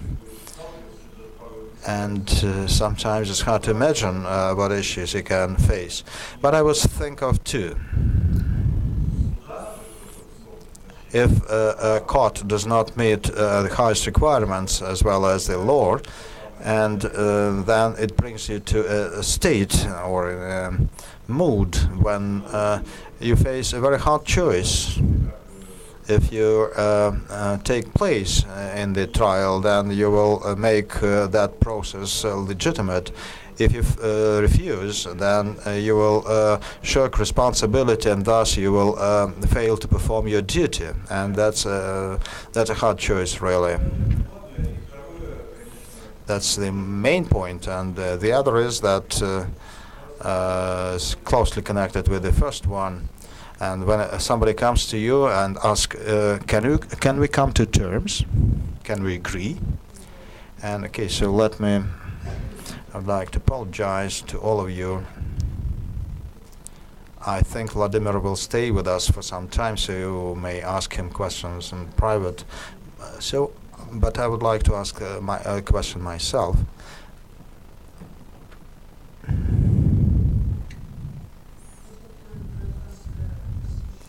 As for civic enlightenment, and that's something that we are trying to pursue as a set of some solution to certain problems and challenges. That civic enlightenment is certainly composed of the law-abiding behavior, to pay taxes, to be law-abiding citizens. And secondly, as it always seems, that laws are to be drafted in such a way that they would be comprehensible to those who will execute those laws and enforce those laws, and so that they would be in line with the cultural development of the society. And here I mean the law on foreign agents. The reason, the rationale behind that is that it is the same law in the United States, while in the United States there is the law on lobbying, but there is no word on foreign agents who would lobby something and get profit for that. And the term itself was introduced in 1938 in the United States, when the Americans noticed that many Nazi or fascist type organizations came to America and promoted their interests. So that the reason why they termed that particular notion as foreign agent, and only later on it was accepted for lobbying activities. In our culture, the word foreign agent sounds very clear and unambiguously in entirely different meaning than the one stipulated in the US law. So on the one hand, there is always need to abide by a law, but on the other hand, there are some laws which do not mean what they read. And when we didn't abide by that law, and I think I will keep that. I will remember that phrase. I will always remember that phrase that belongs to Saltykov-Shchedrina, and sounds like that. And intellectual, in your outburst of self-criticism, please make sure you don't report yourself. Then State Duma passed another law on May 28th, that past year, that without any exception, all organizations like ours will be referred to as foreign agents. You know, my objection is substantiated by the fact that we are not a foreign agent in any meaning of the word.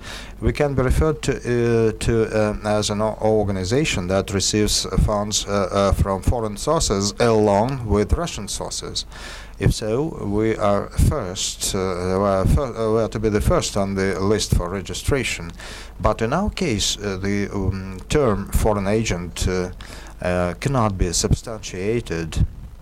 And so far, all courts that took place were politically biased.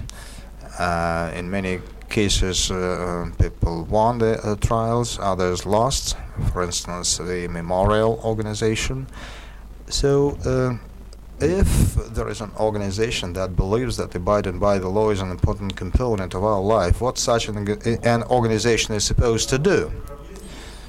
Okay, so here is really a problem with foreign agents, and in the background of that, you can really track the hypocrisy of both legislations and political approaches, since references to foreign practices are very selective. And when it is beneficial, we can refer to some foreign practices, but the fact that this particular case is taken separately from other events, is disregarded. It's absolutely true that the concept of the U.S. legislation on the foreign agents is exactly like the one you described. But there are also references to unfair practices which are not in the Russian law, and besides, there is also some legal law component.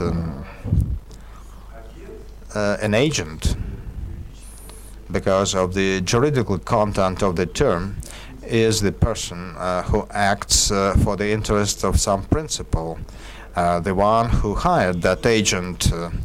And that's the idea and the rationale of the activities of any agents. That's what the law reads. In the Civil Code, there is an article on agents. And if we delegate that status to some organization, and the law in other areas should not be in conflict, otherwise we will not have law certainty, otherwise we will have some double standards, and thus violate all the principles. And the principle of law certainty, that's the subject of the Constitutional Court. If you really manage to substantiate that, that's the reason you can appeal to the Constitutional Court if this conflicting norm is applied to some subject. But unfortunately, this sequence first it is to be unlawfully applied. So the law on foreign agents, on NGOs as foreign agents, I think the emphasis in place not on the fact that they act in the interests of somebody, but some other actor, but because they are financed from abroad. So the main sign, the main feature of an agent is cancelled, is deleted from that definition. And that title is that name, that term, which is extremely negative in the Russian language and in Russia, has no meaning, and or there is even the substitution of the gist. Here is an emotional component which we cannot deny, but again, it's a law discourse, and we can recall the times when the inhabitants of the Jewish ghettos were forced to carry yellow stars on their clothes.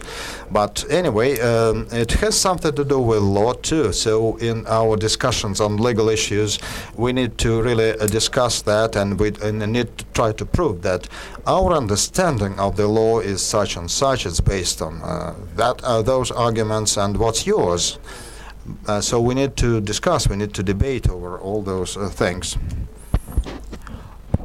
And thank you very much. And I think that all representatives of NGOs present here should hear those arguments to understand what is our legal environment.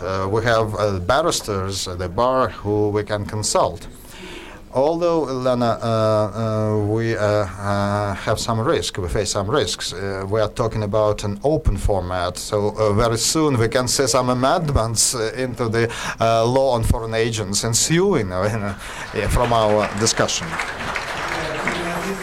But let's hope it will not happen.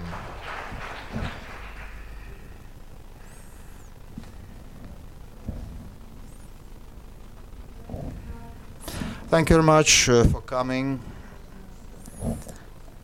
and I think it's my pleasure and privilege to say that Vladimir Vladimirovich has a very good attitude towards the targets of our school, and his opinions are also very important to us. Let's have a coffee break.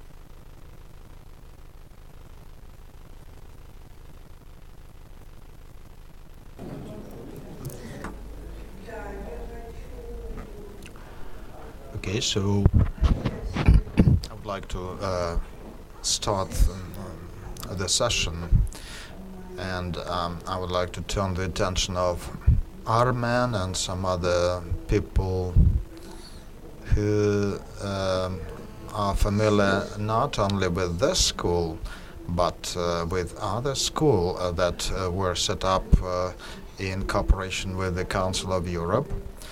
Those schools are also headed by some prominent people who fully dedicate themselves to that job of establishing and implementing issues pertaining to civic enlightenment. In Baku, back in 2007, a school like that was established. It was headed by Ilgar Mamedov.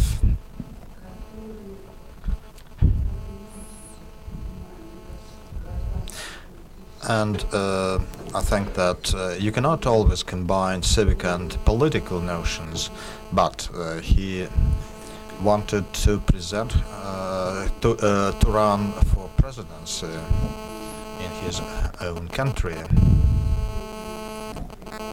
And as a result, he was sentenced. He was tried and sentenced for 7 years in prison. Well, I'm talking about the person because he was a really well-educated person. He graduated from the Moscow State University. He spoke several foreign languages, and today is his birthday. That's the reason I mentioned his name.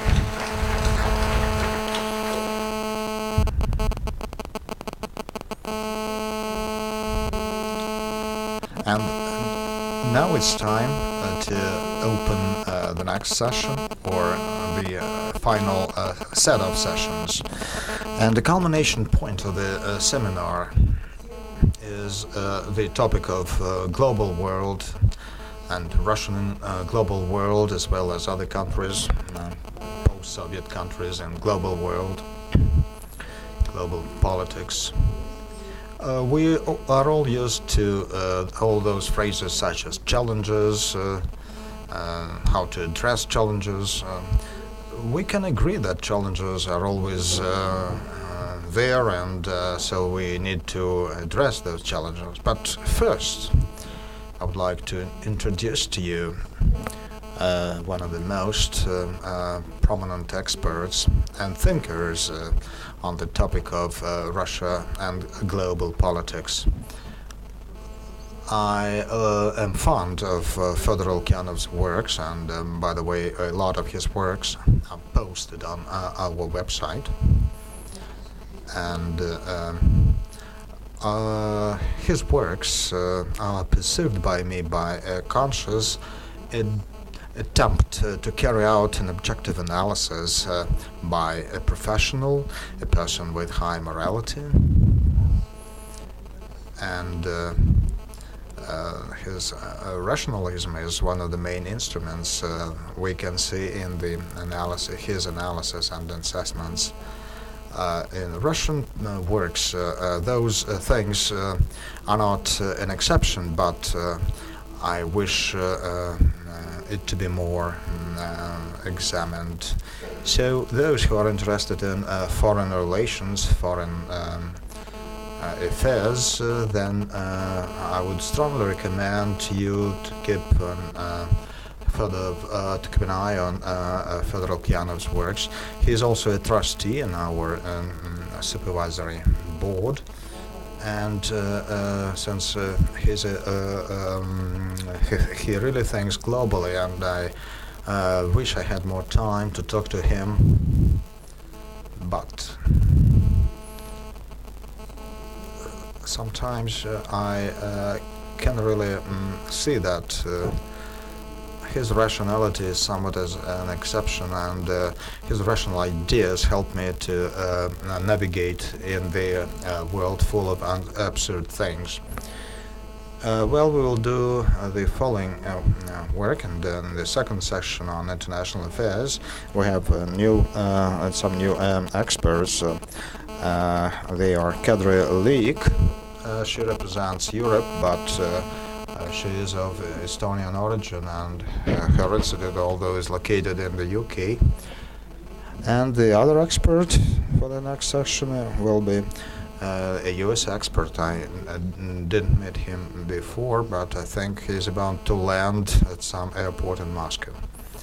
So I wish he could join us so that we could hear from all of them. Okay, thank you very much, and I'm turning the floor to Fedor. Thank you very much for the invitation to come and speak here. For me, it's always a pleasure to participate in your class, in the class of the Moscow School of Civic Enlightenment. I've been doing so for many years now, since it's always an opportunity not to tell somebody about something, but to get feedback and your responses, so that I can understand what the reflection is in your eyes on the events that are taking part, not only responses of Muscovites and Russian people, but internationally. Should I have an opportunity or desire to compile my remarks over many years, it would be quite interesting to see the dynamics of the changes and to see to what extent my assessments of the trends were accurate. Okay, I don't think we need to do that. It's a great effort and little sense. But prior to the beginning, I think I tried to recall when I spoke here last, I think a year ago. But what struck me, I don't remember what I was talking about a year ago. I think there was some other crisis or something, and now we are preoccupied with more recent events.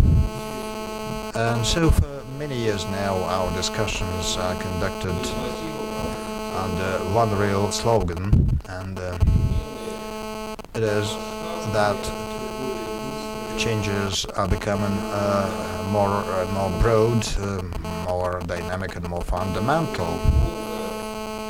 And for several years, we felt some signs of those changes coming into our life, and we had some feeling that those changes will continue developing, involving more and more stakeholders. But I should say that every time it happened, I had a feeling that probably it would not happen, since all those changes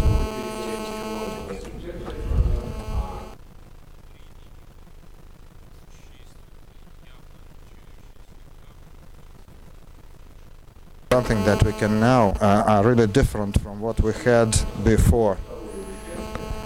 So in the second part, the more things and more changes were taking place, the more alarming feelings we had. So we wanted to think that those alarms would never come true. But sitting here in June 2014, to my regret, I should state that those alarms were quite justified, and that we could have expected a lot of those things, but we could not expect that they would be developing so fast and that they would be so broad, covering very important, vital areas of our life. We've been discussing very important questions here. Meanwhile, a war is waging in Ukraine, and Iraq, I think, is just ceasing its existence, and it will stop as a state in the next few weeks. And while the major stakeholders of global politics, such as Russia, the United States, European Union, China, and even China, are in a state of some some trouble because we need to determine, they need to determine their strategies for the future, but looks like neither country has a capability to see that future. They view at the future from different positions, but ambiguity of that future, I think, is something that combines various political forces, and it's typical, it's common about all those political forces. Without going in details of each individual process, if you try just to see what's going on in the world 20 years after changes that seemed to be unbelievable, fall of communism in Europe, in Eastern Europe, fall of the Iron Curtain and the Berlin Wall, disintegration of the Soviet Union, and different people felt differently about that, but in general it was really a milestone on the way to another world order. And it was followed by some euphoria times, specifically in the West, when they believed that that powerful enemy was defeated, so everything they had done before was done correctly. And over the 25 years, what has disappeared? I think the understanding of where we are heading to, because I think except for the most dogmatic people who are liberals or anti-liberals, for whom everything is clear because they paint the world in black and white, there are some people like that still, but they are getting fewer and fewer because even them, they become realizing that black and white picture doesn't tell you all. And the world is developing non-linear and chaotically, and so sometimes there is even some ideas if we need strategy or not. Russia has always been criticized for the lack of strategic approaches. Perhaps it's true, but the question is who has that strategy, which other country has that strategy, and how you can build a strategy or a strategic approach when on the following day some event happens that strike your and destroy your metrics, and you'll have to adapt to the ongoing events in you. And from that perspective, both the United States and Russia are in the same shoes. Secondly, there is another determining feature, and that's the process of democratization of the world. However, it doesn't take the shape that was welcomed 25 years ago. And 25 years ago, because of the quite reasonable circumstances, that was the end of the Cold War, we really believed that democracy age was coming based on Western liberal values that had proved its viability in the times of the Cold War. So that it proved that it was stronger because it was more efficient, effective. So the only problem was at that time at what pace, at what speed, with problems or without any problem, that process would be spread for the rest of the world. And that was the general belief. 25 years later, we see more and more democracy in the world, but not in the sense that more and more countries are inheriting values and systems that won in 1990, 1991, but in the sense that the entire world system is becoming a combination of the assortment of major, medium-sized and small countries, or even non-countries, some trans or multinational corporations, or some multinational terrorist cells. So all of them more or less pretend or try to play the major role and be heard, and they are playing that role to a greater extent than before, because in the Cold War there was a time that was really straightened up. It was the unique time in the history of international relations when the world had an invincible balance of forces for several decades. There were two superpowers who, with their ability to destroy each other, built the foundation based on deterrence and containment, but that foundation was extremely stable. So there was no democracy in that broad sense, and each superpower had its own sphere of control, responsibility, and influence. So in this sense, they found ways to achieve their ends. Soviet Union did it in its own way, the United States in its own way, but not before World War II, and even in our times we didn't have such a stable system. I don't think that such an absolute system, a balance of forces, will ever come into being.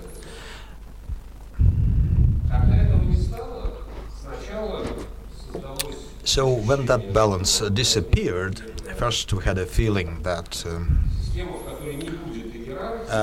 we will see some system without formal hierarchy, but it would be really clear who the leader would be, and that would be the United States, who led the war and won in the Cold War, so that perception was dominating more or less till 21st century. And in early 21st century it became clear that even such a powerful and strong power as the United States couldn't have enough ability and capability to rule the world, just because not a single power could do that. And then the moment that global leadership was put into doubt, we saw that gap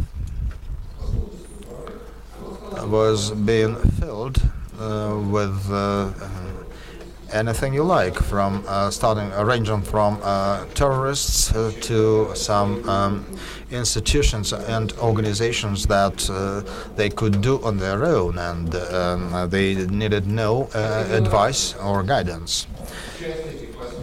Implications were different.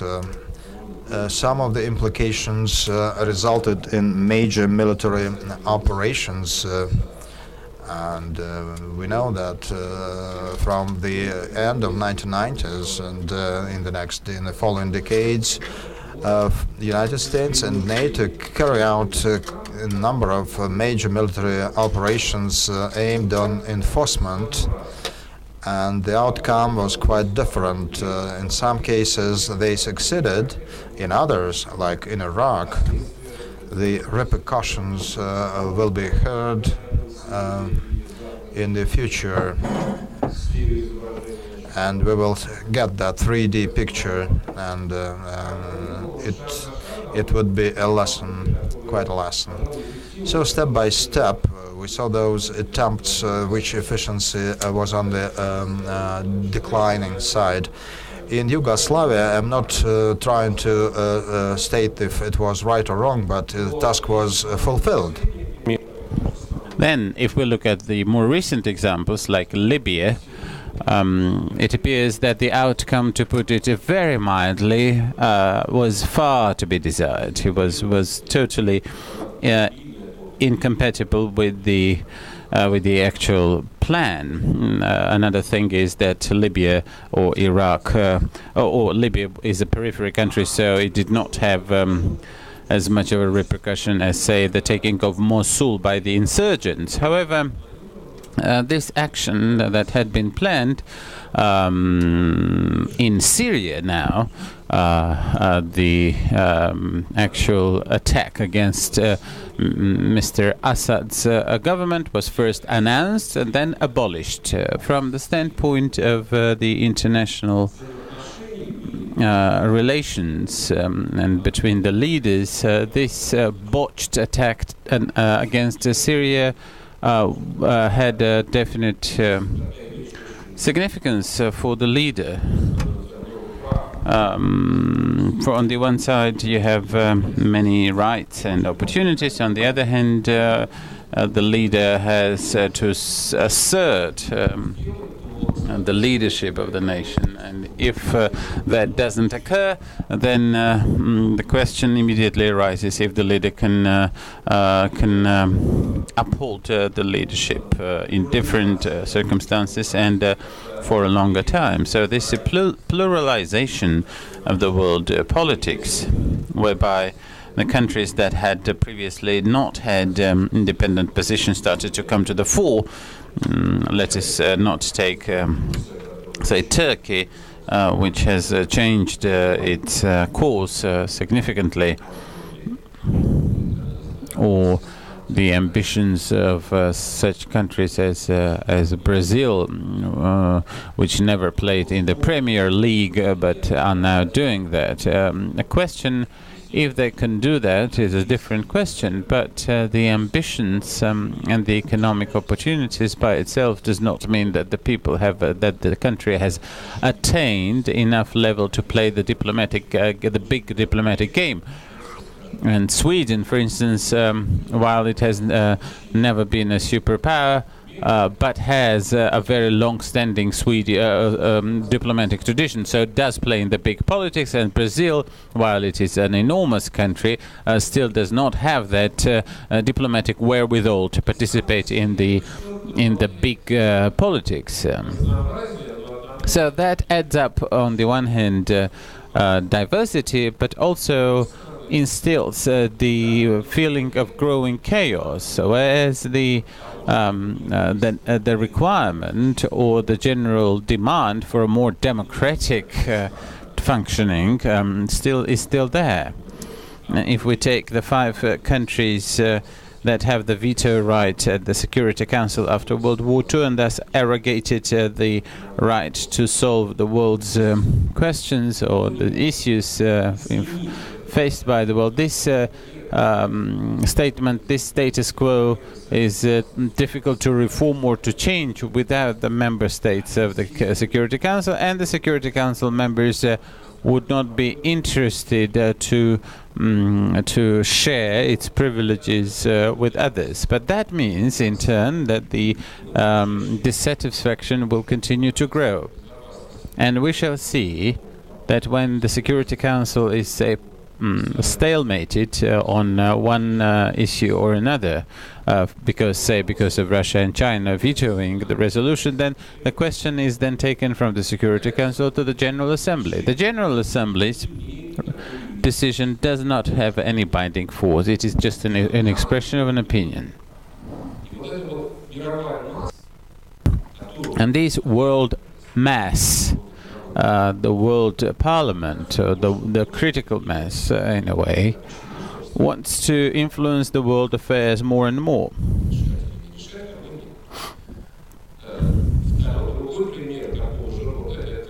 Another example of the same kind is the not proliferation treaty, one of the basic treaties of the 20th century, which is definitely based on the discrimination criterion, whereby 5 countries resolved that they have the right to own the nuclear weapons, and others have to abstain from getting their hands on nuclear weapons, which indeed led into, whatever we call it, into a situation of an apartheid in 1968, when this was registered, when this was a very ordered world.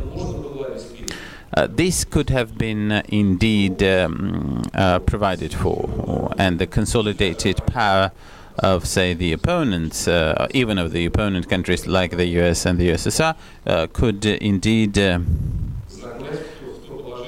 get them back.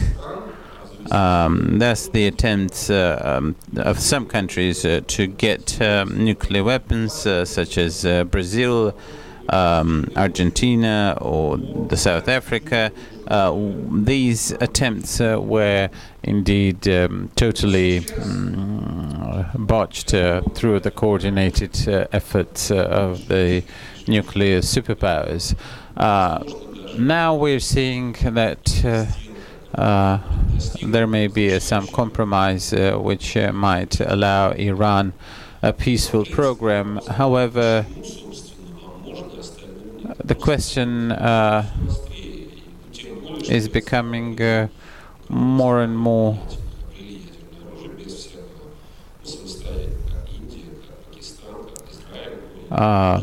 acute, and the fact that several countries have indeed propagated and have moved along the path of acquiring nuclear weapons, it is not easy to explain to such countries why it is not allowed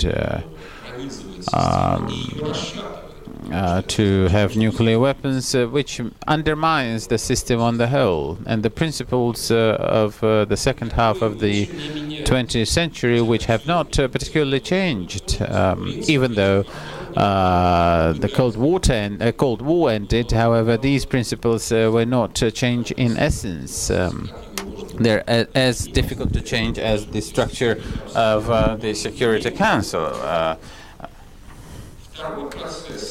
Another process related to democratization is democratization of a closer of other forms. Something that was expected, but a very different turn of events. Zbigniew Brzezinski, about 10 years ago, wrote a very serious article, which was around the time when we saw the terrorist activities and the terrorist acts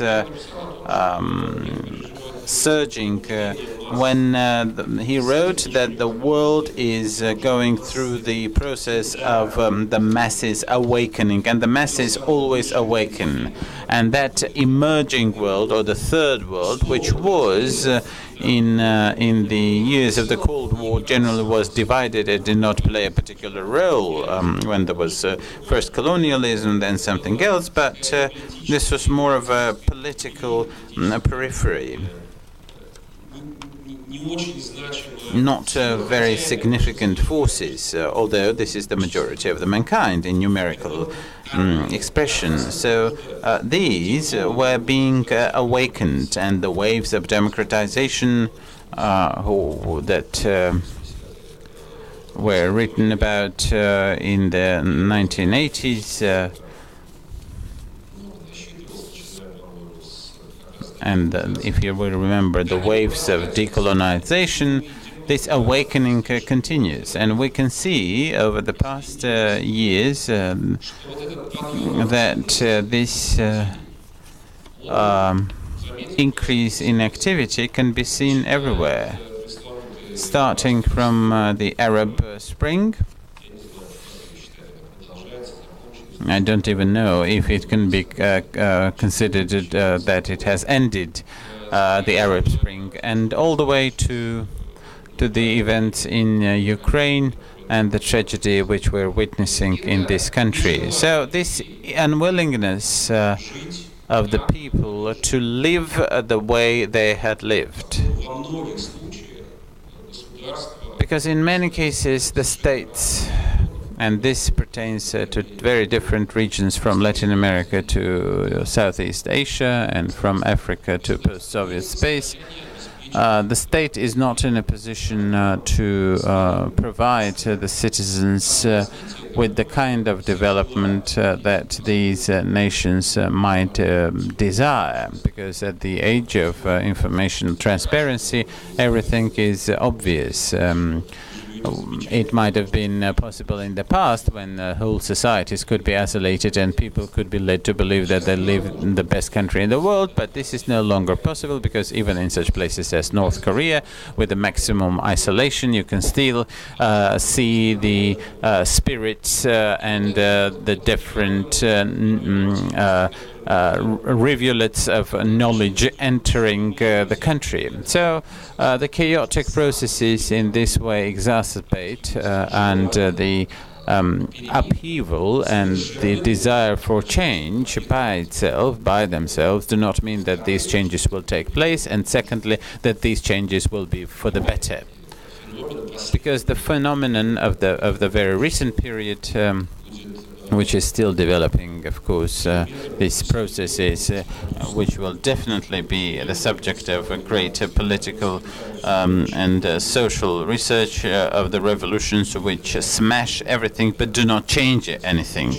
When, as a result of extremely intense revolution and a great number of casualties, everything seems to have reverted to the same old situation as we saw it in Egypt, although I do not exclude that this might still go through new stages of revolution. Another example in Ukraine, when the people were totally fed up with this inefficient and corrupted system, the people went to the streets. The people dismantled the political model that had existed. They nearly destroyed the Ukrainian state. And if you look at the faces of the people who came to power, nothing seems to have changed. Revolutions in the past were usually terrible, but they changed the political formation. And now I do not see this happening. I do not see this happening even after the terrible revolutions. So on the one hand, the growth of the democratic activity of the countries and the states, and on the other hand, the growth of the activity of the masses under different slogans within the countries, these things enter a system of resonance, and the membranes are permeable. All states are trying to varying degree, all countries are trying to safeguard and indeed limit or else guard themselves from change. And these can be very different forms. Or else these can be attempts in, say, developed countries to introduce the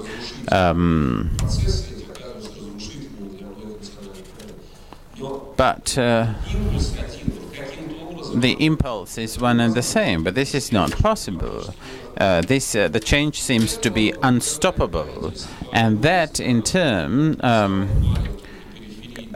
casts the governments of different countries, big and small, into a indeed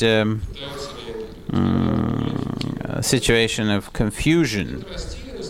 This confusion is what we're seeing in the world of international politics, when people do not quite understand what will happen tomorrow, and what is indeed to be done if this tomorrow corresponds to scenario 1, scenario 2, or scenario 3. In this sense, the question about national self-identification is becoming the question of survival of a state. And the nation-states have, of course, not, the states have not disappeared, contrary to all forecasts. And the borders have not disappeared, even though the European Union might have seemed to be moving in this direction. And this was believed to be the model for some new things. This did not happen.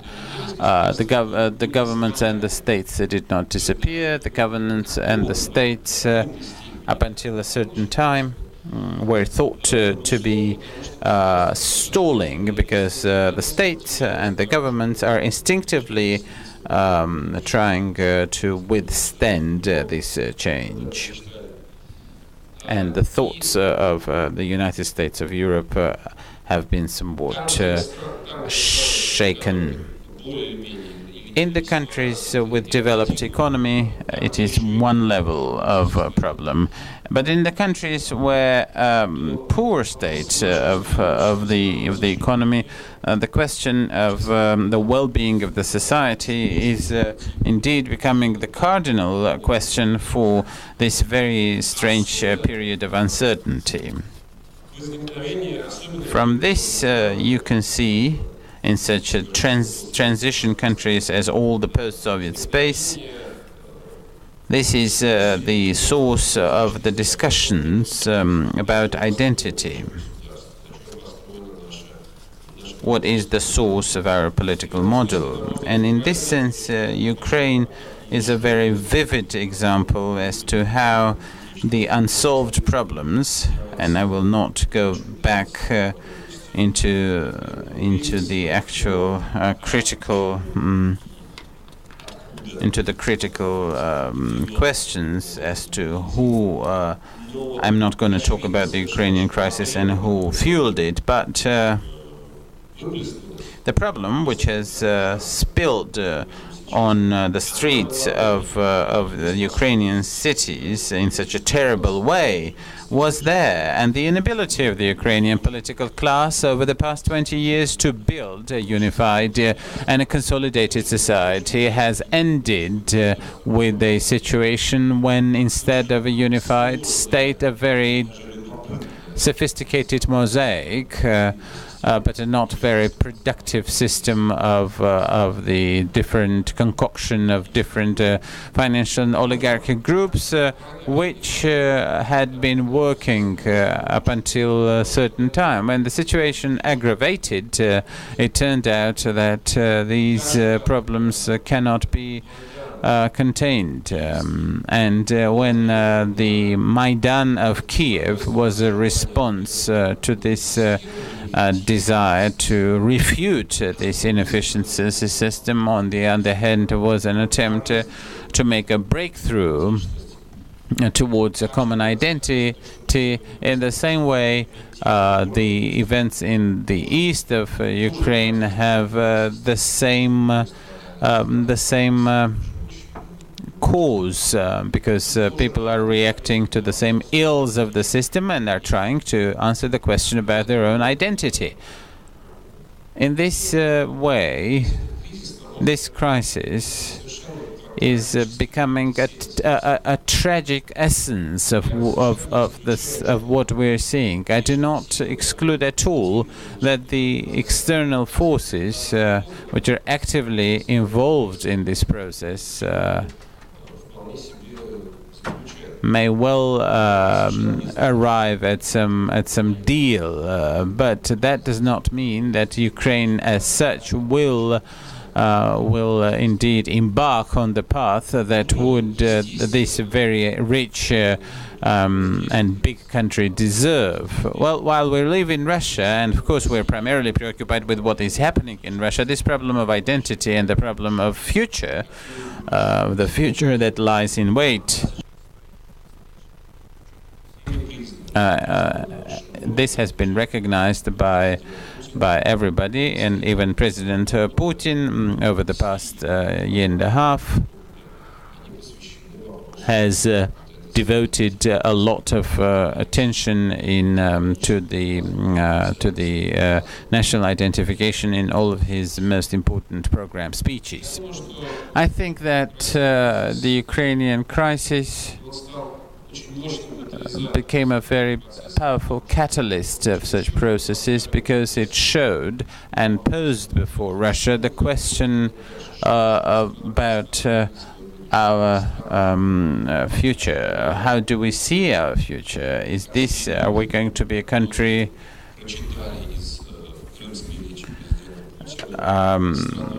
is this going to be a country which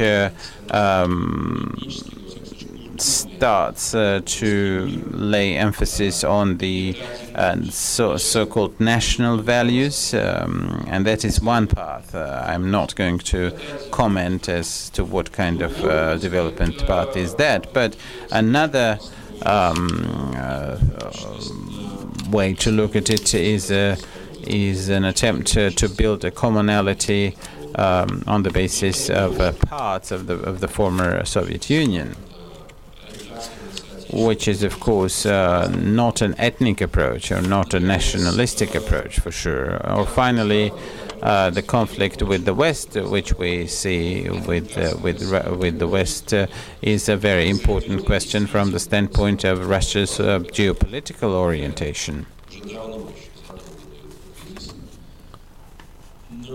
But up until recently, up until Mr. Putin's visit to China, these were generalities. And now it appears that some questions need to be resolved, and the relations with the West will not be as they have been in the past 20 years. There is no ready-made answer. I do not know if there is going to be an attempt to reorient Russia towards Asia, which means that Russia will have to stop looking at the West. Because indeed West-centric but not pro-Western policies have been at the heart of the Russian political system, irrespective of the actual relations with the West. What we're seeing in the ideological construction does not show at all that we are trying in any way to distance ourselves from the West, because our discussion about conservatism, about the traditional values, is certainly not about Asia. China is totally disinterested. If we're communists, conservatives, liberals, they are not interested in that. This is totally your business.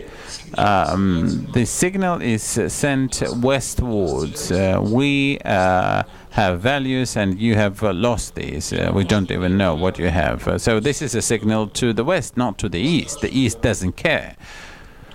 So I think that this is in a way a deadlock path, because the development is indeed towards Asia, because Asia is bound to be the arena for the economic, political and maybe even cultural development, as Asia is becoming more becoming the center of the world events. And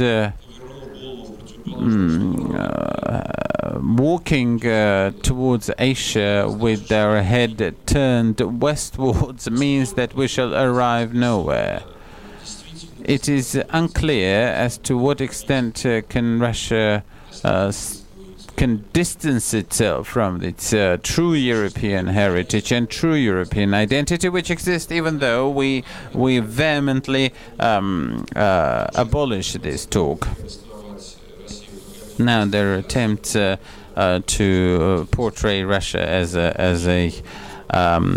a independent civilization, and this is an interesting intellectual exercise. But I do not think that this would lead to any reasonable discussion. So, based on these deliberations and based on our analysis of, say, the events in Ukraine, and this identification or civilizational rift will be seen elsewhere, and the general global instability and the inability to reach these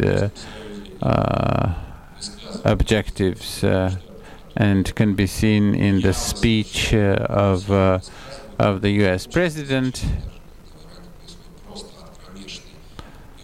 Even now, when we're seeing the nightmare in Iraq, this unwillingness of President Obama, who is an intelligent person, who understands if one gets there again, then it is not clear what has he done over his presidency, because one of his main slogans was to get out of Iraq. And now he got out of Iraq, and the whole place is a mess.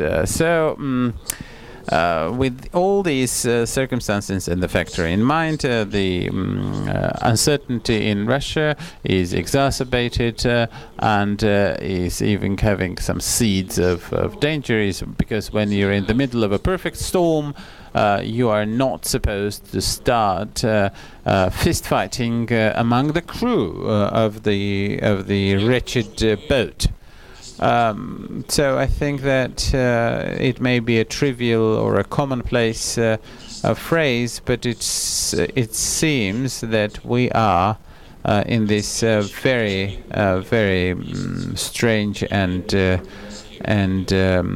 desultory situation, which in the month which will mark the trends of the global development for many years to come. I do hope that in a year I will still have this luxury to talk before the Moscow School, and I shall try at that time to get back to what I have been saying today, and to say that how lucky we are that I had been wrong.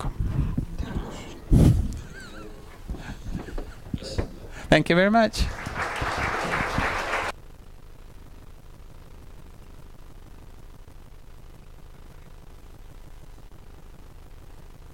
Thank you very much, Fyodor Lukyanov. Yes, my lady. Natalia Sergeyeva from Samara. There have been several pronouncements made about the international politics this week.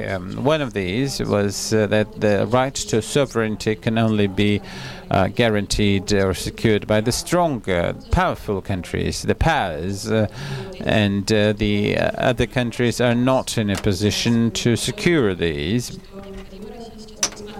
And so what Russia must do is to review its standing with respect to the international law. Fyodor would like to collect several questions. Yes. This may well be your first question throughout the week. I have two questions, in fact. As to Ukraine, what indeed keeps Ukraine from the complete breakup, from falling apart? And could you give a couple of scenarios of Russia's policies with respect to Crimea and Ukraine? Tesla Andrei from Khabarovsk region. I would like to add on to what was said by the previous speaker. So if before 2014 Russia was in the post-Soviet space was acting as a kind of Metternich, this is when we had to deal with sustaining and keeping in place administrative borders of the former Soviet Union as administrative borders of the state. But after March 2014, after reunification with the Crimea, we're dealing with fundamental instability of all post-Soviet borders. What's your take on this, on those changes that have taken place, and what are, in your view, the most real risks and threats for Russia because of uncertainty among the borders and possible new conflicts? Let's collect a round of 5 questions, please. Daria Chernashova from Altai region. From what I hear at your lecture and what I've heard at the seminar, I could make this conclusion that the events that are taking place with a growing speed, we see these outliers, and as a result, entropy is on the rise. The world will wake up in an absolutely new world global system. It doesn't apply to Russia alone. It has to do with all that inhabit this planet, and maybe we're living in this time of change, because these laws that make up the system are subject to change, and very soon we'll hear the situation change dramatically. I'd like to hear your take on this. Anton Sipchenko, Moscow region. Fyodor, tell me please, while so far the tension was focused between showdown between Russia and US and Europe, whereas excellent China has been spoiling the goods in its relations with Japan, Vietnam and others, and has been irritating them greatly. In your view, what is the probability of violent scenario in that region, and what are, in the positive realization, what are the risks for Russia? Well, let's take the orders in the reverse order. Kitai has been, you've used the very interesting word when you use it about a huge country with tremendous human and military potential. Just playing nasty tricks is not the right word. Asia, to support what I've been saying before, Asia is becoming the main space where events take place, including military, strategic and political events. China, for many decades in its growth, has been especially so, because the speaker used the word play a prank on.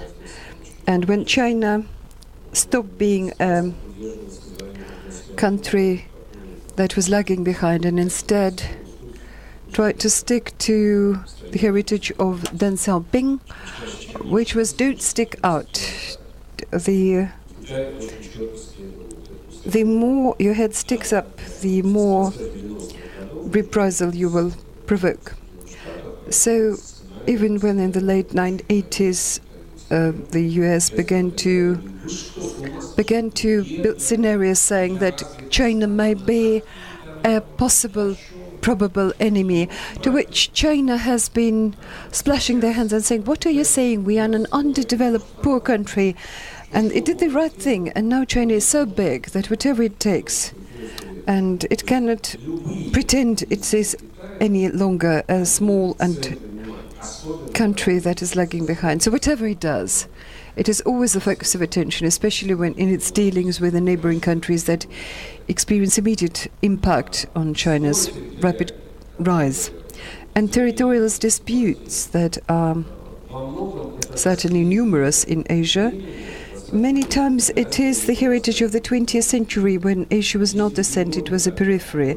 At that time in Europe, which was potential front and potential battlefield of the Cold War or the Hot War, God forbid, if it had taken place, they were very, very scrupulous about such events, trying to not to leave behind the mines that might explode if human handle them wrongly. Whereas at Asia, these conflicts were dormant because it was not thought as something important. But nowadays, it's no longer in the focus, and all the mines that had been planted in Asia are now ready to explode. China is doing the balancing act, and we do not expect any military actions in the near future. China is not interested in confrontation. China is interested to just demonstrate to everybody, don't you think that we have forgotten anything? As a rule, Chinese actions are always in reactive. Dramatic aggravation of the conflict with the Japanese happened when the Japanese have slightly changed their status quo. They have nationalized these islands that were a contentious issue, and they used to be privately owned. China says, don't you do it. If you do, you will get snubbed. The same was done about Vietnam. It tried to start some work on the oil exploration, and it immediately provoked response from China. I suppose it's a very dangerous combination of conflicts, not because of some individual conflicts between China, Philippines, China, Vietnam, but because these conflicts will inevitably involve allies of these countries, that is the United States. As to Russia, this is where there is, in my view, danger for Russia, that given our rapprochement with China, especially economic, I suppose very soon China will pose a question, very tight formulation, since we're such close partners and since we're supporting you in Middle East and economically, please, in Asia, where we have our own interests and they certainly have a priority, we also expect your support in this conflict. This is bad for Russia because we cannot do it, and besides we have very different. An ideal position for Russia is very rough, distancing oneself from any position, but I'm afraid it will no longer work. A new system of the new global system will certainly be different, because it didn't arise after the end of the Cold War. We had this feeling, but it didn't stay in place. What we now see is that a new phase of erosion of the remains of the former older system, something else should appear. We don't as yet understand what it is, but in this sense of the word, the point and the sense of the changing epochs is that things will turn very different and the system will settle in one way or another, new world order. But historically, if you look back, all dispensations, all world orders came into being after major wars. Do let us hope that this time somehow this will happen without this.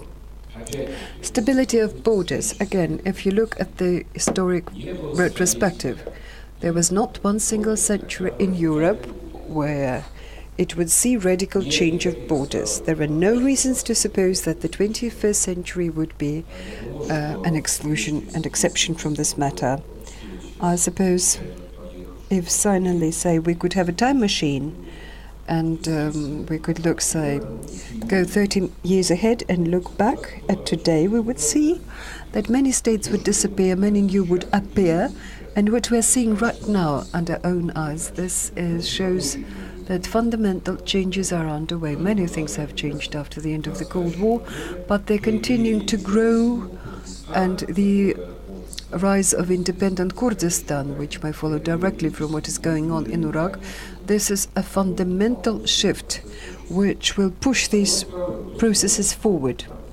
And besides, much sooner than anything, at September referendum in UK, Scotland would, well, Catherine lives there, she probably has better feeling. I don't suppose those for secession, they will not get the majority of votes, but they may do it next time. If, say, UK in another 3 years will withdraw from the EU, this process is absolutely unpredictable. Risks for Russia. Nobody has ever said that Russia has stayed in these borders for good. No. They may expand or they may implode and expand, and they may become about your first question about the right to sovereignty. Well, yes, indeed. It so happened that international law in its traditional, form is undergoing serious erosion all those years post-Cold War. As very elegantly as I think one of my colleagues put it, the Crimean, or rather post-Crimean events, Russia has destroyed US monopoly on violating the international law. Indeed, we used to stick to the line that nothing needs to be changed right now, but this line is no longer the central vector. Is it for the better or for the worse? Time will show. But again, I suppose that Russia doesn't have any immunity against keeping its borders intangible. At that, we have the feeling, and I suppose that the Russian leadership is judging by that indeed sovereignty, it's not about law, but it's first about opportunity. If you can retain the territory under your control, you do it. If you can't, no international law will ever protect you. It's perfectly well known by the Serbs, perfectly well remembered by Russia, which nearly lost part of its territory in the 1990s, and this regrettably is a fact of life. So I'm afraid you should not be under the spell of illusions here. What keeps Ukraine from disintegration? I do not really know what keeps it from disintegration. If it does, I think that the situation we're seeing today, it's just an intermediate situation. Scenarios could be anything between like success of this, what they call forceful operation, and temporary control that will be regained over the east, which will never address the problem, till the probability that this operation under external pressure from within will be stopped, and at that there will be no way to establish the rule of Kiev over these territories. You will see real split apart, the country really splitting apart. Ukraine, in my view, is living through a most difficult crisis of its state model, and what we see happening right now, we see this new dispensation of the order as they rely upon quite unexpected forces. For example, governor of Dnipropetrovsk region, Kolomoisky. It was unexpected, and it's not really promising anything good. It doesn't mean that Ukraine has now hit a big road. No. I'm not really going to make any predictions here, but as to Russia's behavior, to be quite frank, I suppose Russia is now at a certain bifurcation point. For political and even to some reasons, moral reasons, cannot allow these people's republics in the east should be suppressed by force and destroyed. This will be somewhat viewed as something very, very major blow dealt upon our reputation. On the other side, I do not see, from what is going on, I don't see any major resolution to support them to achieve their domination. And moreover, it's obvious that there is a certain attempt to just trade off an immediate solution about today's borders. I think that Russia doesn't have a clear master plan, just doesn't have it. What it has instead is understanding that we shall respond depending on the situation. There is deep conviction, I'm not sure if it is fair or not, that nothing good will come out of the situation in Crimea, that crisis is doomed to reproduce itself in a certain while. So whatever configuration we see today, it's not a final situation.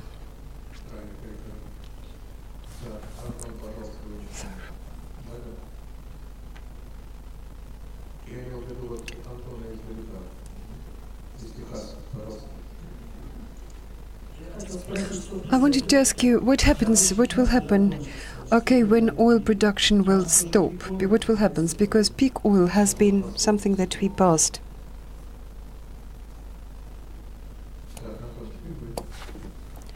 Anton, you are now. Thank you very much. Anton Petrov from St. Petersburg. If we compare, we just have a concert hall here in this Golitsino. If you compare Russia with this concert room here, where there are many people, say, watching performance on stage, and on stage we see somebody who is trying to start playing some play, and he can't stop. He just doesn't know plainly what play he should perform, and he begins to play, then he switches to another works, and it never finishes any performance. The people might think that the concert is not really interesting and they might leave.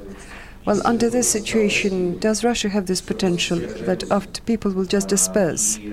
And Professor Zubov, for that matter, as he talked here, he said that in principle any transformations in Russia do not necessarily carry a risk of disintegration. Russia has the potential to preserve itself even under crisis. What would you respond to this question? Anton, in Russia the word «разойтись» may mean many things. Yes, indeed. This is one interpretation. It could be anything like split, move apart, disperse, or rather go into quite the opposite, intensify. You said that society has demand for openness of the state data. Given that society is interested in openness of all the processes underway in the state, transparency and other things, the state is not very keen to disclose what is it doing. And for this reason, whatever is interesting the public, all the information is just like leaks. Leaks like WikiLeaks that we've seen before. What do you think in 5 to 7 years? Shall we see more information, great information openness of the state? Or quite the opposite, the laws that are now being adopted in Russia, Europe, Asia and US, aiming to put restrictions on the dissemination of unverified information. Well, these laws put a certain limit to these understanding by society. Please, you now have the floor. Anna Tsiganova from Leningrad region. I have pretty much a lengthy question. Anna, please try to make it brief. We have very little time. Okay, well, somebody said that the point of democracy is that there is no symbolic representation of government. Under Ancien regime, there was a monarch who represented the unity of power and power to know. In democracy, there is a fight, ongoing fight for this, and nobody can take it as one's own. There is a major differentiation. And this is where we can look at the liberal school of international relations. Chaos is present in the world, but it is contained by international law. Yes, there are countries where we see structural instability, but it is normal. So it has always been the case, and the world never collapsed. Do you understand it correctly that you see dangers about differentiation and multipolarity of the world? And where is the erosion of international law that it can no longer contain the chaos? Our friend from Ukraine, Andrei Kruglashov. Thank you, Fyodor, for your presentation and for remembering Ukraine, where, for that matter, you have friends, and I'm bringing hello. Well, I will just question and a comment. My introductory remarks said, you said that nothing much is changing.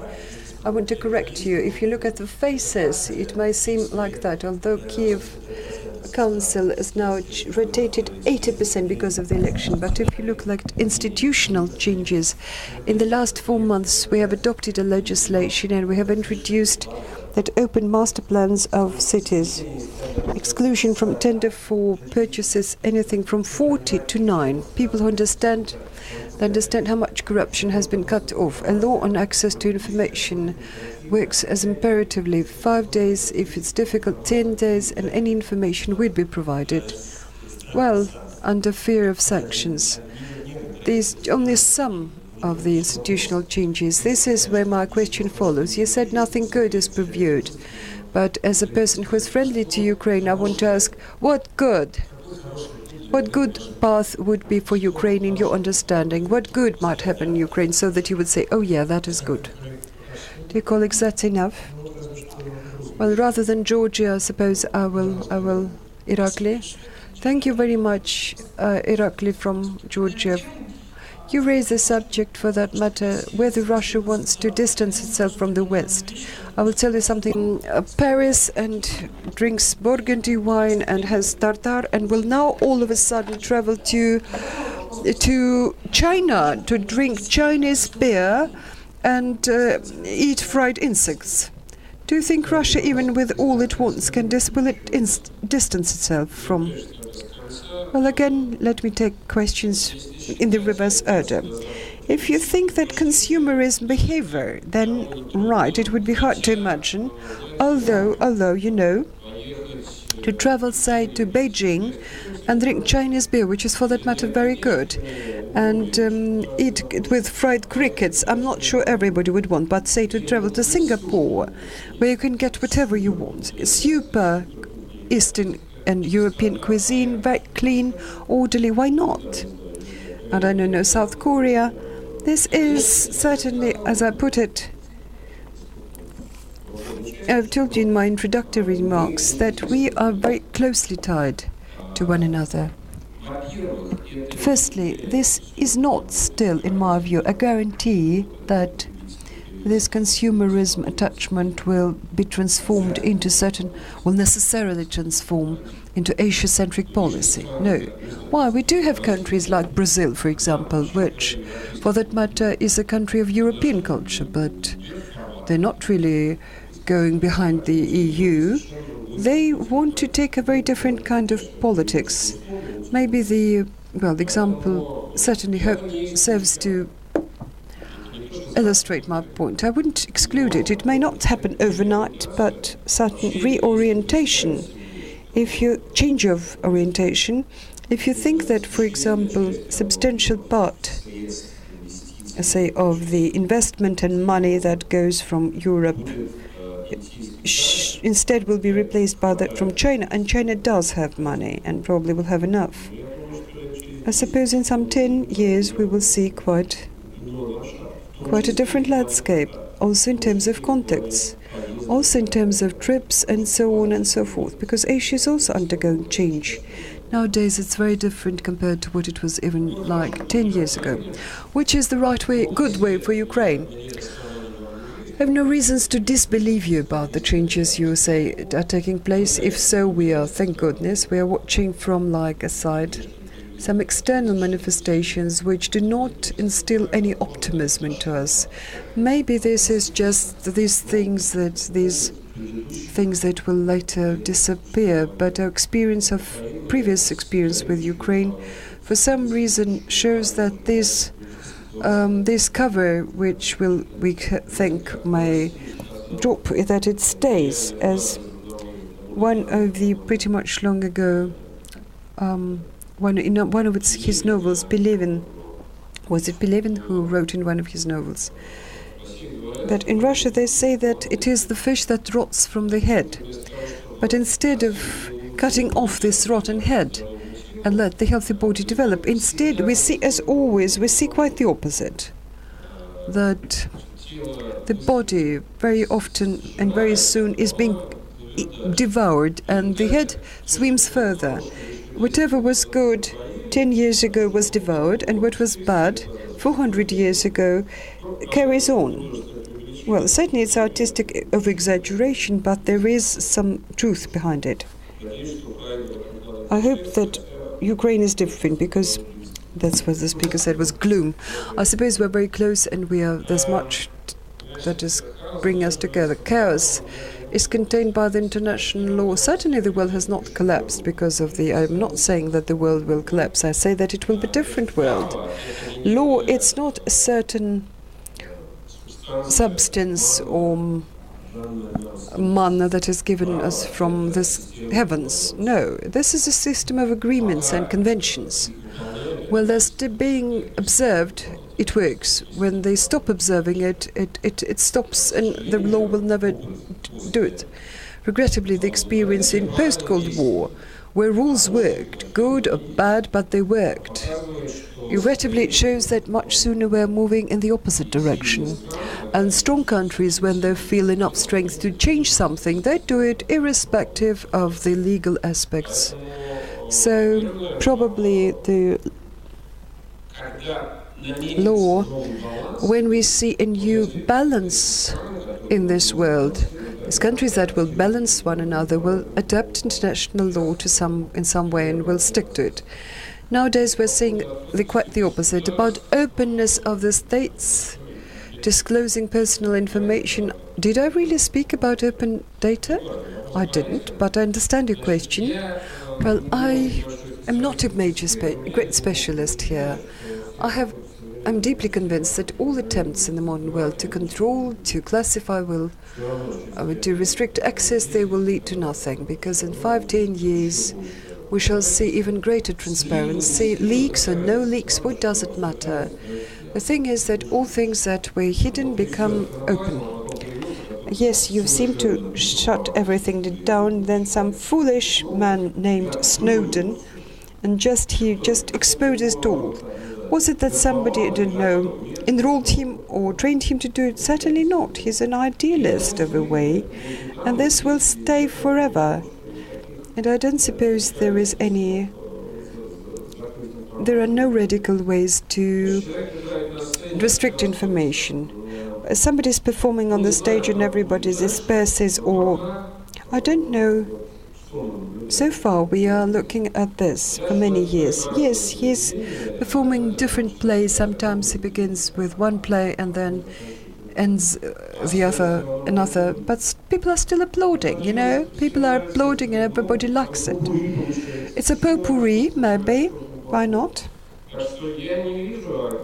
I do not see it. Why do you think everybody would disperse? Where will they disperse? Professor Zubov has a very fatalistic view upon the political situation and Russian history, quite a rough outlook. But in terms of there is nothing kept secret that will not come to light. There is no immediate threat of disintegration of Russia, and those who want to frighten us are probably bending overboard. Guarantees that Russia will stay as is now, there is certainly not in place. And this is a historic process, and this will be forever. And in the near future, I suppose, yes. And what happens when when oil will no longer be produced? When it happens, I do not know. Not very soon. Maybe. But when it ends oil production, yes, they will start production using something else. So what? 3 more questions, please.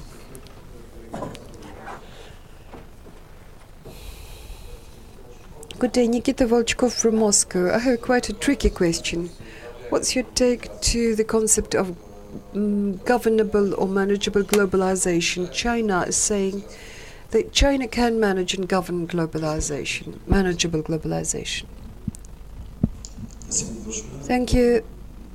You said repeatedly, remember to give your name. Ismashta Alexei from Saratov. You repeatedly said that Russia, like other states in today's world, is not insured against separation of borders, about territorial change.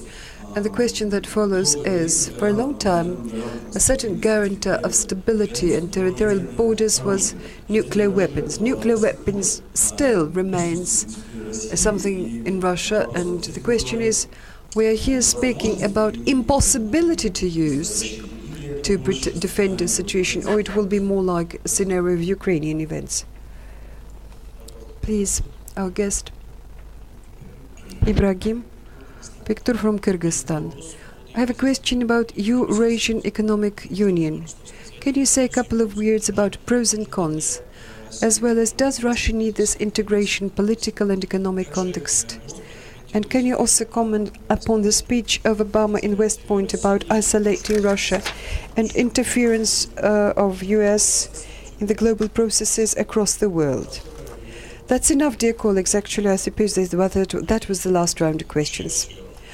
You mean last round? Oh God.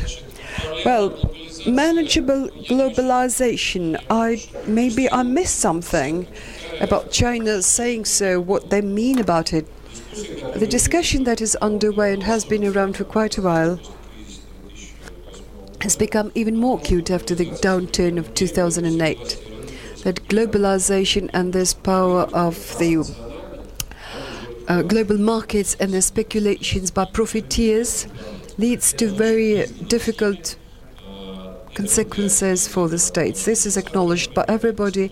This is what they want to do to make a stop on this arbitrariness of transnational corporations. They're trying to do it in G20, but China, like other emerging countries, says that the system is unfair because the keys to this system are held by the Western countries, first and foremost by the United States, that blocks or rather has controlling a majority shareholding in international financing organizations, ratings agencies. I suppose this is certainly subject to absolute change, because as the economic balance in the world should change further, the role of these countries and they more and more they should count more and more in economic sense and weight, the pressure will grow and they will have to somehow share this clout.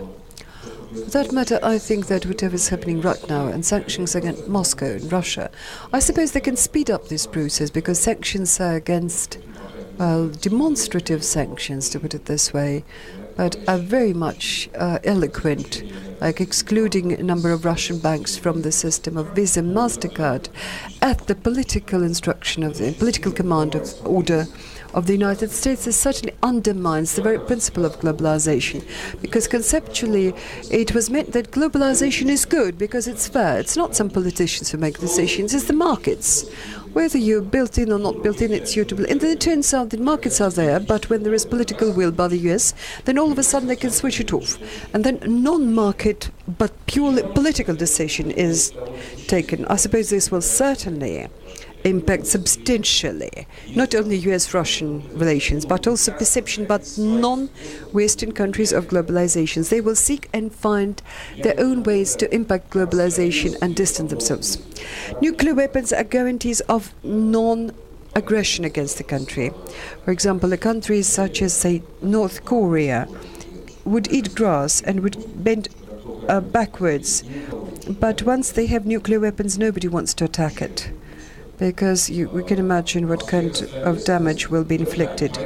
And in this sense, that is why a major global war like what we saw in 19th or 20th century is impossible, thank goodness, because all potential parties have nuclear weapons. As to guarantor of territorial integrity, if the challenge follows from within, well, are you not going to bomb your own territory which wants to secede? And nuclear weapons are an external factor. The EU right now is living through a time of serious re-evaluation because Ukrainian collision has seriously impacted all the situation in post-Soviet space. It's become quite, well, vague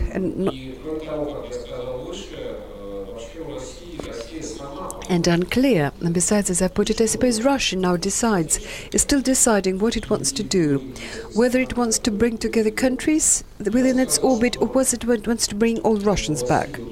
I suppose Russia and other participants certainly have very different motivations behind their actions, because Russia is looking at it as a number of economic and geopolitical factors and factors of Russia's security, whereas for other countries it may be quite a different set. For example, Armenia has one motive. Armenia has imperative to ensure their own security, and there's no way to go. EU will never extend any guarantees of security, nor will the US, whereas Russia will. Belarus has more economic motivation. Russia has a mix of both. The project is in a very difficult stage, and I suppose the countries that are now candidates for accession, Armenia and Kyrgyzstan, will accede, but what kind of association will it be? And most importantly, if we turn towards Asia, how will it correlate, say, with the project, what is the name of it, economic belt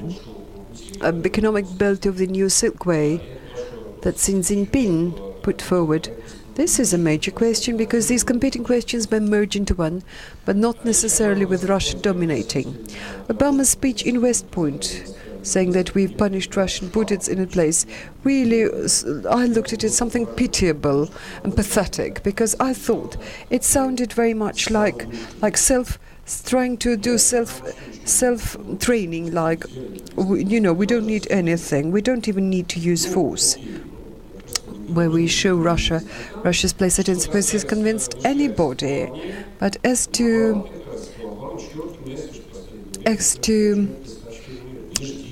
interference from beyond, it seems to me that the message Obama is sending across: don't wait for our interference. He keeps saying, why do you think that in response to any threat we would use force? It is not about use of force. And now certainly, now he has to take a most difficult decision. What do you do about Iraq? Because in the long run they can't but interfere. Because if they, can you imagine that they would allow this, like Al-Qaeda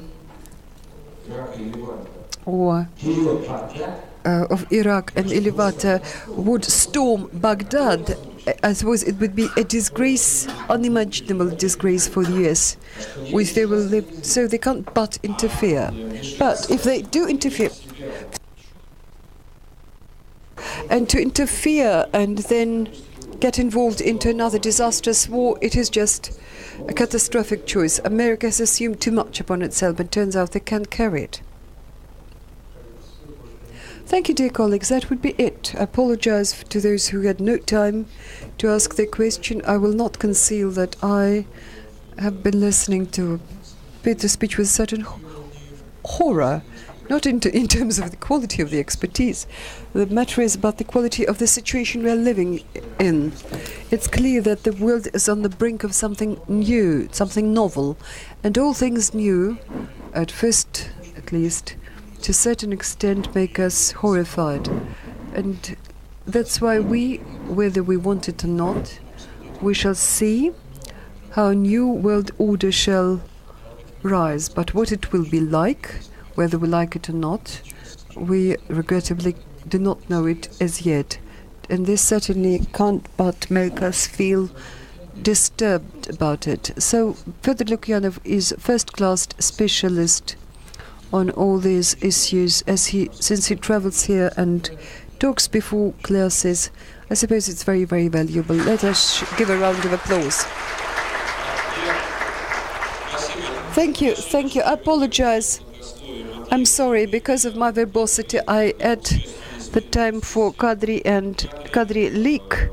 Kadri has been a friend, long-time friend, and he's an excellent specialist, leading researcher in European Council on International Affairs, a good, competent European organization. He will share with you his perspective, which will be different. And I, as a moderator, just surprised that we were supposed to have two speakers, because my agenda says that it has to deal with the next. Well, it's absolutely unpredictable. The world is unpredictable, exactly. 25 minutes coffee break. Thank you.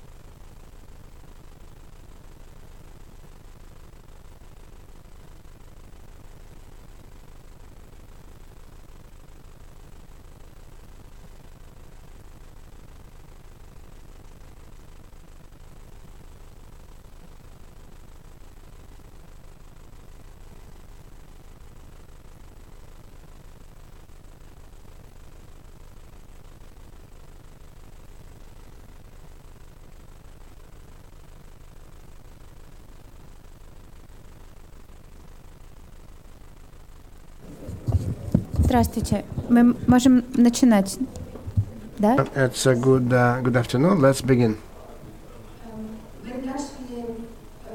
We have begun the last part of our seminar, so this traditional subject matter, so global media. That was always end our seminar.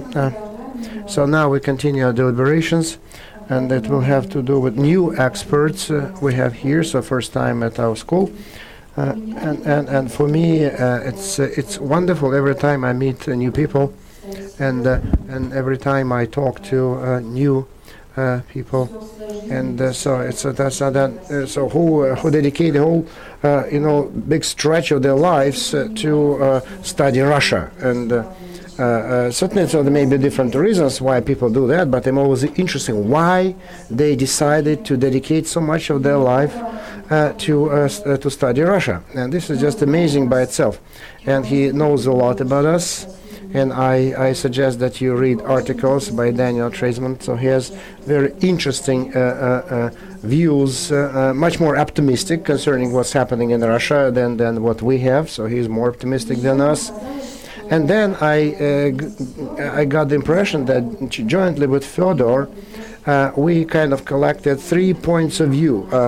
And triangulations, and from those 3 points, so we can look at our country with a new eye, or can so good benchmarks. And so without further ado, so we'll so first Kadri, and then we'll move over to Daniel. Thank you.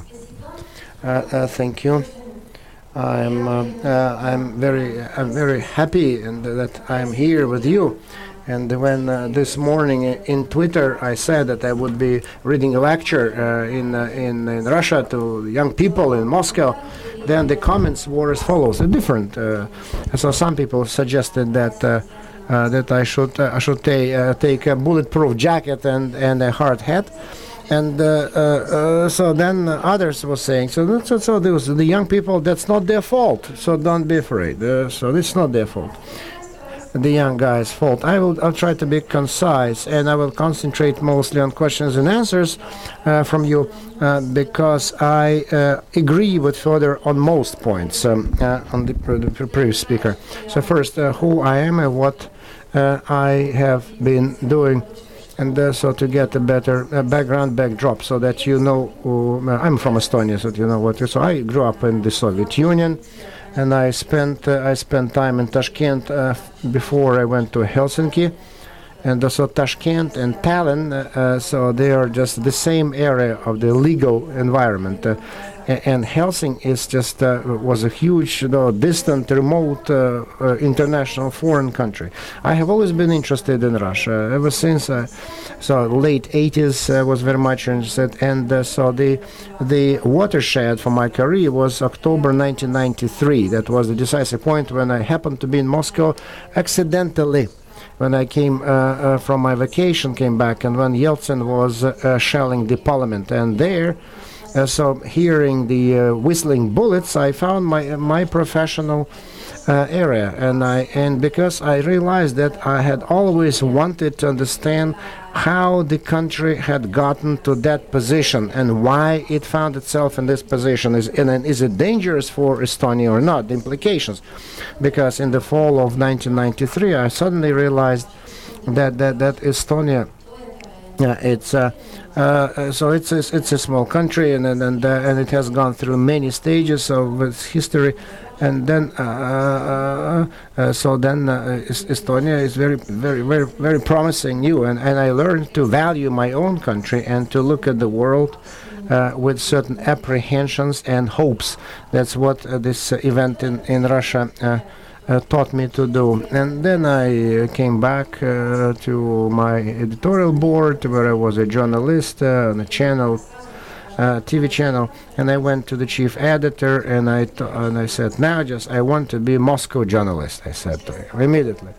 And in 2 years' time, 2 years later, I came to Moscow again. I was so at first no one took me seriously, and I lived in Moscow for 6 years, and I worked as a journalist for Estonian papers and for information agencies, So there was the Baltic News Service existed at the time. Then I became the editor, then a think tanker, and so I headed an institute, and now for 2 years I work in London, European Council for International Policy, so which is a pan-European think tank. So we have offices, a number of offices in 70 capitals of the world. We have offices, and we consult ministers of foreign affairs of the European Union, so trying to give them good advice, sometimes successful, sometimes not so good advice. And our mission is to support the efficient policy, international policy of the EU, and so this is our mission. And so this is my background, and now you may ask any questions concerning the European policy or Baltic countries. Originally, maybe I should speak about Baltic states, because Baltic states is a very specific, interesting subject, but there is a lot of misunderstanding in Russia about Baltic countries, because it's a kind of a niche but unique situation. A couple of words. I want to comment what Fyodor was saying. So I agree with Fyodor most of the time, because the world is on the verge of great change, and it would be quite logical that a change would occur. But to predict, to forecast these changes is impossible, because so everything is in flux. Everything is changing. So the economics is changing, globalization, and its disparate movements, Brownian movement, then the growth of the global population, and then the energy crisis. And so the religions, what kind of religions we would have, so the future religions, confessions, whatever. And so there will be no post-religious epoch. There will be a new religion epoch. And it will be different from what we had before, not necessarily fundamentalist religion, but the religion will come back in the lives of many people, not certainly all. And so then IT. IT is so the whole gamut of international of IT, so cyber math, optogenetics, cyber security, data protection, opportunities that new IT, social networks, and the ability to so how they impact the people and their self-identity. The ability to get in contact, stay in contact with other people at a moment's notice. So internet fragments, compartmentalizes, silos our mentality and our perceptions. So it's much more difficult just to concentrate. So it was much easier to see where you are without internet. And there is a danger lying there as well, because people cannot concentrate now because there's too much, and people are confused, and that will definitely impact many processes. And then the crisis of democracy, that's another salient point. And it's there, and further, Ivan Krastin, our common friend, so he was thinking about the fate of democracy, about protests, discontent, and his theory goes like this: that there is a democracy is not looking common ground with globalization. They don't want just to adapt one to the other. There's no need. The national democracies and the global market, they are doomed to diverge. So the countries may limit democracies inside their countries to be competitive at the global markets. And for example, the nation asks more money for healthcare and education. Yes, but the government sees us to be competitive in the global markets. They need to have, they don't have to spend much money on healthcare and education, for example. So this divergence. So whether they want to get focused So they need to get focused on strategic economic stability, or they can start to stonewall from the globalization to isolate and build the national democracy, legitimacy, responsibility to its nation. Or we can globalize democracy. So what this is all about? The EU is attempting to do that to a certain extent. But then what about sovereignty? Sovereignty will become victimized because the EU, there is no national sovereignty within the framework of the EU because it's less than it used to be before the EU had been formed. And then many politicians so the electorate. So the electorate may change politicians, but it's very difficult to change policy, because the economic policy is dictated by the market and the European Central Bank, and the electorate in the European countries. So there's very little they can do to change the policy of the European Bank. And then the protest movements. People take to the streets, but they don't have a coherent agenda. So they do not want just to come to power. They just want to go against the power, at the same time not wanting to be part of the power. And then the elites the elites are weak. They're not helping. To be more successful, the elites need to have more self-confidence, more strength, and they cannot have any more self-confidence because the electorate don't trust the elites. So the elites, they are always on the move, so they lost their roots with the electorate. That's why they don't trust them. The elites can always get up and go, and then the elites may always move elsewhere. So they're mobile. And so that's exactly the situation in Ukraine is very salient. I am more optimistic to the situation in Ukraine. Maybe because I several times over the last months was in Kiev, and I can feel this positive energy is there. People are ready for the change. People are ready to sacrifice their happiness, their well-being for the sake of the new system. But the problem is that political elite is mediocre, to put it mildly, and the authority in power after the revolution, it's legitimate. Yes, they seized power, so legally it's legitimate. It's not a junta. It's not a junta, as they say. But it's not represented properly the way we would like it to be, because the society changed a lot, and so the new forces appeared in the society in the central Ukraine and the west, and it's not only the east in the south of Ukraine issue. So the nation actually nurtured their politicians, but the politicians do not represent those nationalities in Ukraine. So whether they can do that or not, or it's a tall order for them, we don't know. But many say that with the help of non-governmental organizations, will be controlling the government. And so they're capable of doing that to up to a point, because the organization so outside the government is quite high, a good level. So then they held Maidan in control with the help of self-organization. But to control the state, it's absurd. It's impossible because people who know what to do, they need to be in the parliament, in the ministries, in the agencies, in the government, if they know what to do.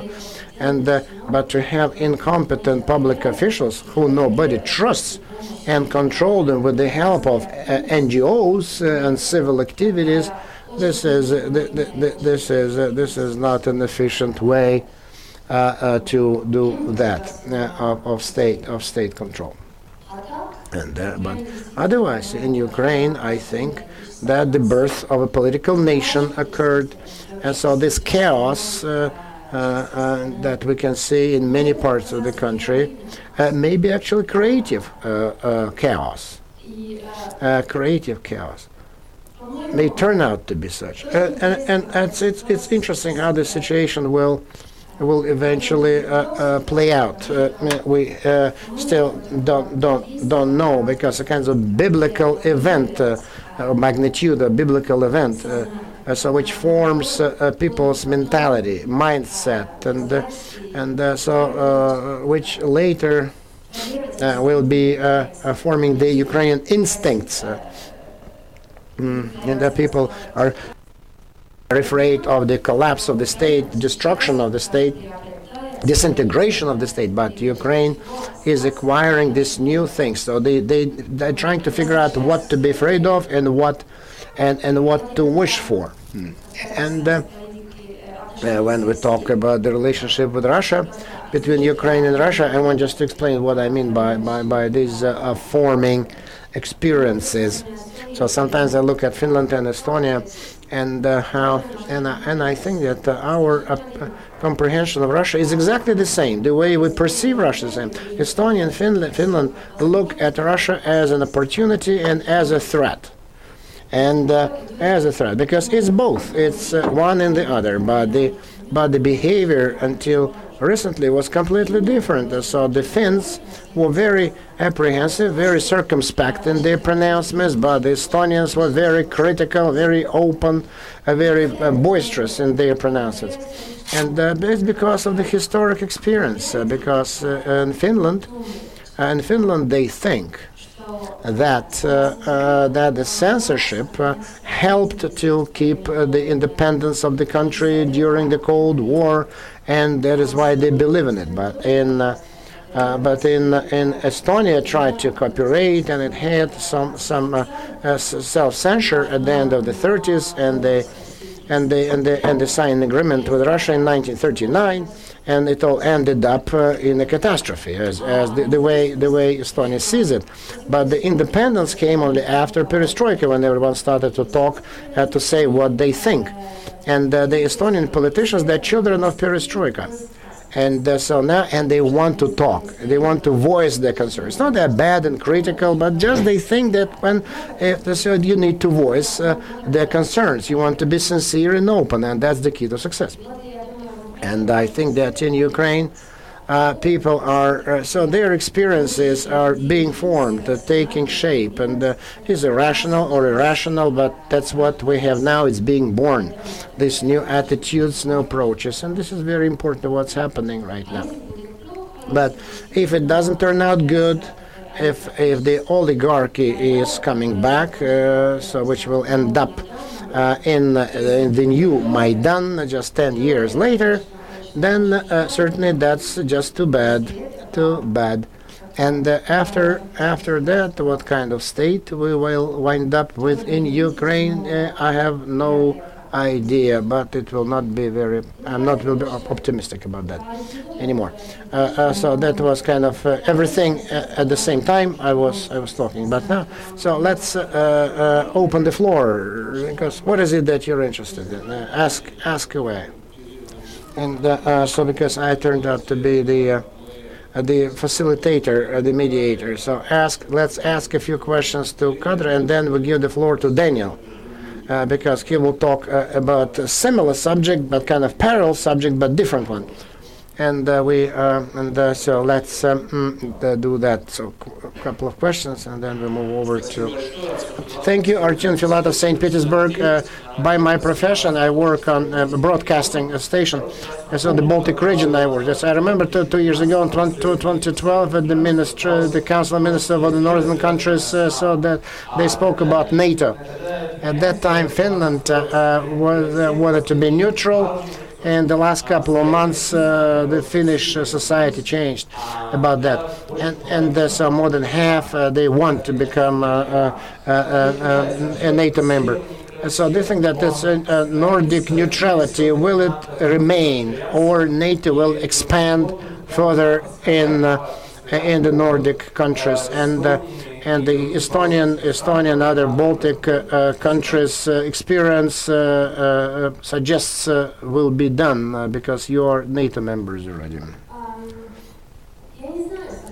I don't know whether they will keep neutrality or not, and I think that the Baltic countries' experience is a little bit different because the Baltic countries, like Finland, so they could not protect themselves against Russia, never, or against many other countries. They were defenseless. But in Finland, so they have good armed forces, capable, and Finland is quite different. It is capable of protecting itself. And now, so the Finns, they want to become a part of NATO, but they are more afraid of the reaction of Russia, because that's why they're so apprehensive and sensitive to what. But Russia's policy to Finland so denies all the arguments to the people who are against NATO, because don't irk Russia, don't make Russia unhappy, everything is good, so the status quo is wonderful, just leave it be. But the more problem is in Finland than in Estonia, so there's a lot of propaganda going on there, and so there are many instances in Finland that Moscow even doesn't see it. I remember this once in Fyodor, just at one of the seminars, I was so concerned about the Baltic countries and Russia relationship, and at that seminar, so all the Baltic countries criticized Russia. They were happy to do that, and so that Fyodor was in Stanford already, and at that time, and it is true that there were things that in Moscow doesn't see, and it's not part of the public life. And there they're blown out of proportion, and but it's not only because of Crimea, but because of other relations. There are many difficulties, and so the NATO support will certainly grow in Finland or not.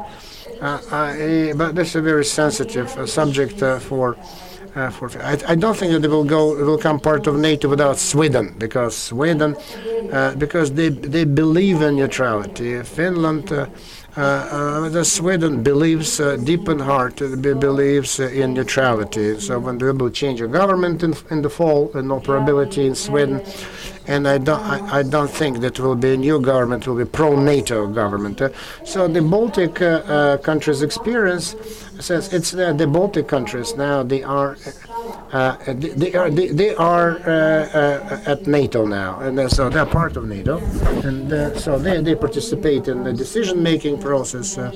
So they're fully fledged countries, and so on, like Sweden and Finland, and certainly they would want to participate in decision-making process as well. And that's the motivation, but we don't know anything for sure. Well, I remember well the Stanford seminar. It's a nightmare, but from the Baltic countries we had people from Moldova, from Georgia and Ukraine, so it was quite a fun. Thank you very much.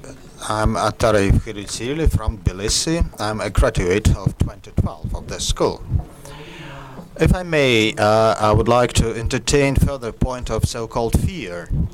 In the past years, there was a trend that smaller countries such as Estonia, Georgia, if they failed something to do in the country and abroad, they attempted to blame somebody else for all those faults, and it's pursued as a policy. And I don't think it's quite serious for the 21st century. So, on the one hand, there are true serious challenges. And on the other hand, the fear in those countries, both legitimate and illegitimate, objective and subjective, sells very well. And in cases there are crises in the world, it is used, and dividends are paid for that. So I think that we need to look carefully into that particular aspect, since it's not only a single country that is to blame for everything that's happening in many places and in Ukraine. Now, the situation is such that there is only one country that is blamed for the crisis in Ukraine. I don't think it's the right approach, and we should be more responsible about our approaches, since the policy of fear and tension will not lead to any positive outcome. So I think that's something that we should really consider quite carefully. I think objectively there is a fear deriving from the historical experience. Today is the anniversary of the deportation of the peoples from the Baltic countries, 10,000 from Estonia, 15,000 from Latvia, and it was a small deportation compared with that of 1949. And those people who lived in exile, they're still alive. My mother was in exile, lived in exile, so that exists. And,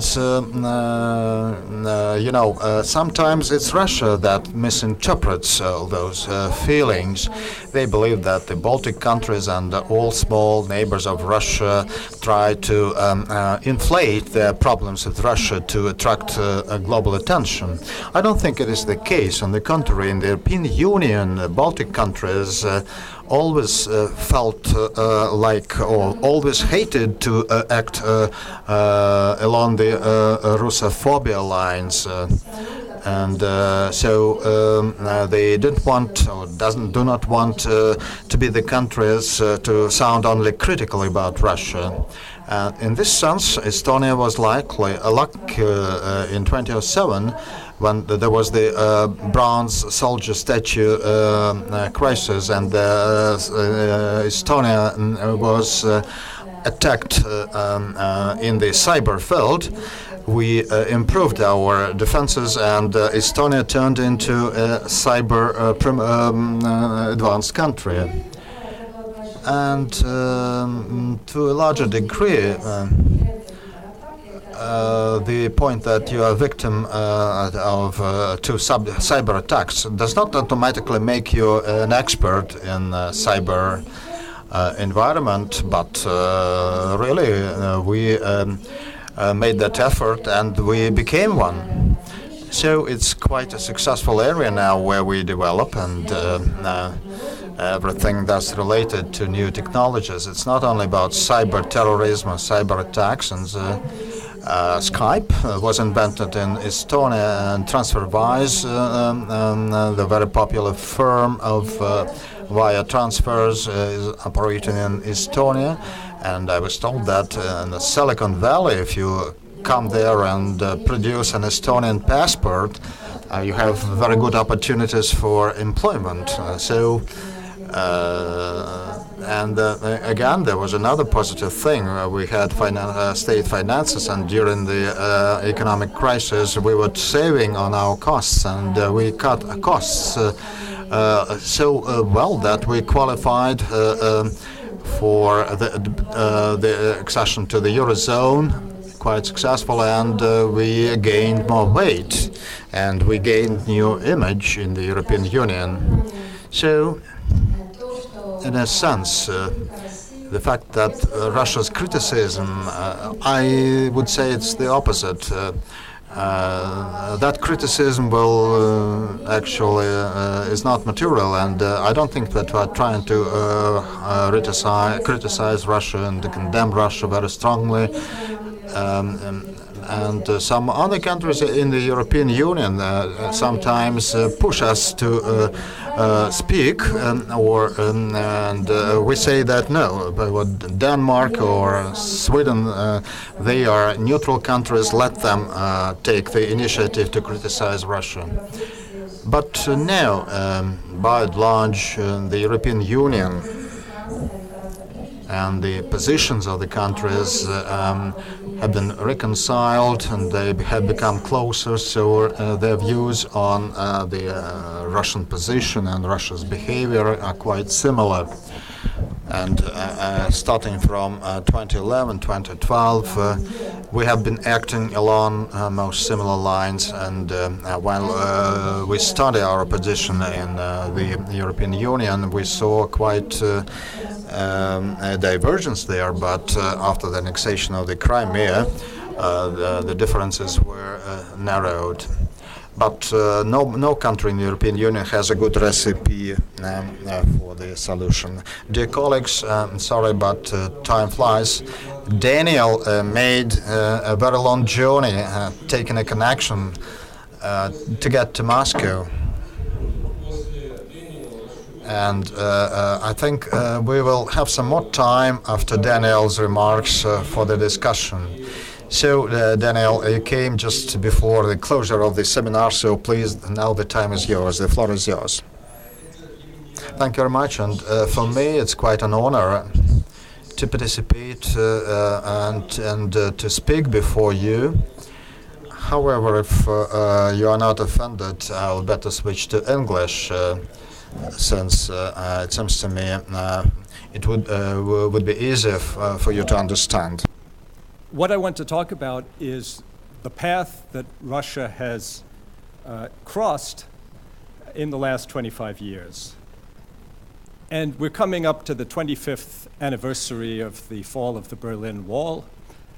People have started to examine exactly how the post-communist world has changed in that time. I was at a conference last month in Budapest with Leszek Balcerowicz, Václav Klaus, Anatoly Chubais, and various other reformers from different former communist countries. And they were trying to understand how economic reform had proceeded in the different countries, what lessons one could learn from that. And so thinking after that conference about this question, it occurred to me that it would make sense to see how Russia has changed in those 25 years in comparison to the other post-communist countries. And in particular with regard to Russia's political regime, its economic system, and its level of economic performance. So if we simply plot over time measures of the average political, quality of the political regime in post-communist countries, and by this I mean the 29 or 30 countries of Eastern Europe and the former Soviet Union that were communist.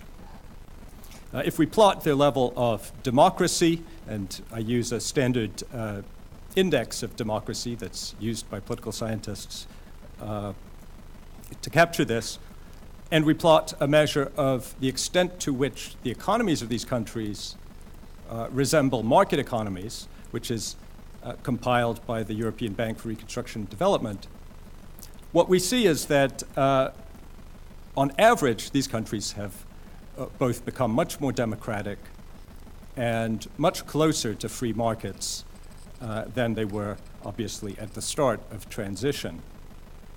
And notice also that most of the action happened in the early 1990s in both democracy and market reform, on average.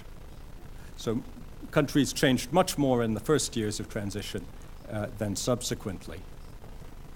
If we look at GDP per capita in the post-communist countries, on average, the plot looks like this. So a big drop early on, a recovery, and they end up substantially above the starting point. So on average, post-communist countries became a lot more democratic, although not perfect democracies by any means, and a lot closer to free market economies, although certainly not most of them perfect free market economies. In terms of output, they lost about 12 years. It took about 12 years on average to recover to the level of GDP per capita, but now they're significantly richer than at the outset, and that 12 years might be a bit exaggerated because there are various problems with the statistics which would lead to over-reporting the value of GDP at the start of transition. Still, a very long transition period for recovery of output.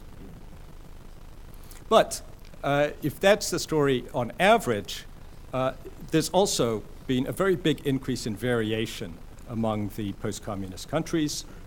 So if we look at the political regimes, so this is the average plot in the middle, but there's a huge range from Poland, which became a consolidated democracy, to Turkmenistan, which ended up as authoritarian as it began.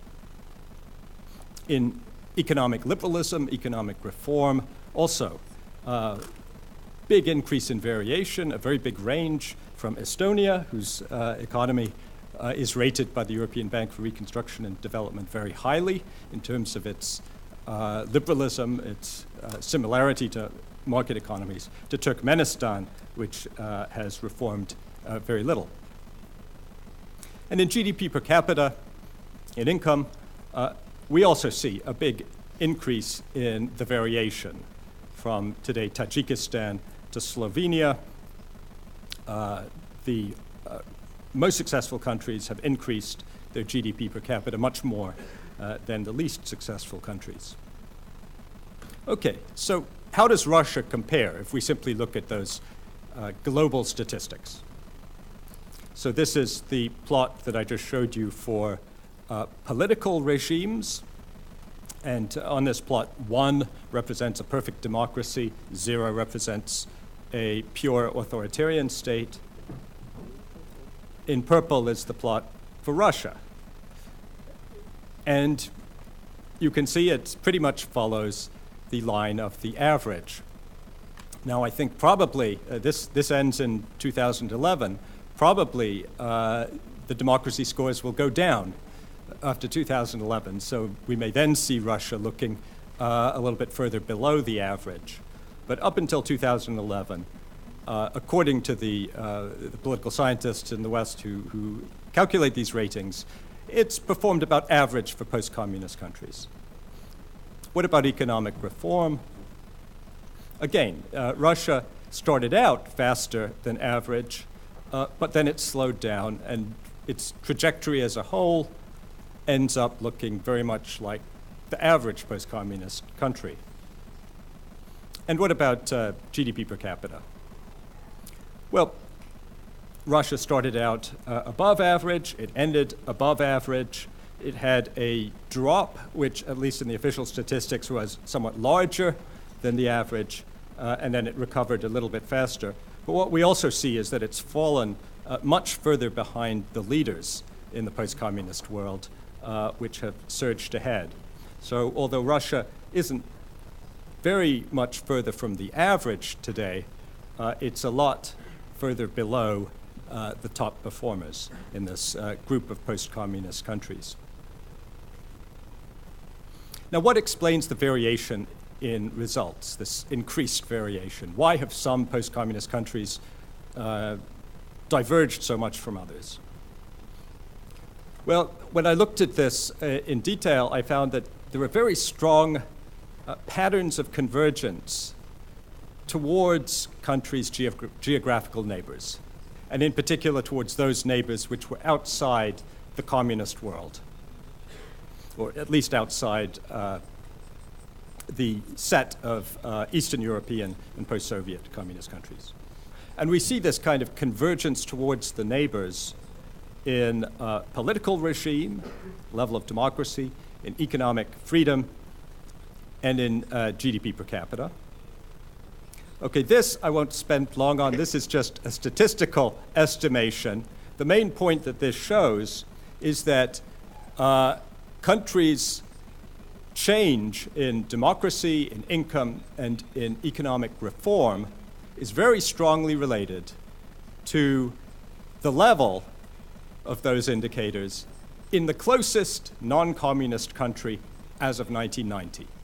So if your neighbor in 1990 was a perfect democracy, you tended to converge towards a high level of democracy much faster than if your neighbor, your nearest non-communist neighbor, was a dictatorship. It's easier to see this on maps. So here is a map of the political regimes in these countries as of 1985, and we see the edge of the Soviet and East European bloc as pretty clear, especially in the West, because in the East, China is also communist. In the West, we see this very clear divide between the democracies and the authoritarian communist states. By 2010, that's changed. The countries, especially in the West, have converged towards their neighbors in the West, and that the end of the bloc is much less visible. If we look at a similar sort of map for economic regulation, so this is measures of the extent to which the economy is regulated, we see, again, there's a quite clear divide at the edge of the bloc, especially in the West. By 2011, there no longer is a very clear divide in the West. Countries have converged, they've become more like their nearest non-communist neighbors. And we see this convergence having different results in different places. So the Baltic states, we see, have been converging towards Finland. The countries in the Caucasus have been converging more towards Turkey and Iran. Central Asia, convergence towards Iran, Afghanistan, and China. Central Europe towards Germany and Austria, but with a bit of a tug from the eastern neighbors sometimes. For instance, Hungary has been moving backwards lately in terms of democracy. And Russia, perhaps this is a metaphor rather than any sort of scientific point, but you could say that Russia's problem is that it has been trying simultaneously to converge with Finland and China. Why do we see this kind of geographical convergence such that the countries are becoming more and more like the ones that are near them outside that boundary? I'm not sure, but there are some hints in the evidence. First of all, with regard to democracy and the political regimes, it's very possible that there's an element of cultural clustering. So countries that had a similar cultural heritage, and I see this statistically when I use measures like religion, countries that are have a similar cultural heritage have tended to converge together. And then, very logically, the length of time under communism. Countries that were under communism for longer have converged more slowly towards the West. In economic reform, it turns out that there's a pretty strong relationship between democratization, so political reform, and subsequent economic reform. Countries tend to reform economically after they reform politically. And we see this even in a short period. So statistically, there's a very significant relationship between an increase in democracy in 1 year and then an increase in the level of economic liberalism the next. On GDP per capita, it seems a little more complicated. There are long-term influences, but there may also be short-term influences. The growth rate in a country's neighbors in the previous year is strongly related to the growth rate in that country in the given year. So if your neighbors are growing very fast, then you are more likely to grow fast in the following year. On this point of cultural traditions, it's interesting to note that there were pretty significant differences in attitudes, which are related to culture, in the different post-communist countries at the start of transition. So in 1991, the Eastern and Central Eurobarometer asked samples of the population in a large number of countries the question, is a market economy right for your country? And the percentage of the respondents that said yes, a market economy is right for our country varied quite substantially from 87% in Lithuania to 42% in Romania. And we see, apologies for the labeling here, something is a little bit wrong, but what you can still see the relationship is such that countries where a larger percentage of the population thought that a market economy was right for their country, those countries tended to have a bigger increase in economic reform, a bigger surge of economic reform in the early 90s. So these early attitudes seem to be related to how much reform actually took place. Where public opinion was more supportive of the market economy, those countries moved faster towards the market economy. This would be consistent with the notion that these cultural predispositions were important. Okay, what about Russia's experience? Well, democratization, economic reform, and change in output in Russia were, as I showed you, all about average for post-communist countries, although disappointing when you compare Russia to the leaders, countries like Estonia. Now, all of those indicators tend to correlate cross-nationally with a country's geographical neighborhood, as I suggested. And Russia's converging, you could say, to both East and West simultaneously. It has influences of both Finland and China. The convergence is driven by both geographically clustered cultural traditions, or at least there's evidence for this, which shaped public opinion at the start of transition, and also when we come to economic development and income, the pattern of growth in the country's neighbors. So if that's what seems to have happened in the last 25 years, what's going to happen in Russia in the next 25 years? Well, of course, I don't know. But there's a tendency that has been demonstrated for countries to democratize as they become more economically developed. There's been a bit of a debate on this in political science in the West, but the vast majority of scholars think that there's a strong tendency for this to happen. Of course, there are exceptions to this, which some people think disprove modernization theory, the idea that as countries develop economically, they tend to become more democratic, more modern in other ways. In 1970, the big exceptions seemed to be Greece, Portugal, and Spain, which appeared to be too economically developed to be so authoritarian. They had dictatorships. Of course, they soon became democratic. In 1980, you could say that Chile, Argentina, and Uruguay also looked too rich to be so authoritarian, and some scholars said modernization theory must be wrong. Look at Chile, look at Argentina. They also democratized.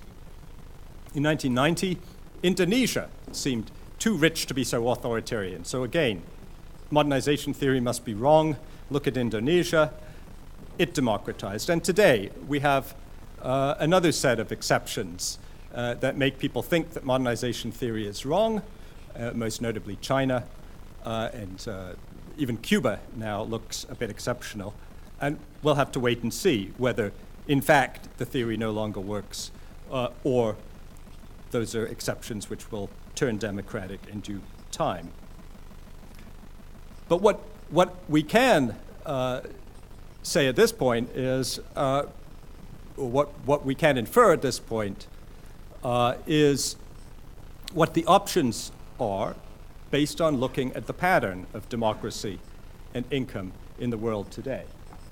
Now, if we simply plot the level of income of countries in the world, so GDP per capita, against the level of democracy, and this is an indicator, the Polity 2 indicator of democracy, so negative 10 on the left is pure dictatorship, positive 10 on the right is pure democracy. What we see is this rather strange pattern in which for countries above about $15,000 a year in GDP per capita, there's a scatter of outcomes. And these, I think, can really be divided into three groups. So countries that are above the level of about $15,000 a year in GDP per capita fall into one of these three groups. First of all, there are the rich democracies.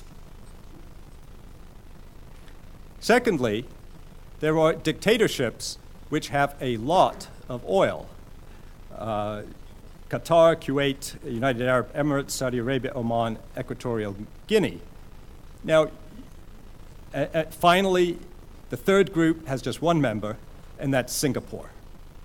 besides that, there aren't any countries that have more than $15,000 a year in GDP per capita. So we have these three groups. So the question is, if Russia is going to advance above $15,000 a year per capita in income, if it's going to develop economically, which of these groups will it end up in? Of course, the world could change. Russia could find a truly unique path, but if it's going to end up in one of these groups, which will it be? Could Russia end up in the group of dictatorships with lots of oil? Well, there's one problem with that. It doesn't have as much oil as they do when you look at it per capita, which I think is what makes sense. If you try to see how much income is earned by oil per inhabitant of the country, and that seems to be what's relevant if you're thinking about how the revenues to the state can be used to either co-opt or intimidate the public.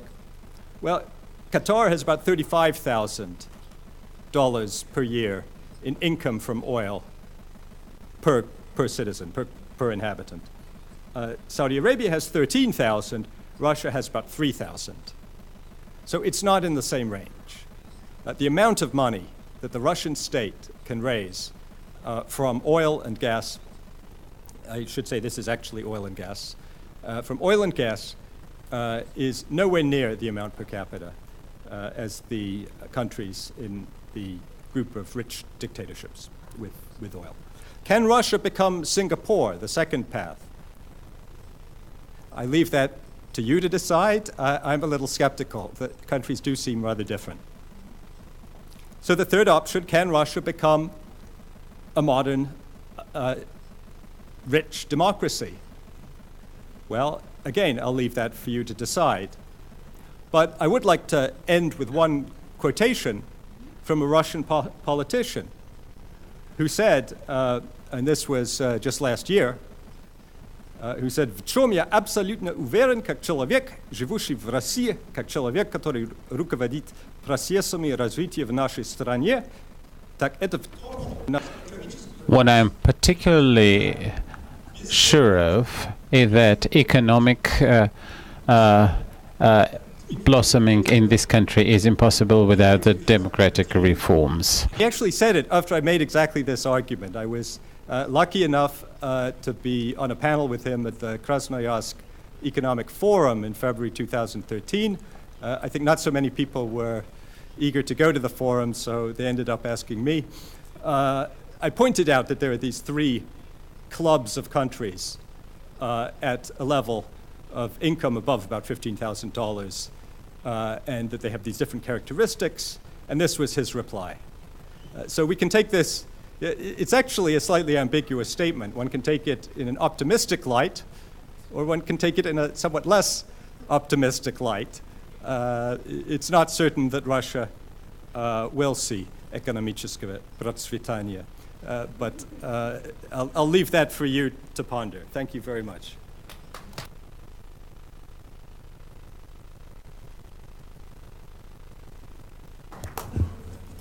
Thank you very much, colleagues. We will have 30 minutes for questions and answers. A question from the Higher School of Economics. Anna Tseganova from the Leningrad region. I will ask my question in English. So, Russia is big.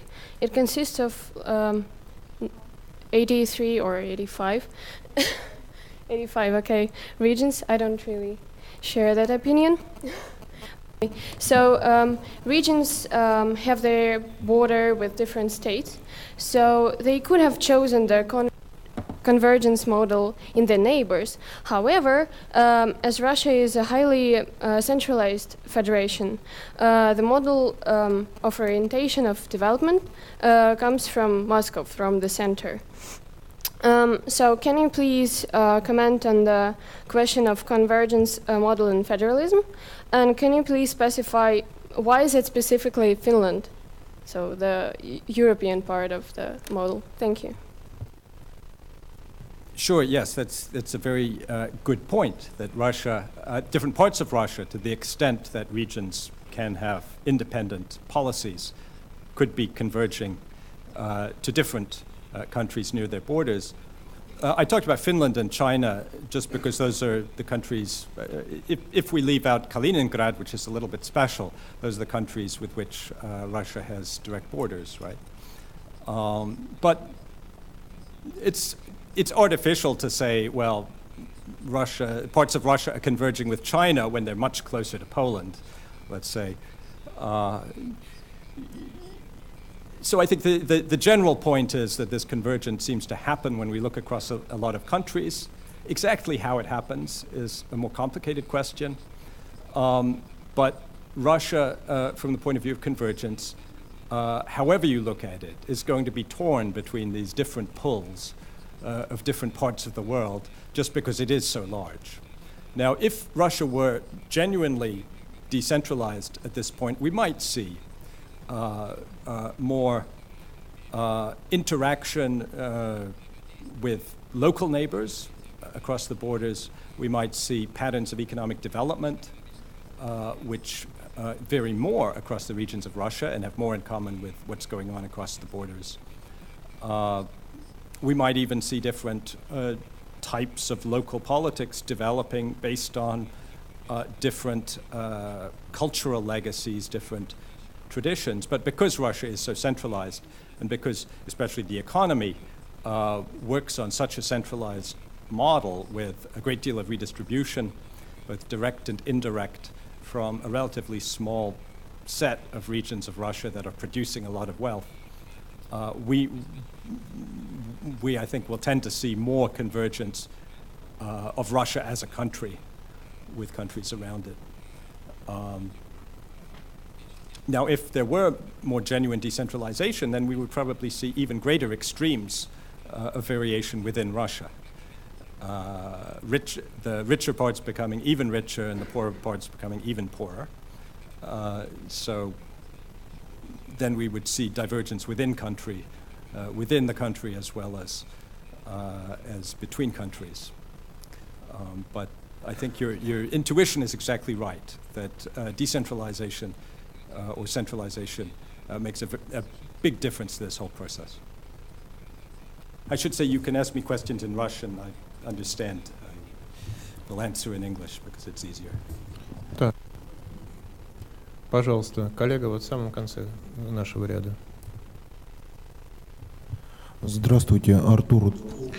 Artur Rudakov from Rostov-on-Don. Could I ask about an option or a scenario which you have pretty much omitted in your presentation in the light of the processes which we're witnessing? You have omitted the option or the scenario of the breakup of the country into several parts. I think it was not completely out of the question at certain moments in the early 1990s. I think some Russian politicians early in the 1990s thought that it was a serious possibility. Today, I find it very hard to believe in any such outcome, except in conditions which are utterly unlike the ones that we see today. It would take something like a major war. In the North Caucasus, of course, the question never quite goes away, but I don't see a very strong impulse towards it. And there's very little to attract countries or regions within Russia to declare independence at great risk and then try to establish themselves as independent states that would probably not be recognized by other countries with a hostile Russia around them or next to them to deal with. So it doesn't seem to me very likely, but perhaps you're thinking of a scenario that I haven't thought of. It's a theme which continually comes up in Russian politics as a justification for policies that I think policymakers wanted to choose regardless. So the threat of Russian disintegration becomes a justification for changing the system by which regional governors are selected and for various other things. But I just don't see the real danger of that. I see terrorism as a danger, as a continuing danger. I see regional tensions as sometimes quite serious. But actual disintegration of the country at the moment, I don't see a credible threat. Так, коллеги, продолжаем. Ну, сударыня, вы так повыше немножко, чтобы я вас видел. Прошу. Sergey. Natalia Sergeyeva from Samara. I would like just to detailize some figures.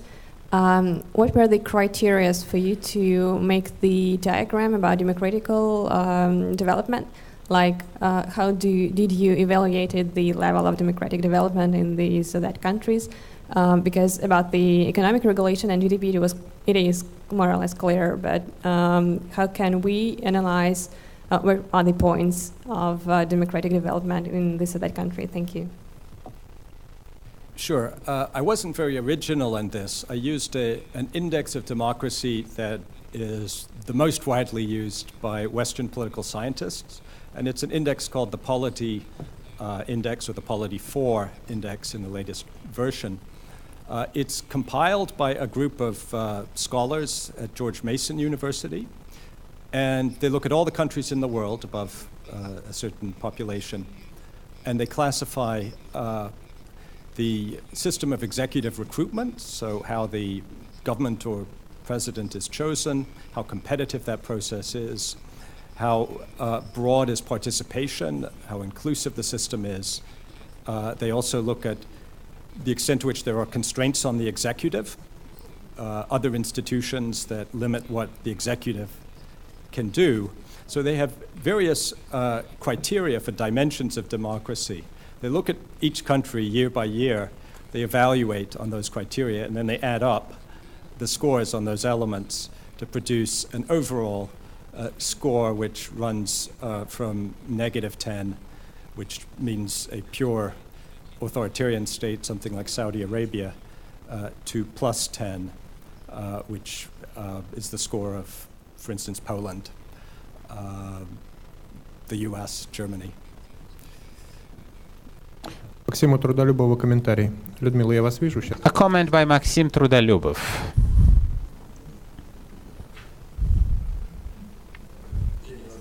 Daniel, thank you very much indeed for this very interesting presentation.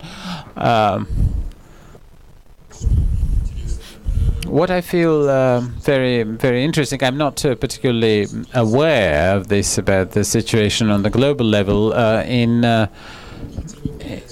but I would like to understand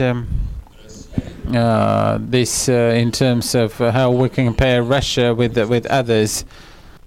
You have mentioned several parameters, but I don't think that in this particular presentation you did not take into account the governance quality indicator by the efficiency of the governance, the voicing the accountability, or the ability to express opinion, the corruption control. According to these parameters and indicators, I think Russia is either moving flatly or else going down over the past 10 years. And with that said, our main parameters for material wealth or prosperity, if you will, the GDP per capita, by the this parameter has been going up, and in this sense Russia was showing some growth, and it was believed to be a country with a high level of levels of income. With that said, there is still this divergence between the material level, which is supposed to move forward, and the decrease in the qualitative parameters. So there are some examples. Don't you think that these parameters really blur the general picture?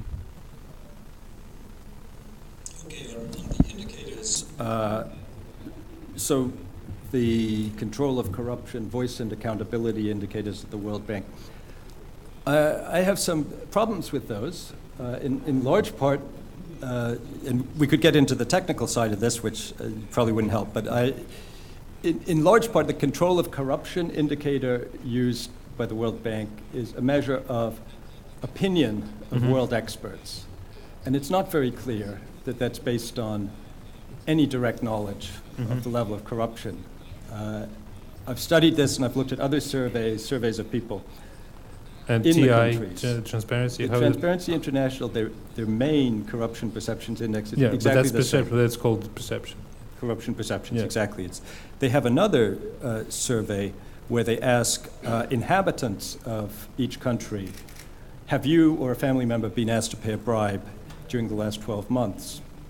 And what's interesting is when you plot the answers to that question against the corruption perceptions index of the international experts, essentially, there's some correlation, but it's pretty weak. And among the countries which are perceived to be very corrupt, in some 10% say they've been asked to pay a bribe, and some 90% say they've been asked to pay a bribe.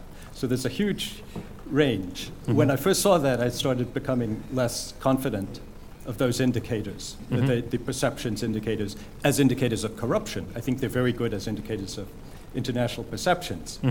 And so I would expect the perception of corruption in Russia to have increased over the last 10 years for various reasons. But I think your main point that democratic accountability, government effectiveness, and so on, if we looked at those indexes, they'd have been pretty much flat or maybe decreasing a little over the last 10 years. I think that's very much in line with the Polity index, which is a measure of democracy, which is not exactly the same thing. But if we look at the purple line here, it went up a little bit in 2000 because there was a handover of power in an election, essentially. It went down in about 2007 because they thought the elections in 2007 were significantly worse. We don't see for after 2011, and as I said, I suspect that this may go down a bit more. But basically, it's sort of flat, maybe decreasing a little bit since 2000. So that would be in line with those other indicators. So you still think that in a broad range, if we take a really long periods, then these things are still in line with the broad picture of the country changing slowly but surely in the direction of more voice, more accountability with time. So Russia's case is not even special. No, I think the thing to note is that the average post-communist country increased in democracy a lot in the very early period, and then it stopped. And there's even, on average, a little backsliding we see in 93, 94 up there. But so basically since about 1992, 1993, the average post-communist country has not become more democratic. What that conceals is, some countries very quickly shot up to a high level of democracy, like Estonia, like Poland. Others, they started by becoming a little bit more democratic and then they sank back, Central Asia. And other countries sort of got stuck in the middle, and Russia's one of those, like Ukraine. Ukraine was a bit higher than Russia. I should have brought a slide with the trajectories for all the different countries, because that's quite interesting to see. But Russia is one of those that sort of got stuck in the middle and never made it up to the top. But now the economy is stagnant, and that's long. Спасибо большое. Я просто хотел обратить внимание. Well, I just wanted to draw your attention to the fact that there is a basis that one of the possibilities to think of Russia's future in an optimistic way is that if you look at the big time spans and orient yourself on the big scale waves or even the chunks of time, if you will, up to a decade, you'd see that Russia is generally floating in the wake of changes characteristic for the post-communist world. And Daniel might even have suggested now that we have not quit this trend, although to me, as a Russian, as a common Russian, it seems to me that we have fallen away, but science, as we've just heard, says that this may not be the case, so which gives us a good food for thought. But maybe science is lagging behind. Но что вы думаете? Вот ваше ощущение? What's your perception? What do you think personally? I think that democracy in Russia has shrank. It has gotten down even compared to 2011. But I expected to see these statistics in the polity statistics. But I wouldn't say that I'm an optimist. But there's a correlation between the economic development and democracy, and this is not readily seen from one year to the next. Very misleading, because countries can develop economically for quite a long time without any improvement in democracy, and then comes a breakthrough. Like a breakthrough. And that happened in Indonesia after everybody had given up. It happened in Spain after Franco died. And there are many other examples. So I think the fact that we don't see any progress for a period while the economy is developing suggests that a gap is opening up. There's pressure building up, although it's not immediately visible. And when something creates a new opening, only then will we see the effect. But that isn't a prediction. That's just a comment on the general tendencies that we see in countries around the world.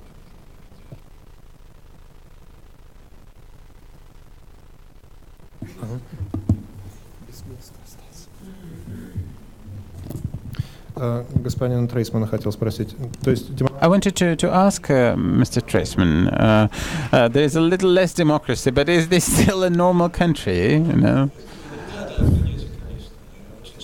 Yes, yeah, you're right. I'm often asked that very question, and several months ago I was asked that very same question, and I was looking at the statistics and the fresh data, and I expected that we had to depart from my statement. But what do you call it? Semi-normal? How can you retreat from this statement? You just have to try and understand what I meant.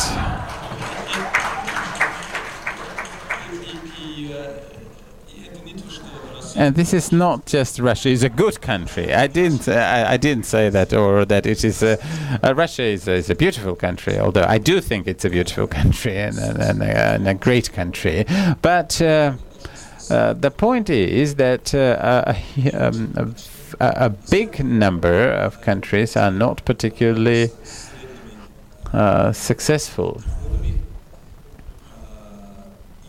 and there are many countries with mean revenues.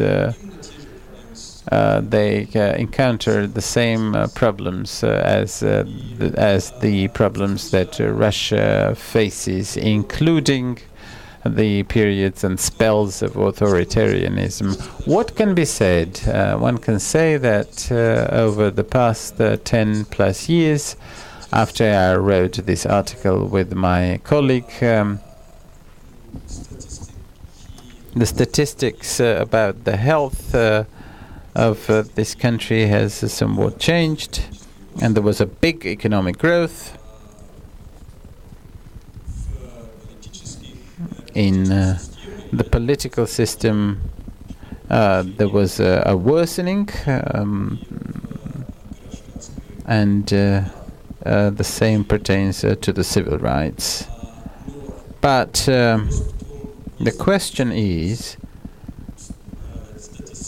that if we'll take a look at it statistically, then Russia is an outlier, which means that it is not only mean. Most normal people or normal countries are not exactly average.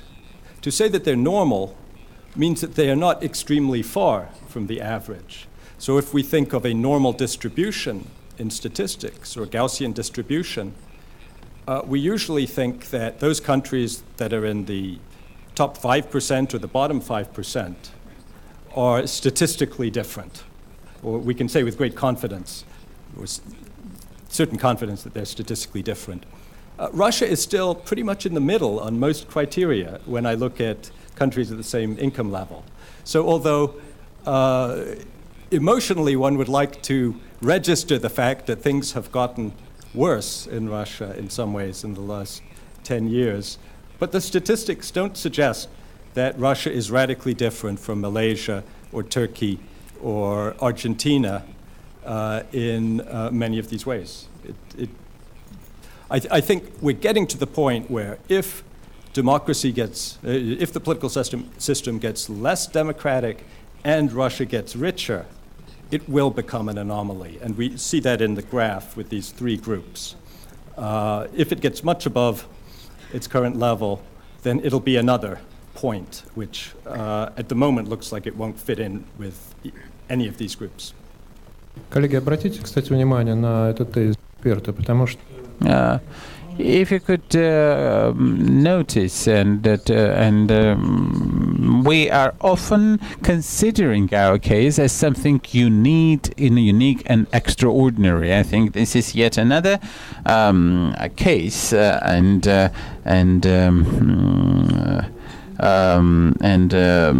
way to believe that there does not seem to be an extraordinary path for this country. Would you agree the statement of our expert to the effect that Russia is a normal country? Why are you laughing?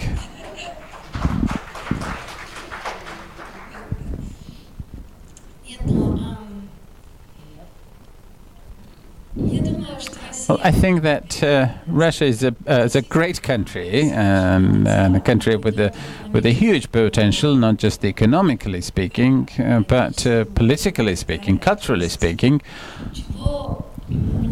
What I would like to see in Russia is more healthy trust in itself. Sometimes, and if we get back to the topic of foreign policy, this is something that we discussed with Fyodor when we discussed the question as to why Russia behaves in one way or and not another way, especially with its neighbors. So why is it that there is this somewhat paradoxical statement for coercion, for friendship? Russia is an attractive country. Maybe the political system is not particularly attractive, or it may only be attractive to some people.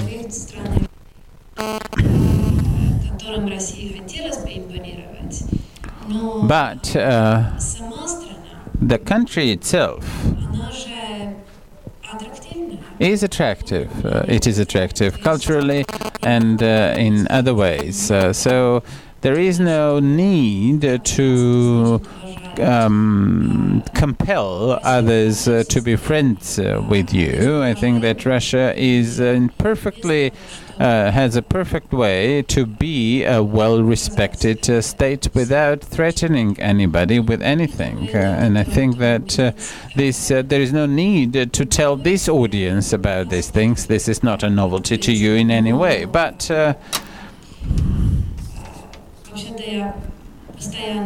I'm always surprised by the behavior and the rhetoric of some of the Russian politicians who seem to complain that they are not trusted, that they can only defend their positions by force.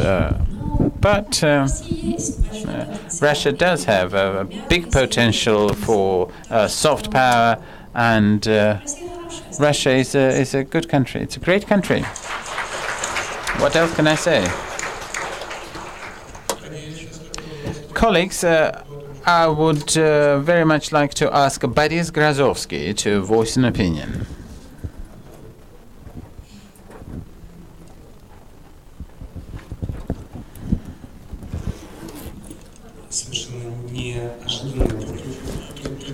Well, this is an unexpected proposal for me to voice an opinion.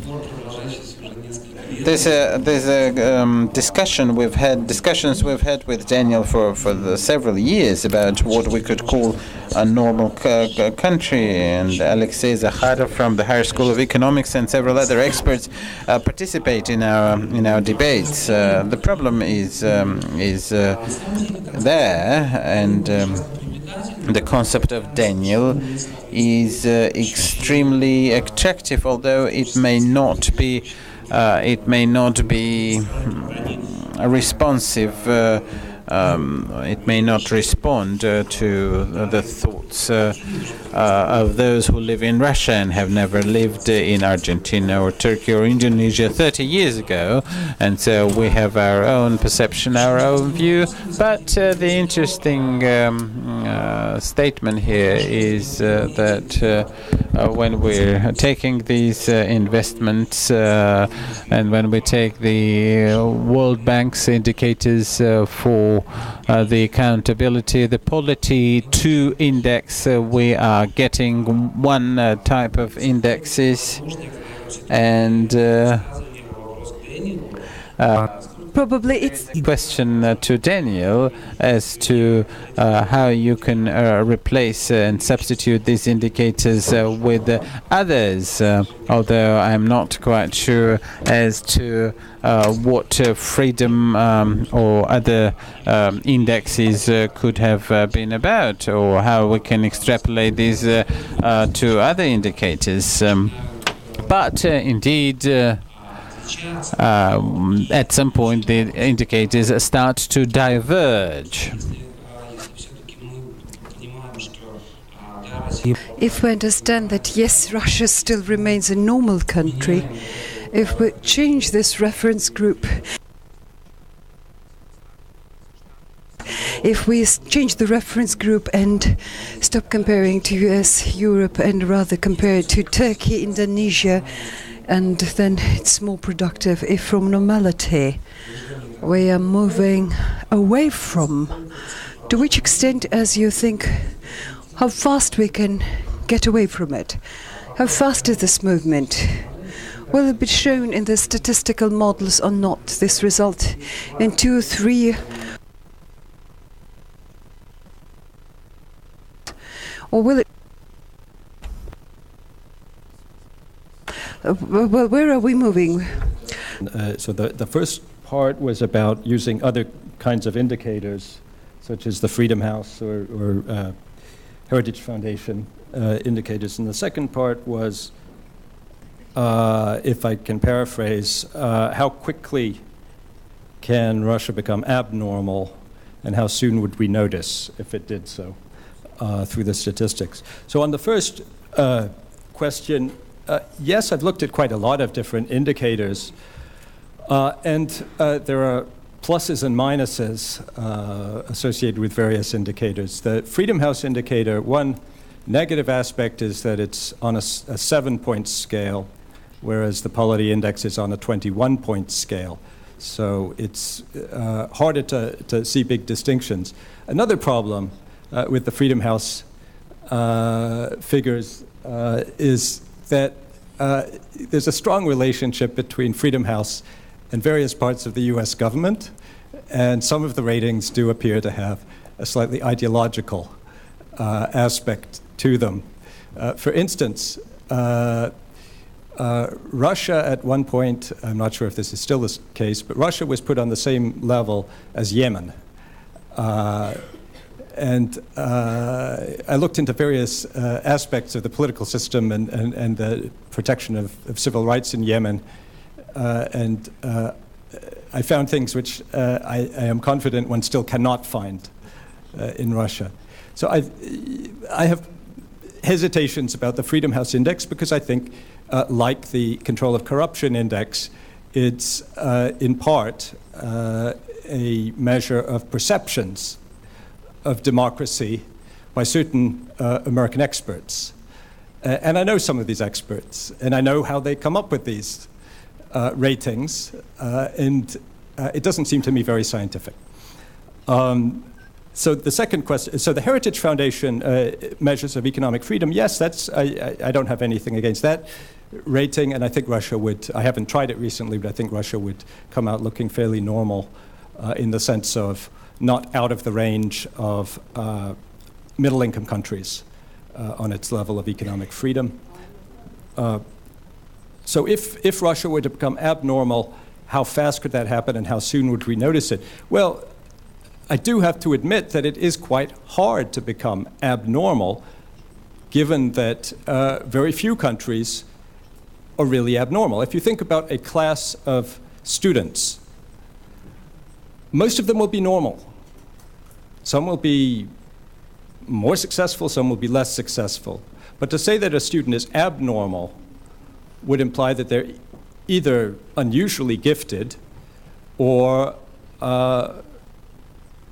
unusually ungifted, that they fall outside the normal range. So I think, I mean, I can give you a definition if you like. If Russia is more than 2 standard deviations from the mean on some indicator, that's a purely scientific definition, then we can say that it's abnormal at that point in that regard. But you know, very few countries in a distribution will be in that abnormal range. Most people are normal, most countries are normal, and most normal countries and people are not very happy, not very successful, but some are. How quickly would we know? Well, as soon as the statistics are published, we can check whether Russia still falls within the normal range of the distribution or not. But a lot of these statistics come out a little bit late, so the polity scores are available up till 2011. It's now 2014. I hope that they're going to publish new ones soon, but as that implies, there can be a lag of 3 years when it's difficult to say anything of, anything based on statistical analysis about how Russia compares. Спасибо большое, коллеги. Thank you very much, dear colleagues. Mr. Treistman helped me wrap up this session. And I suppose in the community of people who love Russia and who care for Russia, and those who are here in a patriotic community like ours, this argument that Russia is a normal country should be perceived enthusiastically and correctly. Why? Pretty often we have to observe, and we've spoken about it during this last week, we see some despondence, and some people think, oh, this doesn't work, this fails, this is done in the wrong way. Look, colleagues, this argument that we are a normal country means that there is nothing eternal in this world, in the world of political verisimilitudes. It seems that under if we pay certain effort, if we make, first of all, a mental effort, things can be changed, and they will change, and they could be changed. And in this sense, Russia has been and will be a normal country. Have repeatedly said that all authoritarian regimes follow the same trajectory in their development. Why is it that we put ourselves in a special sort of pattern or path? Remember what Vladimir Zhuev was speaking about yesterday, but he spoke from the cultural perspective. Any attempt at designating a special path for Russia take it away from the global track. Russia has always thought of it wider than, it always wanted to go beyond its own limits. And I'm sorry for quoting Dostoevsky, who was saying that Russian man is a man above and more than a man. Not above, but more than a man. So together with the two distinguished experts, we have reaffirmed this argument by Dostoevsky, and if we hear from a representative of Estonia that Russia is a great country, we can congratulate ourselves upon it. So, dear colleagues, do let us give a round of applause to our experts.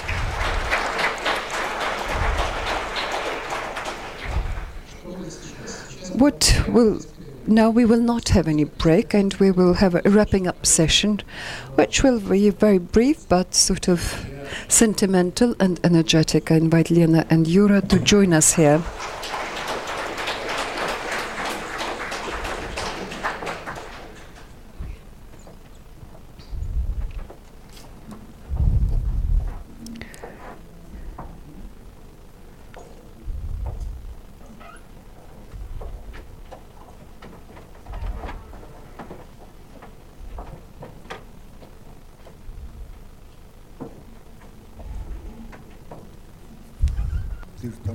Где Инна? Нумеровка. Сейчас я поищу. Давай Ты Инну, же благодаришь поищи всех? Инну. Благодаришь всех? Да, я, оказывается, ведущая. It turns out I will be an MC here. Between the two of us, we'll be now joined by Inna. I wanted, in conclusion maybe, just to give the floor to Yuri Petrovich Senakosov, who, as in point of fact, has been listening very careful at the seminar, and he very well knows what we want from this seminar, from this school. So I'll give the floor to Yuri. Just a few words.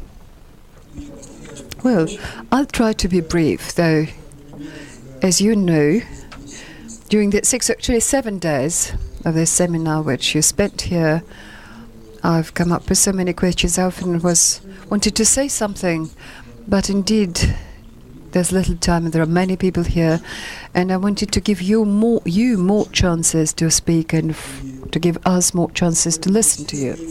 That's why all my impressions, and I have many, I've already put it this way, I'm just amazed. It's been the second year that we are seeing new students in the school, what questions they ask, how they participate in the discussion. We, in this sense, find it easier for us to work, because it's easy to discuss some matters, it's easy to discuss experts and build this composition or this show, as Lena puts it, that happens during these 7 days, and you do not really get tired. That's how I feel. And you seem to be enjoying it. You are interested in it and you are enjoying it. I think I would dwell upon 2 or 3 things which I really want to share with you at the end of this seminar. Once we already want to distract ourselves from economy, from politics, from global problems. Enough has been said about them, but just based upon my own personal experience and Lena's experience, since we were born quite a while ago, we have seen many things in our life. In our biography, it's already a third sort of transit. The first transit took place in 1968. Why? Lena says, well, okay, after 1956, after the 20th Congress of the CPSU, I mean 1960-70, there was just a cleansing of dissidents, which is very much like what we see here today. Then there was perestroika. Then again, we found ourselves in a situation like today when, as I see it, some intellectual potential has been accumulated to discuss the real problems in the country, and we have become adults in a good sense of the word. We have become more mature. We are now better understanding one another, and we now have better understanding of many things. And in this regard, I want to say that when perestroika started, at that time I paid attention to a new thing. In the streets, in these bookstores, people would sell whatever they had. And, I mean, in the streets, and in the markets, and in Moscow streets, you would see many people just carrying around boxes with just a lot of rubbish, but they were cleaning things, and by early morning the streets would be clean, but a new sort of marketplace would be set up. By night time it would be gone. But at the same time, well, I have perfect memories of that in these street stalls that you would see. People would sell lots of books, and say astrology and horoscopes, printed on very bad paper. And at that time I realized why that was the case. Because 70 years have not gone by without making this result. People forgot how to. People were distracted from thinking about their own fate, about their own private life. And instead people would still show this interest, but they want to divine it. Looking at the lines in your own palm, what is ahead awaiting you? What is it, how they can be linked into this world? What about their presence in the world? All these astrology horoscopes.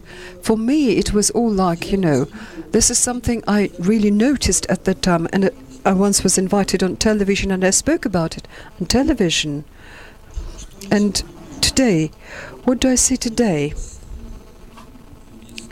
Well, I just didn't go out.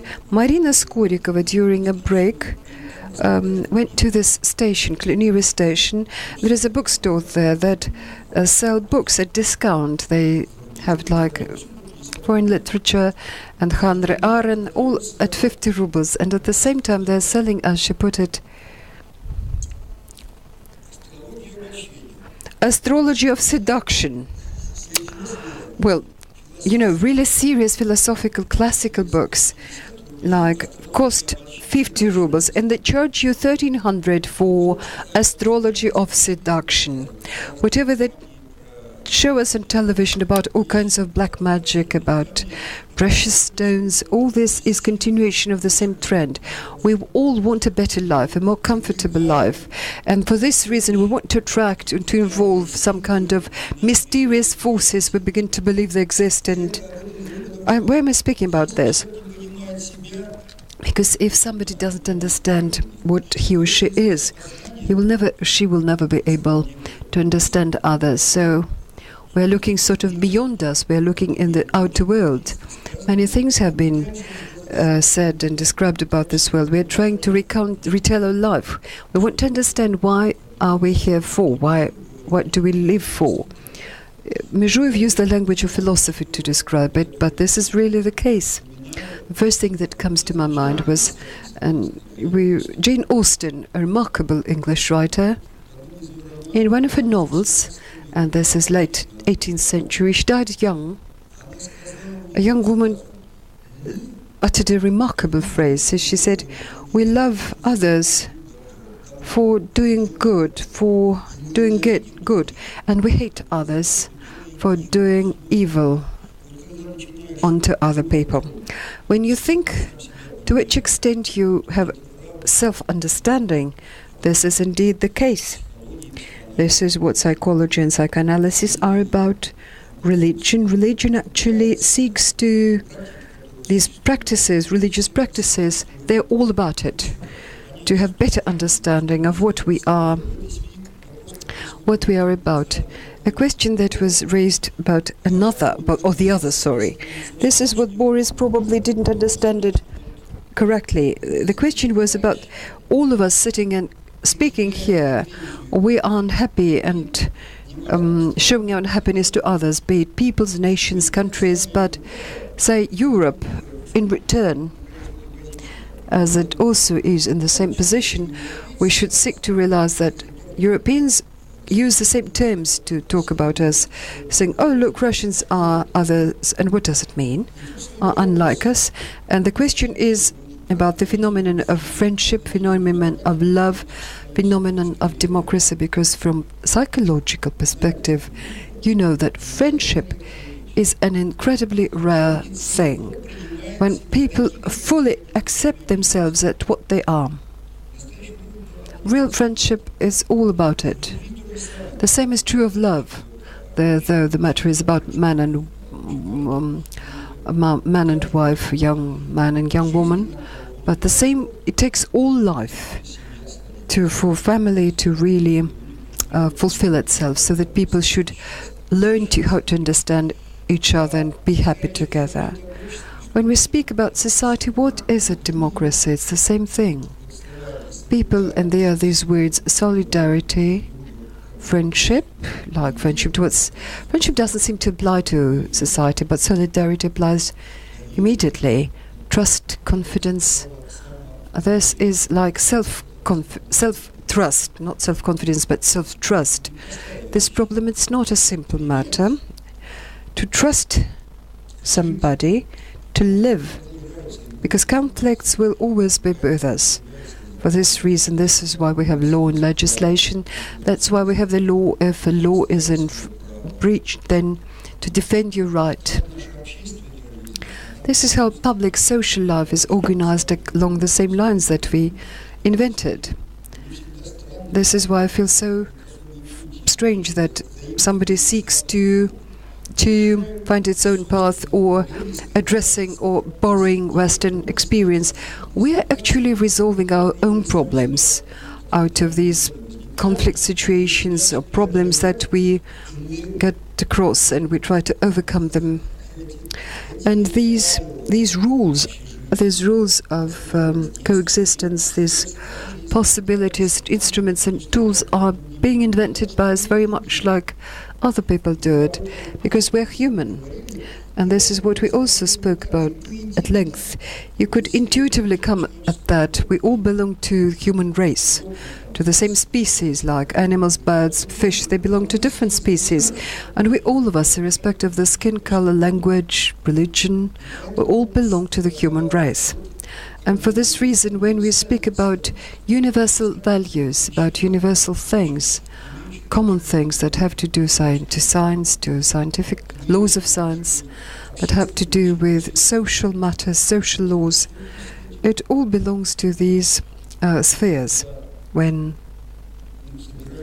well, say, and international congresses are convened, international festivals are held, it all shows our aspiration for being human.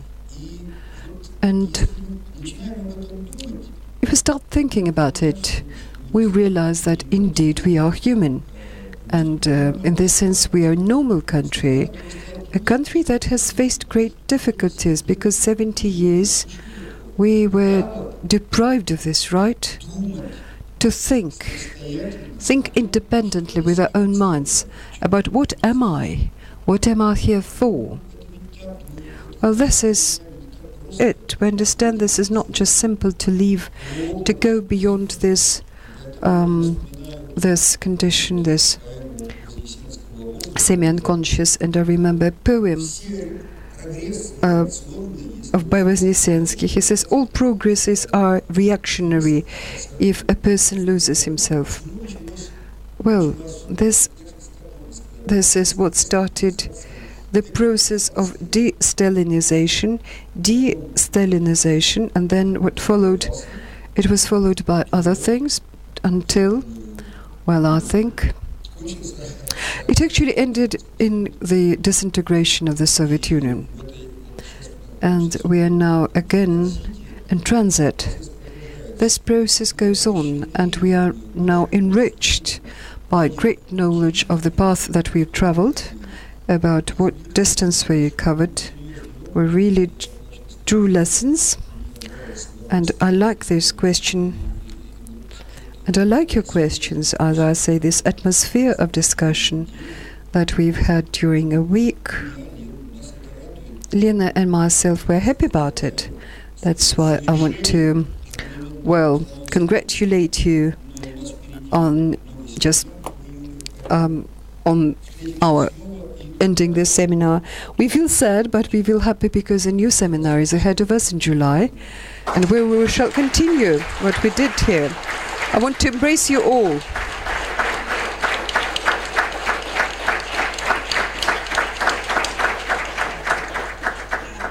Yes, indeed. A very elegant and fragile lady stands behind this program, but she has this iron just hands.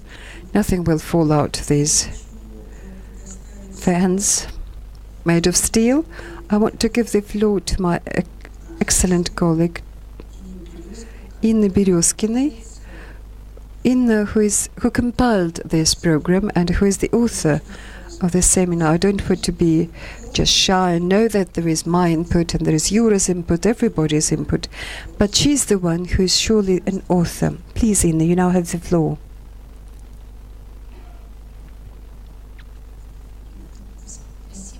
Thank you, but if I could, if you have to speak about it, to name it, then I'm the youngest of co-authors. Yuri Petrovich spoke about love, and I think I shall speak about love too. But first, I also have to compliment this audience, and it's not my personal generalization. This is what I heard from many experts this time, and I'm overwhelmed by incredible pride that I share today with Marina Skorikova. You all know her. She was the one who invited you to attend the seminar, together with our girls and with everybody who is and works for the school. It's actually one of the most important parts, because no matter how brilliant might be the presentation by any expert, and all of our experts are brilliant. Yes, this is the case. At least as far as I said, I don't suppose this school attracts some people who come here by chance. But if you do not hear what they say, if you're not listening, then neither this session nor seminar can take place the way we have it today.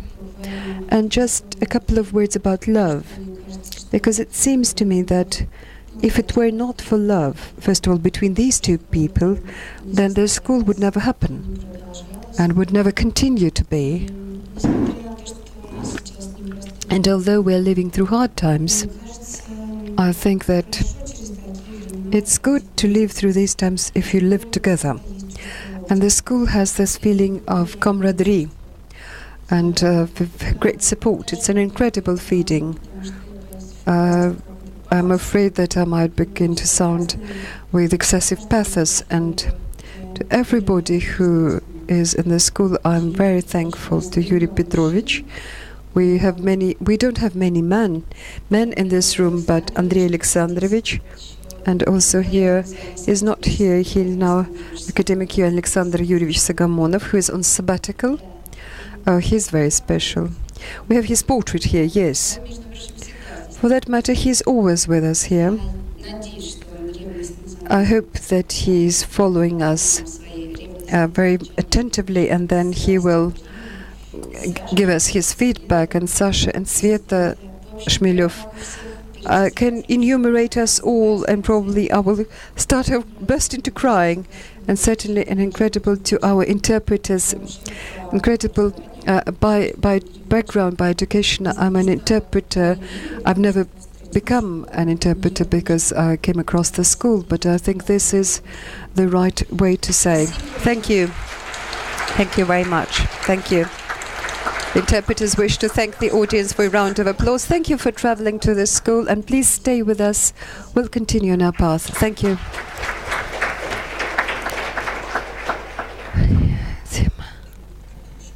Well, Inna put it such a nice way. I think that we have two young experts.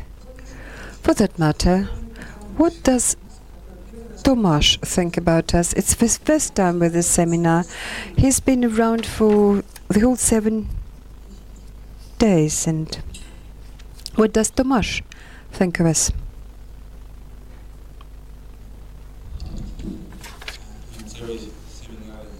Well, I couldn't attend the whole seminar, but for a great part of it, I'm amazed. I'm amazed by.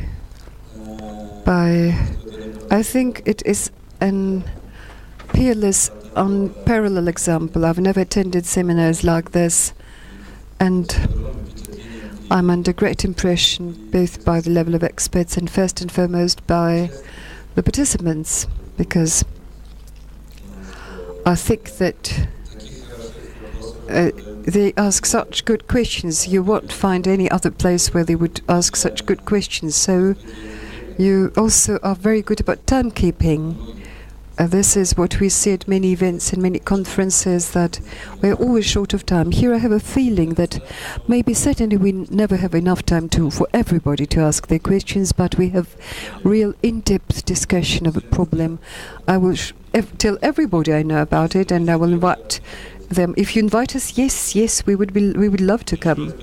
Thank you very much. And as a minimum, I suppose, on behalf of all Polish group, I want to thank you, because we have been saying a lot and all have been sharing our delights, and we love you.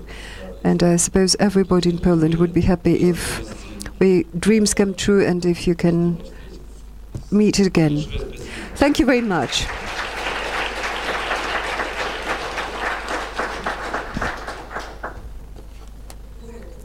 Border, do you want to say a few words? A couple of words, because you are not only he's so smart, he's also very interactive. Well, thank you very much. For me, the seminars by the school, I understood it on day one when I arrived here during this time. These seminars have become like a drug addiction. I'm now addicted to school seminars. In 5 or 6 hours after you arrive in Galitsina, you get this high. You get this high, and the next several days after the seminar ends, you get this withdrawal syndrome. And seminars are none are unlike another. They're all like surprising in terms of the quality of the audience, and all 3 evenings that we spent, which I moderated, we had such somewhat sophisticated subject, and I very much feared before the seminar that we can go away into, hooray sort of approach where we would stop all consideration and go into sort of coming up with slogans. But all of us who are here, and they managed to overcome yesterday the translation that we designed yesterday from Russian to bureaucratic, from English bureaucratic into Russian normal. And so please, if you could post them on Facebook or send them by email. And I'd like to thank the school, because we're not insured against bad events that might happen and that might occur to anyone. And so mid-term, long-term, that's true. But life, life is not possible without that. This is life, part of life. Thank you.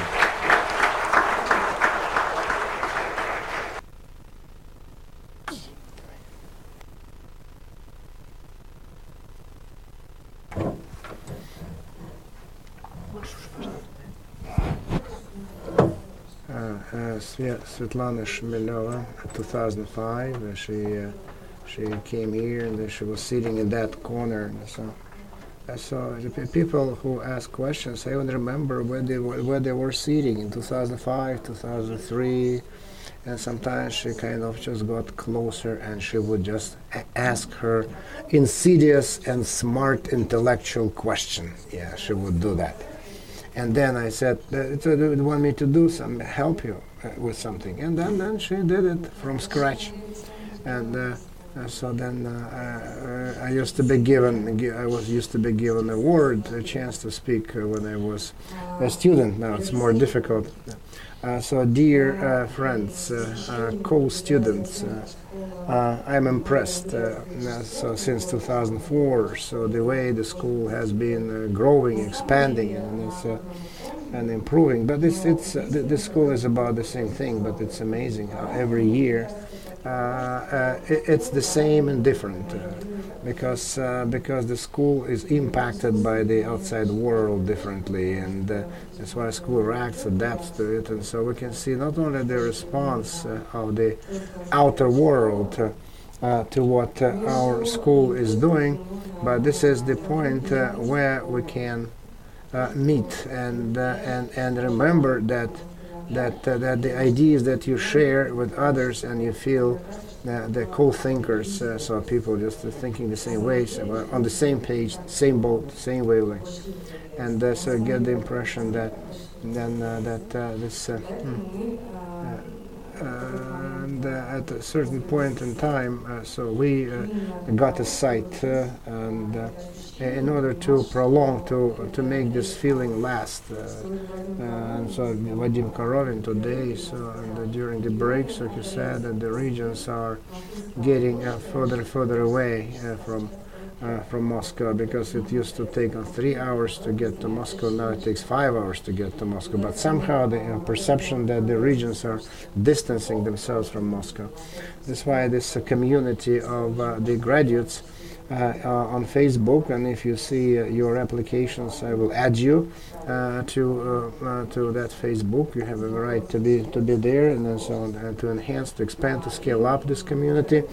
That's our task. And then every Sunday we have online meetings every Sunday with experts. So we have either a book that we're discussing. If it's a seminar, then so there are some video footage. There's some video footage that we can watch, and so etc. Please come visit, and we'll be happy if you come visit us. And then the second point in the program. So we made a horrible mistake for us.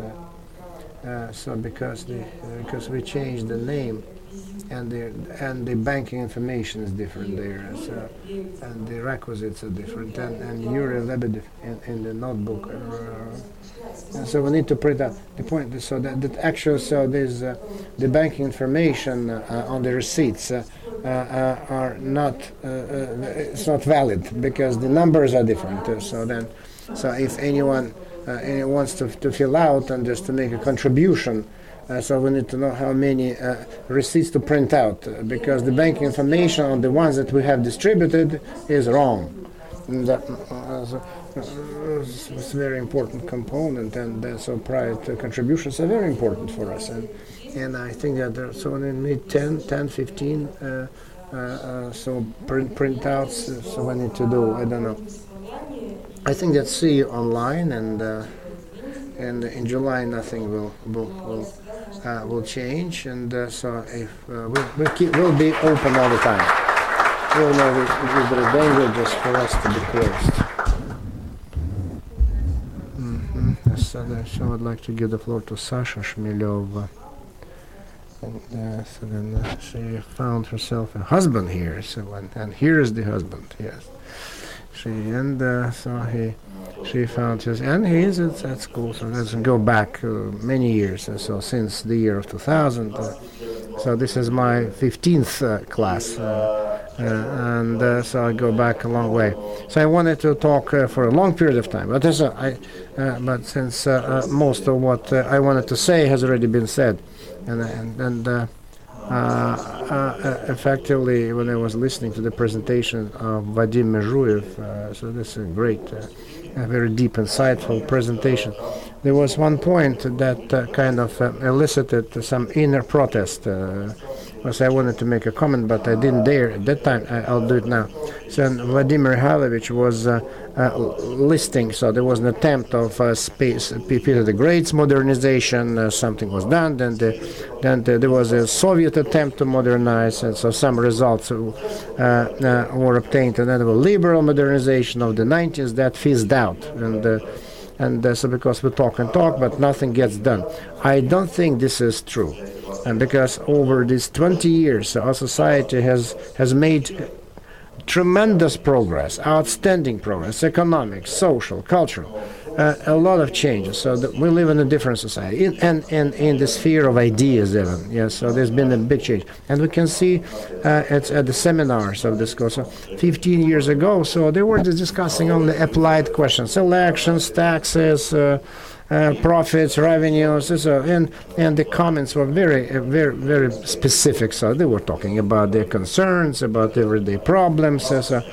So and we in Krasnoyarsk we have situation such and such, and then when the presentation of Mezhuev, so such questions that were made. Yeah. So it was 15 years ago. The questions that Mezhuev had to answer today, so would have been impossible to answer and to receive 15 years ago. And so then there will be, so we cannot go back. And that is why we'll continue to make progress. And I'd like to join all the compliments that have been said earlier. It is true that many times, I just got that feeling that when I was listening to. I listened to when I was not here, but I was listening on the computer. And I couldn't understand. Was that a comment? Was it a question or the continuation of the experts' intervention? Because you were doing so well and the questions were so great. And then another point in our big family. Yeah, so they will deny me the right to speak, right? Because I'm too prolix. So then everything that has been happening here has been recorded, videotaped, tape recorded, and broadcasted, and it will put on the site in the 6 days. So they're broken down into sessions, and it will all be there. So I suggest that you go back to this material and try to remember very important components. And then I suggest that you continue staying in touch in social networks, and don't stay in touch, don't disappear. And thank you all. Thank you.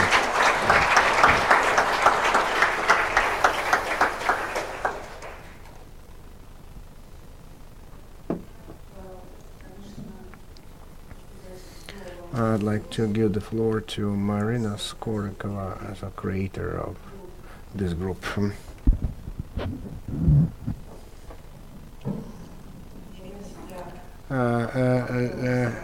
Lena always speaks about me as a TV talking head, but it's not true. I'm not a talking head. So I'm still a talking head on TV.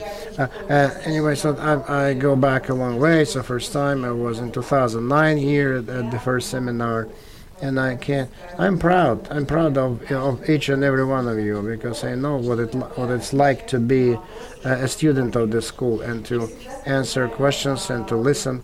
I always remember what Saint-Exupéry said.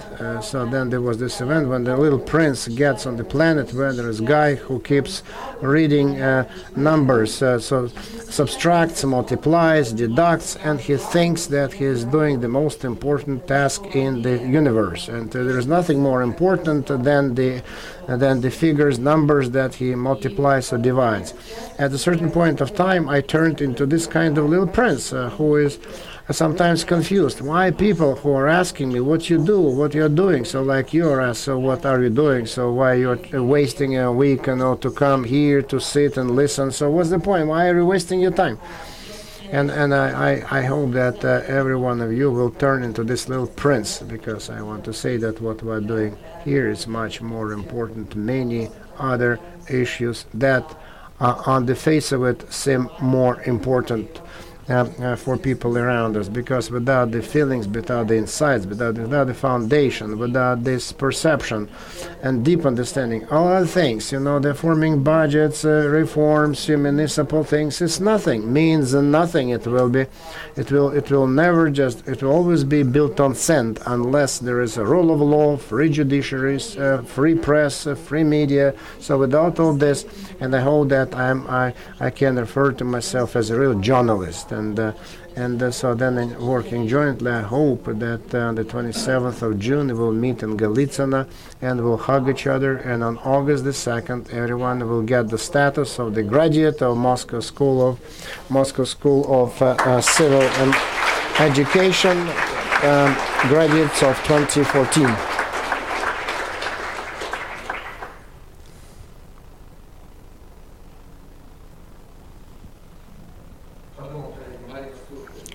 Marina, if there is a guy who leads TV events, then there are those who are led, and leading and led. Okay, so then I have very important responsibility to extol one very modest man. This is Sveta Aristarchova. So I would like to speak good of you. Svetlana Aristarchova. Svetlana and her sister Luba, who you've met too, and you all know, you've seen her. So she did an amazing task, and so because she organized it all, and so because she just brought Galitsina resort into a decent place to live and work, and because there was nothing there before. So it was not because we have good food, we have knives and forks and plates and bowls and everything. So it took Sveta several years before civilization came to Galitsina. Yeah, and this is very important, and I'm very happy that. I'm very happy that I have the honor to say thank you to Svetlana. Couple of words about the seminar. I just think that so the more horrible news we get on TV, the better the seminars become. Then that's because every forum is better than the previous one, and this is true for many reasons and for many indicators, because we're getting higher and higher, we're on the rise all the time, so the regional representatives, so wonderful people come from the regions, and then subject matters, topics that will widen and scale up, and so then philosophy came in here, so that's very important. Come out, we invite philosophers to our seminars.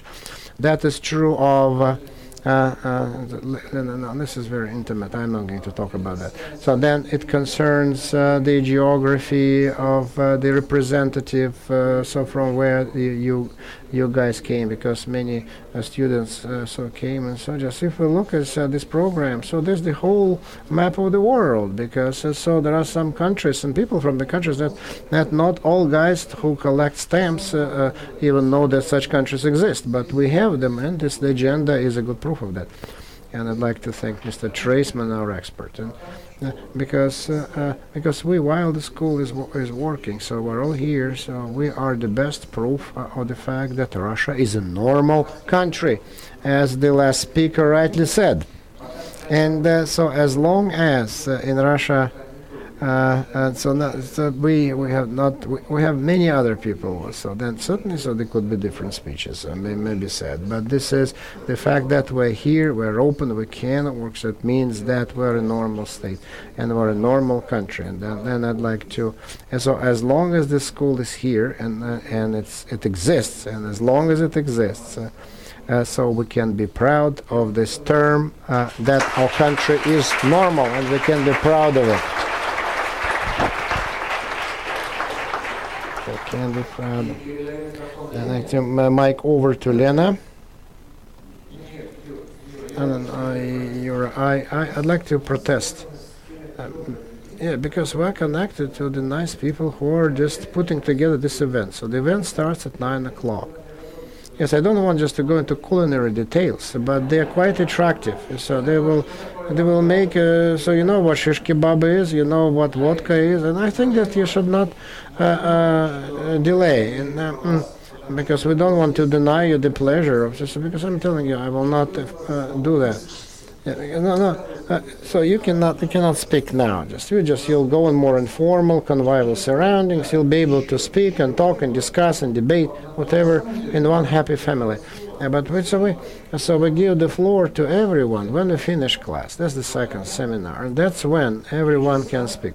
So then 3 hours of wonderful speeches we'll have. But the next, not today, the next seminar, 3 hours will be allowed. But as we have a few colleagues, very brief, because we have only 15 minutes to the event, and no one just put on tuxedo yet. And that will be it. And there, so then you can talk to your heart's content. And so speeches, the weather is great, shish kebab is hot, wonderful, sizzling. So Nastya.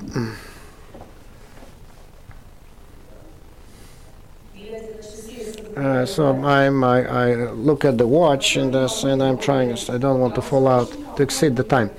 So very comfortable climate here. So I enjoyed it. So it's not every group that feels intellectually, psychologically comfortable, nice, warm, and open. And that's very important because this year and every time. So we are preparing to different turnout of events. But this time, so the way it turned out, this one, it's so wonderful, so great. It's a wonderful, great event, and it went the way it was everything we expected it to be, even better. You know? So I'm happy to see you all in your cities, and when all this discussion takes place and people, everything is great when we go visit your cities. And we're happy that the distance program works even when there are no seminars. And we're happy to offer some subject seminars as well. So because this kind of seminar is not the only thing we can offer you, because you know that the school organizes seminars for journalists. Then there's a special program for teachers, so then there's the people, the human rights, children's rights activists, etc. And so if we can get involved in these professional communities and seminars, workshops, we are open to cooperation, and we wait for you to come your part of the way. And we want your orders for books, because libraries, public libraries, universities, we provide books for free. And so to take advantage of this, because this intellectual baggage that I have this behind the door, so behind my back, so this is all we can just give you anytime. If you wish, just go take it free.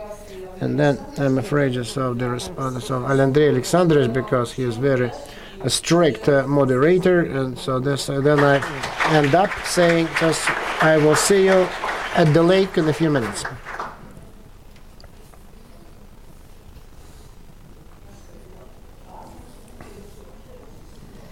They want to change. Okay, good. All our graduates now they work at the school. So I think that everything has been said, all great words, and so the only point, we invite you to the next seminar, and we wait for you to come and work actively. Good questions, intellectual remarks, please. Yes, thank you for your work.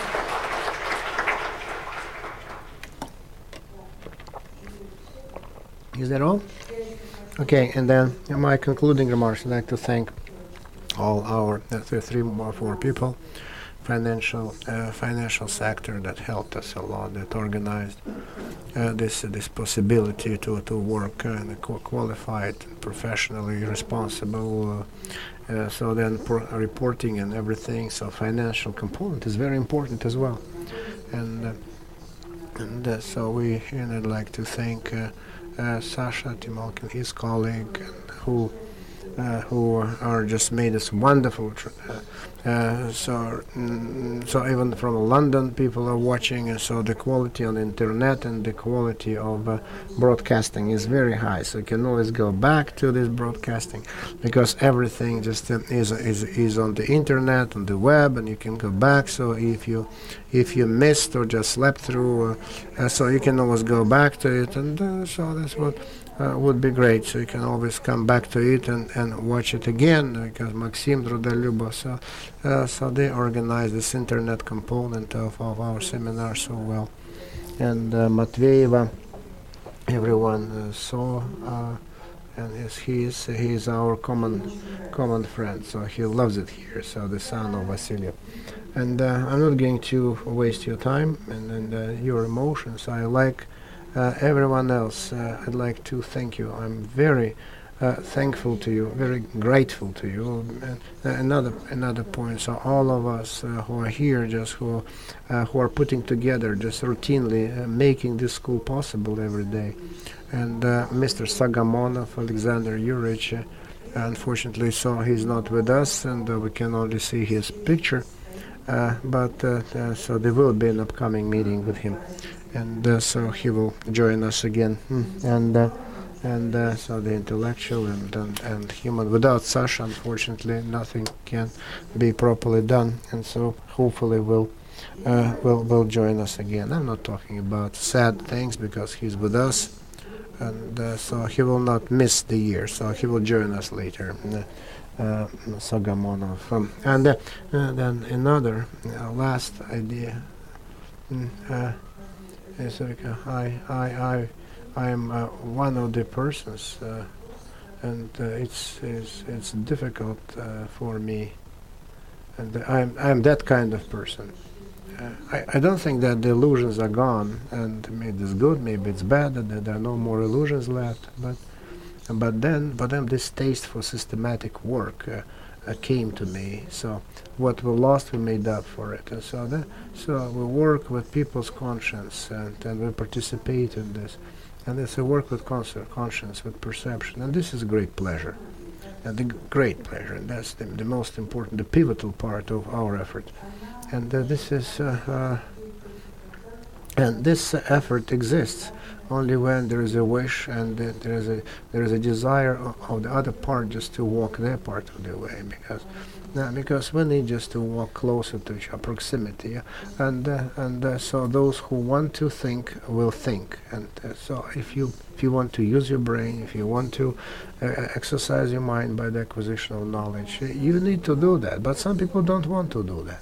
And you cannot force people to do it. But this seminar is organized for those who want to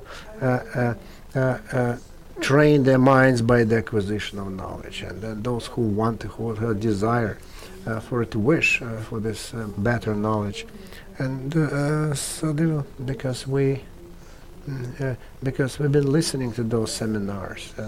And so sometimes I repeat myself when I saying when we watch a book, read a book, or watch a good movie, for example. So first we watch a plot, and then if it's a good piece of art, we start to reread it or to watch it again. Sometimes we return to it later in our lives, and so we're beginning to get deeper and deeper and deeper and see the hidden depths in a book or in a movie that we were not aware of before. And so this seminar is designed in a fashion, so critical thinking, developing, enhancing, evolving critical thinking from different positions, and so different angles that you can look at reality, at what's happening around us. And it doesn't follow that we're always right, and it just means that this viewpoint so has every right to exist, that this point has every right, even if it's in minority, minority share it, because that's the trick of democracy of modern society, the right of a minority, so to coexist and live cheek by jowl with the majority. And that's why in every situation in our lives, certainly the situation changes, but we know that the right to think, the right to critical thinking and live in a critical, rational field, and so only the courageous people do it and can do it. And since there are very few courageous people, they certainly are in minority, and then they are prosecuted and persecuted. And because they are critical thinkers, and so to learn the way to argue in a coherent fashion with any opponent. So just don't do it with those who won't hear you. Then there is no need to throw pearls before the swine, and so then there's no point in arguing. So the whole point for me, the sense of this all, if I am to summarize it, is this emotional component of our public life is to transfer something, certain components to the pragmatic, rational language. And so when I translate it, when I morph it into something rational, logical, then I feel this logic, and then I do not give up. So this rationality helps me, for example. And so then there are other things that help others. But this possibility, this ability to try to translate it to the rational language, to the language of rational actions, and then evangelical phrase I will end up with, which Mirab Mordashvili loved to repeat, meaning the following: that we should be led by intellect, by common sense. And his phrase, so walk as long as light is with us. I mean, walk in the ways of your heart. So if those who organize those seminars, those who live in other ambiences, and so these people are with us. And if in this sense, so this seminar is valuable to you, then we feel fulfilled. We feel happy, and we got this aesthetic pleasure from all this effort.